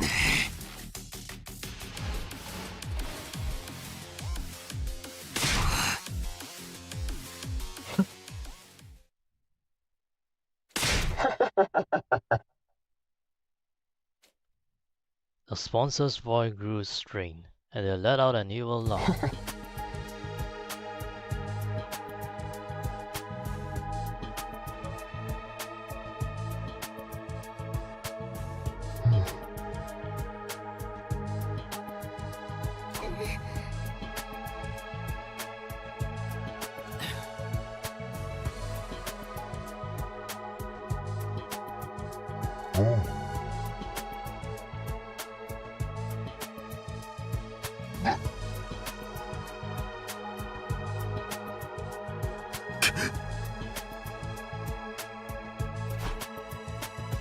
That's right, we'll be free from this hell once they are dead. The killing game is over. いや、私が死んでも進行性ハントは終わらぬぞ。Huh? Eh? What is that? I wasn't prepared for the words coming out of their mouth. What? How? How could the game go on if they were dead?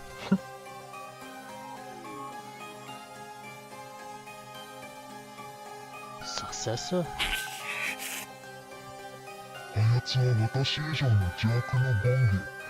そして驚くほどに抜け目ない。Who the hell are these guys actually? 第3ゲームは準備が整い次第開催されるだろうな。貴様らがもだえ苦しみ全滅する様がありありと目に浮かんでくるわ。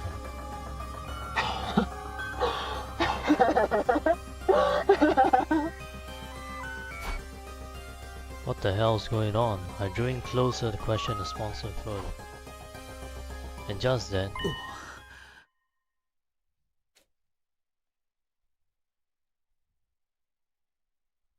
the sponsor's body released a blinding flash of light. Yeah, another implanted bomb. How many of these are in this game? The next time I opened my eyes, there was no sign of any of the sponsors.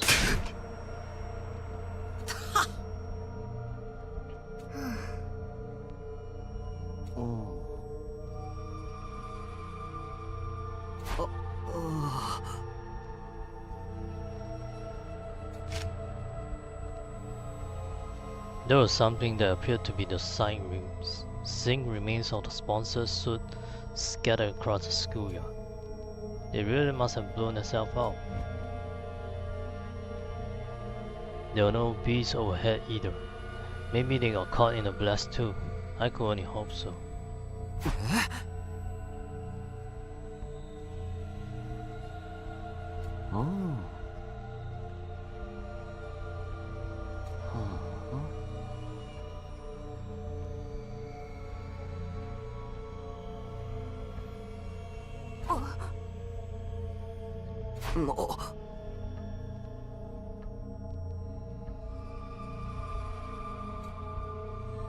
There was no doubt some solid purpose behind everything, but now it was entirely unclear.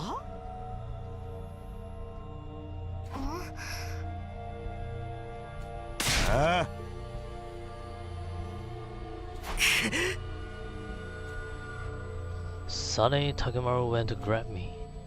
He's got some nerve accusing me when his team was completely useless in helping us taking out a sponsor. But I just kept a lid on my anger. I couldn't engage in this kind of behavior with Kyoshika's body right here.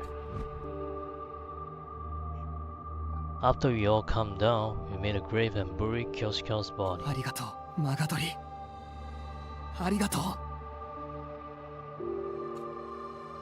We prayed until morning that the heroine who sacrificed her body to save our lives will find happiness in her next life.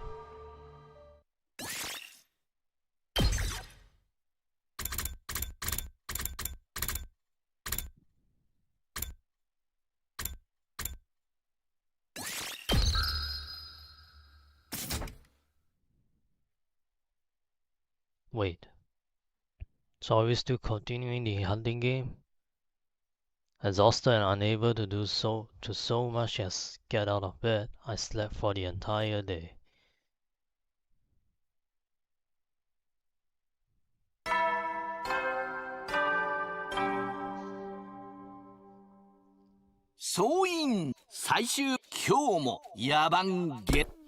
This timeline is shit as hell. Everyone is dying. Everyone just dies off one by one.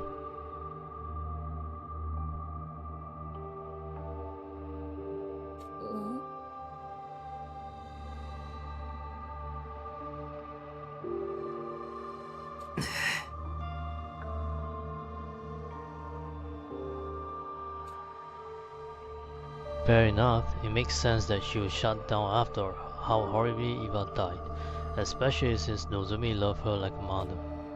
Not to mention everything else.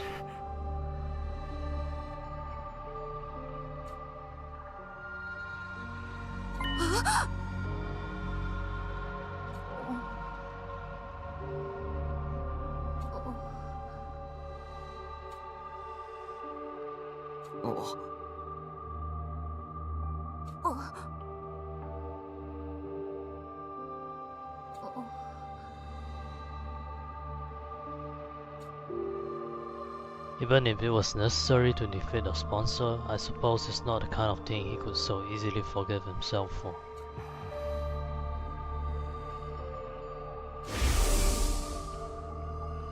This room, which had once been such a lively place, was now still and quiet.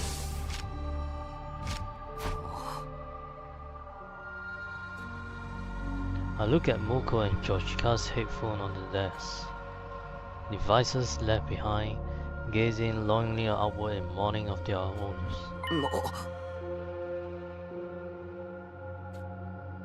Suddenly, I remember the strange item she'd given me.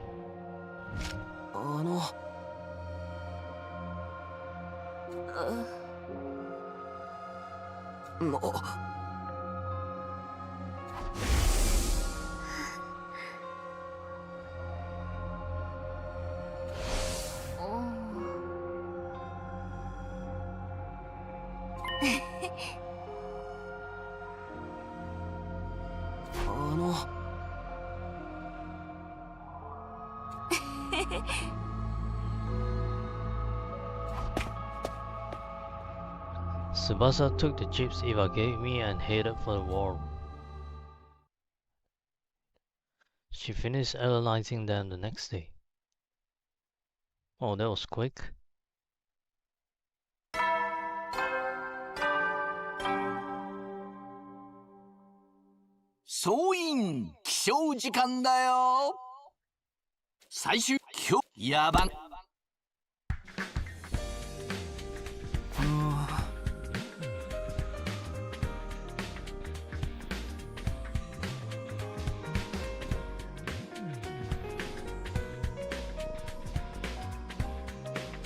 Although it was good to be awake, there was nothing pressing on the agenda today. Waking up early isn't going to do me any good, so maybe I'll sleep a bit more and recover. I closed my eyes to sleep some more when...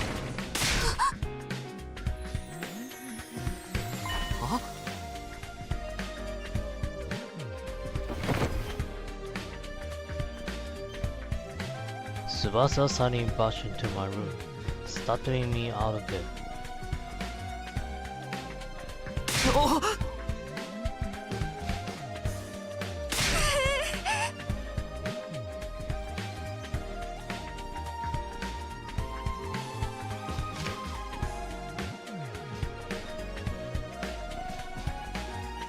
Tsubasa held a single sheet of paper.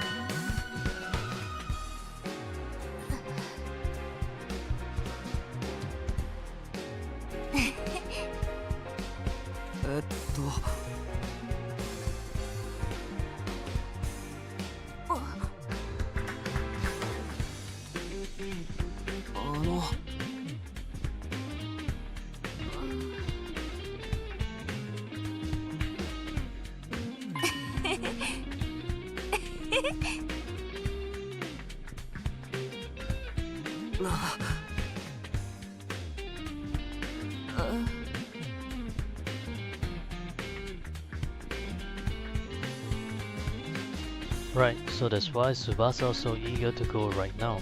She's doing it for the zone.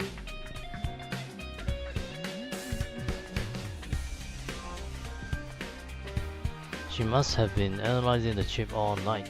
Her eyes are bright red.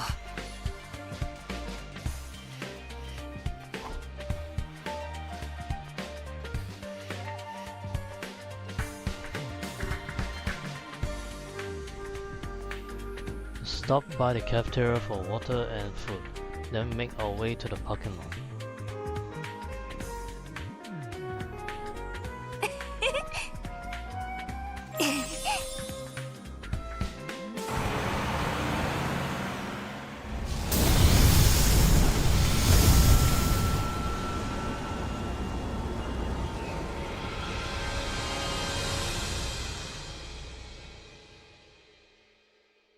We make our way back to our destination with Tsubasa at the wheel. After driving for a while, we finally arrive at the place marked on the map. There we found...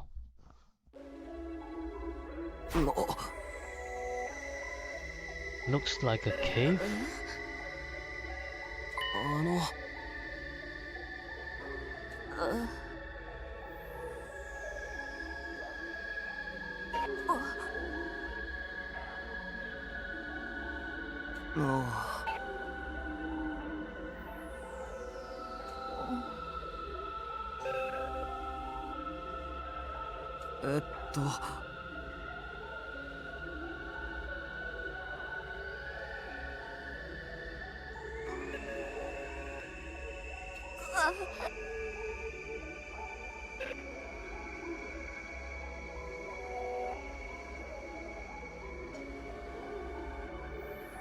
私のことずっと守るって。だから川野のことは俺が守るよ。俺がずっと。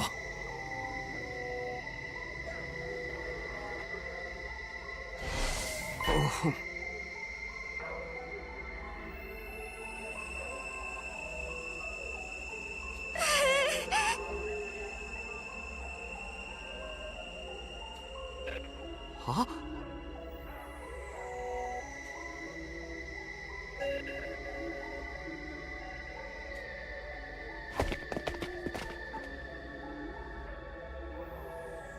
？We jog up for position a bit as we step into the cave. Thankfully, there weren't any traps inside, but...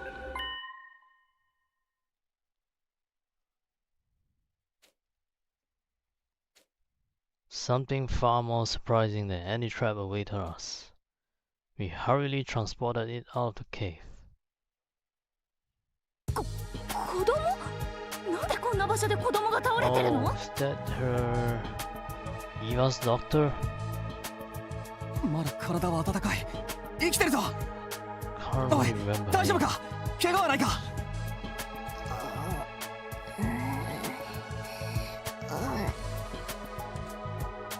The unconscious girl let out a groan in response to my desperate calls.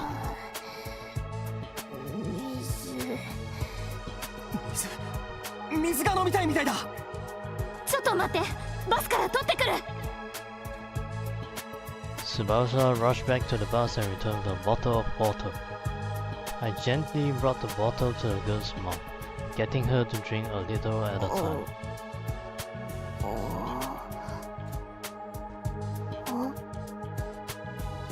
The girl opened her eyes, and we examined each other's よか faces. った、目を覚ました。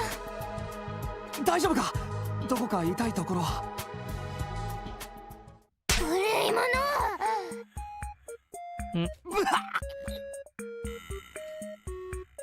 The girl slapped me in the face and jumped to the ground.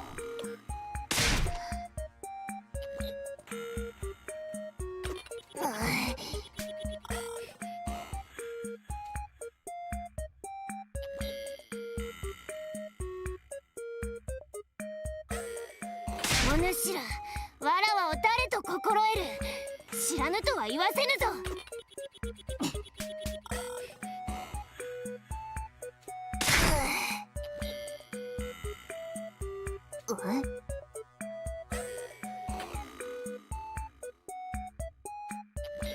The girl suddenly seemed anxious.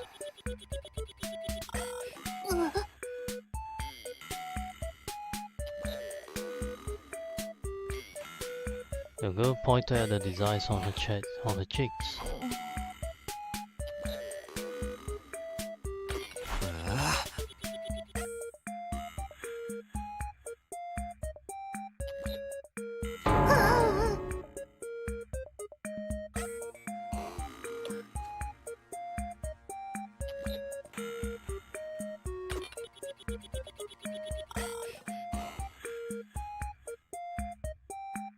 The girl seemed terribly shocked. Maybe she's someone fairly famous.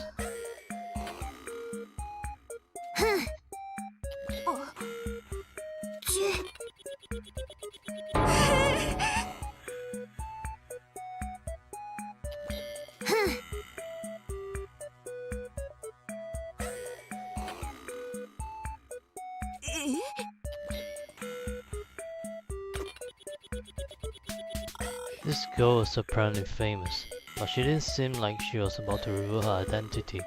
So, who is she exactly? Ah.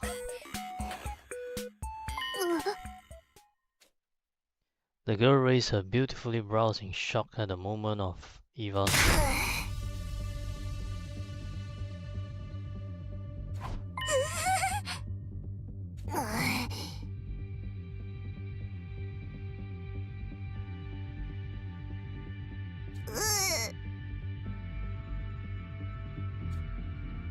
She was calling Eva mother, which meant Kamyu. Yeah, now I remember. She was called Kamyu. Kamyu, you must be Kamyu.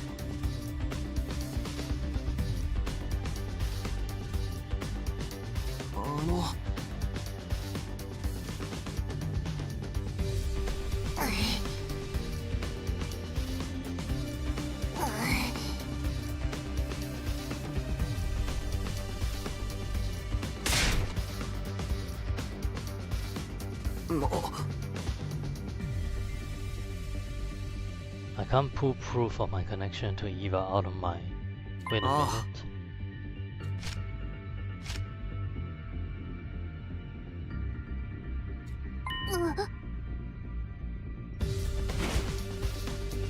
Can you rip the blue chip out of my hand?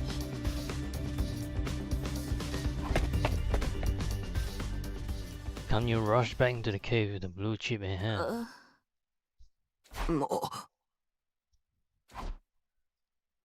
But even after we waited several hours, Kamyu didn't return. We decided to go back to the basketball wall.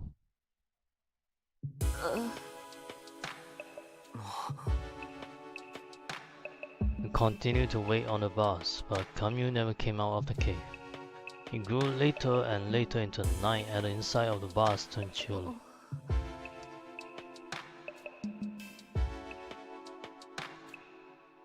I looked around the bus for something to protect us from the evening chill, but all I could find was a single blanket.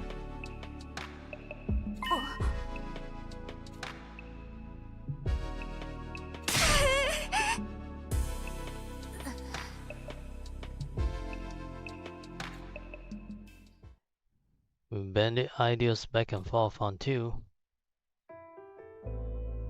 we ended up like this.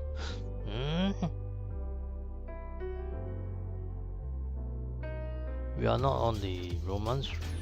What? What's this love thing going on here? This is definitely one way for us to keep warm, but... なあ、カワナ。いいのか、こ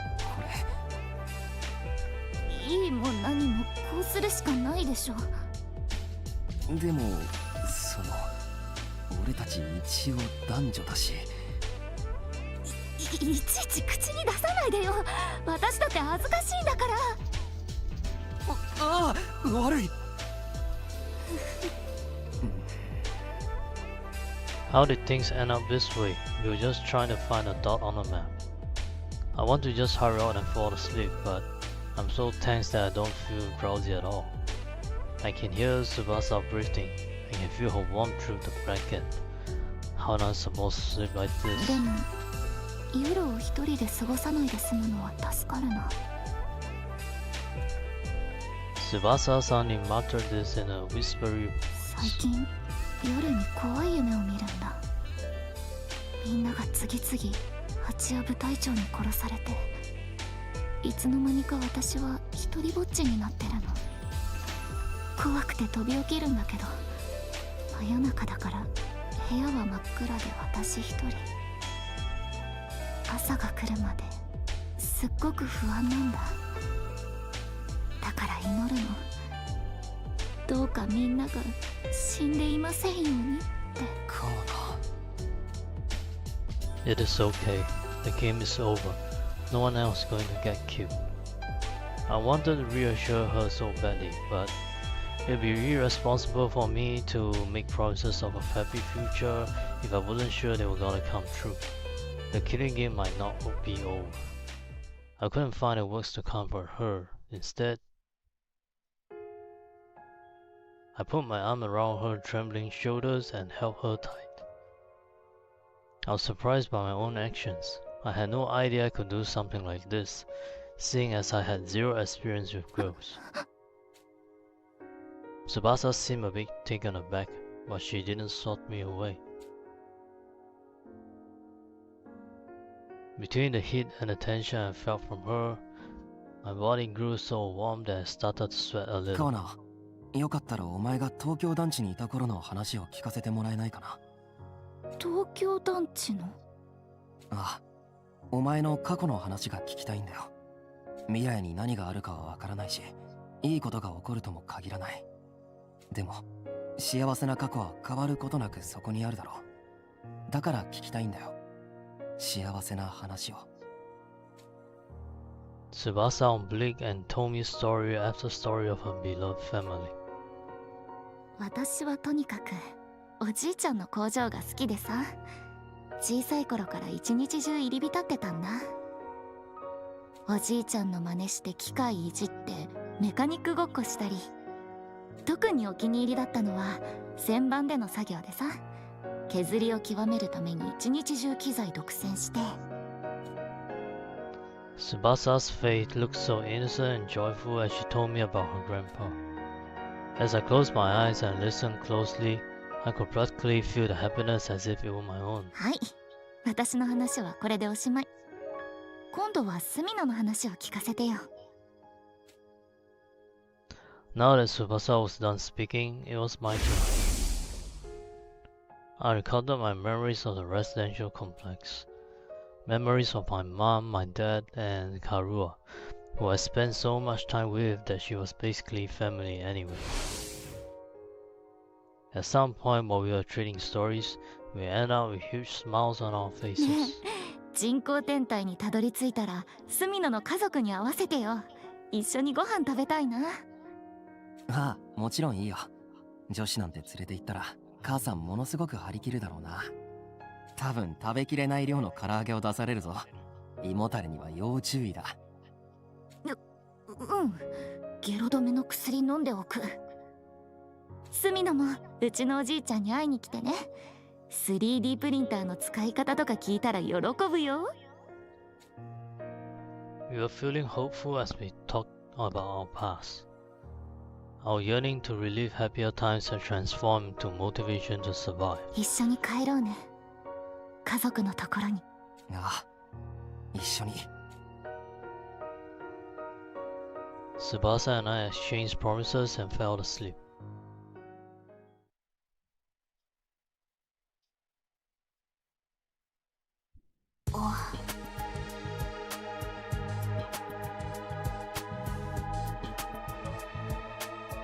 When we awoke the next day and returned to the cave entrance, Kamio was waiting for us.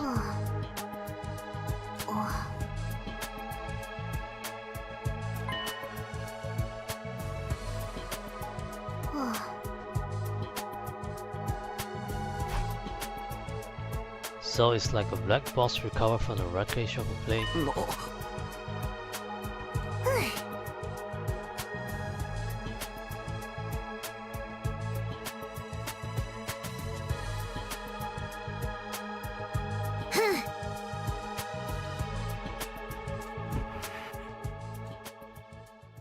Right, she must have learned exactly how her mother died. After analyzing the chip last night.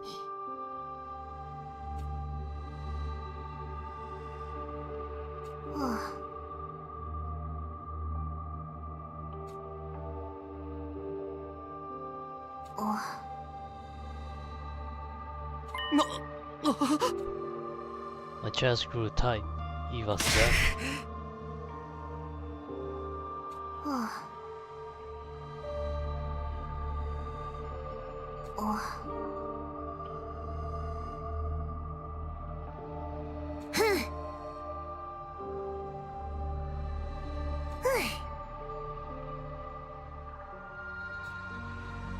The tone of Camu's voice was dignified beyond her years. I'm sure she must be in a position of some status.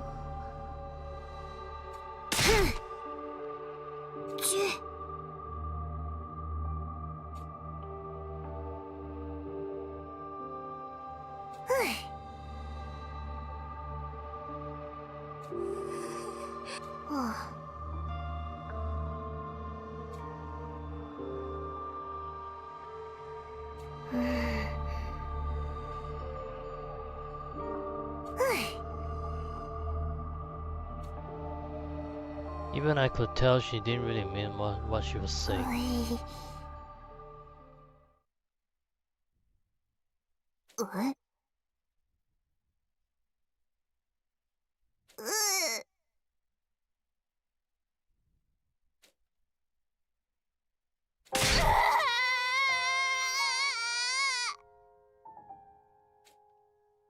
The dam had burst. Tears streamed down Kanyu's cheeks. 嘘つきここにいればまた会えるって言ってたのにわらはずっと待ってたのにバカお母さんお母さ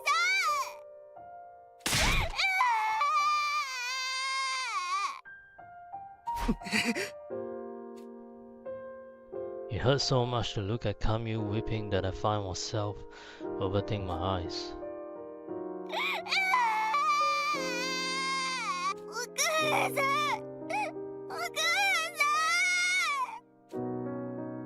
Camus sobbed continuously, wailing into the sky.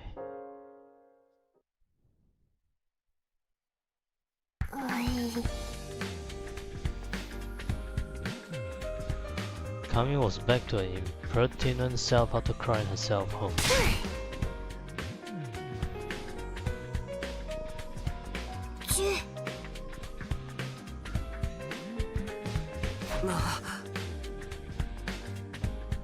Camus nodded, relieved by my promise.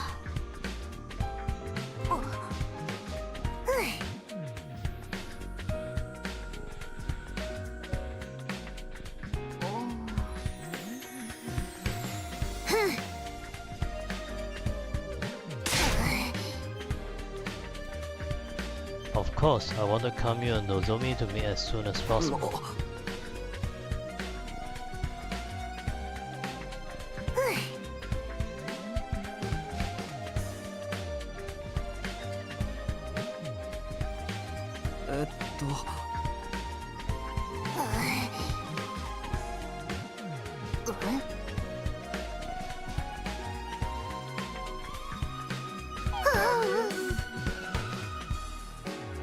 Right, she was so hungry she was out cold in the cave when we found her.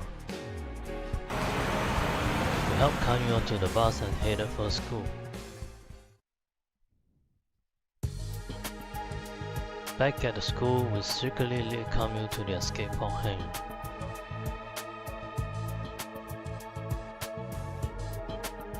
Okay, I'm gonna stop now.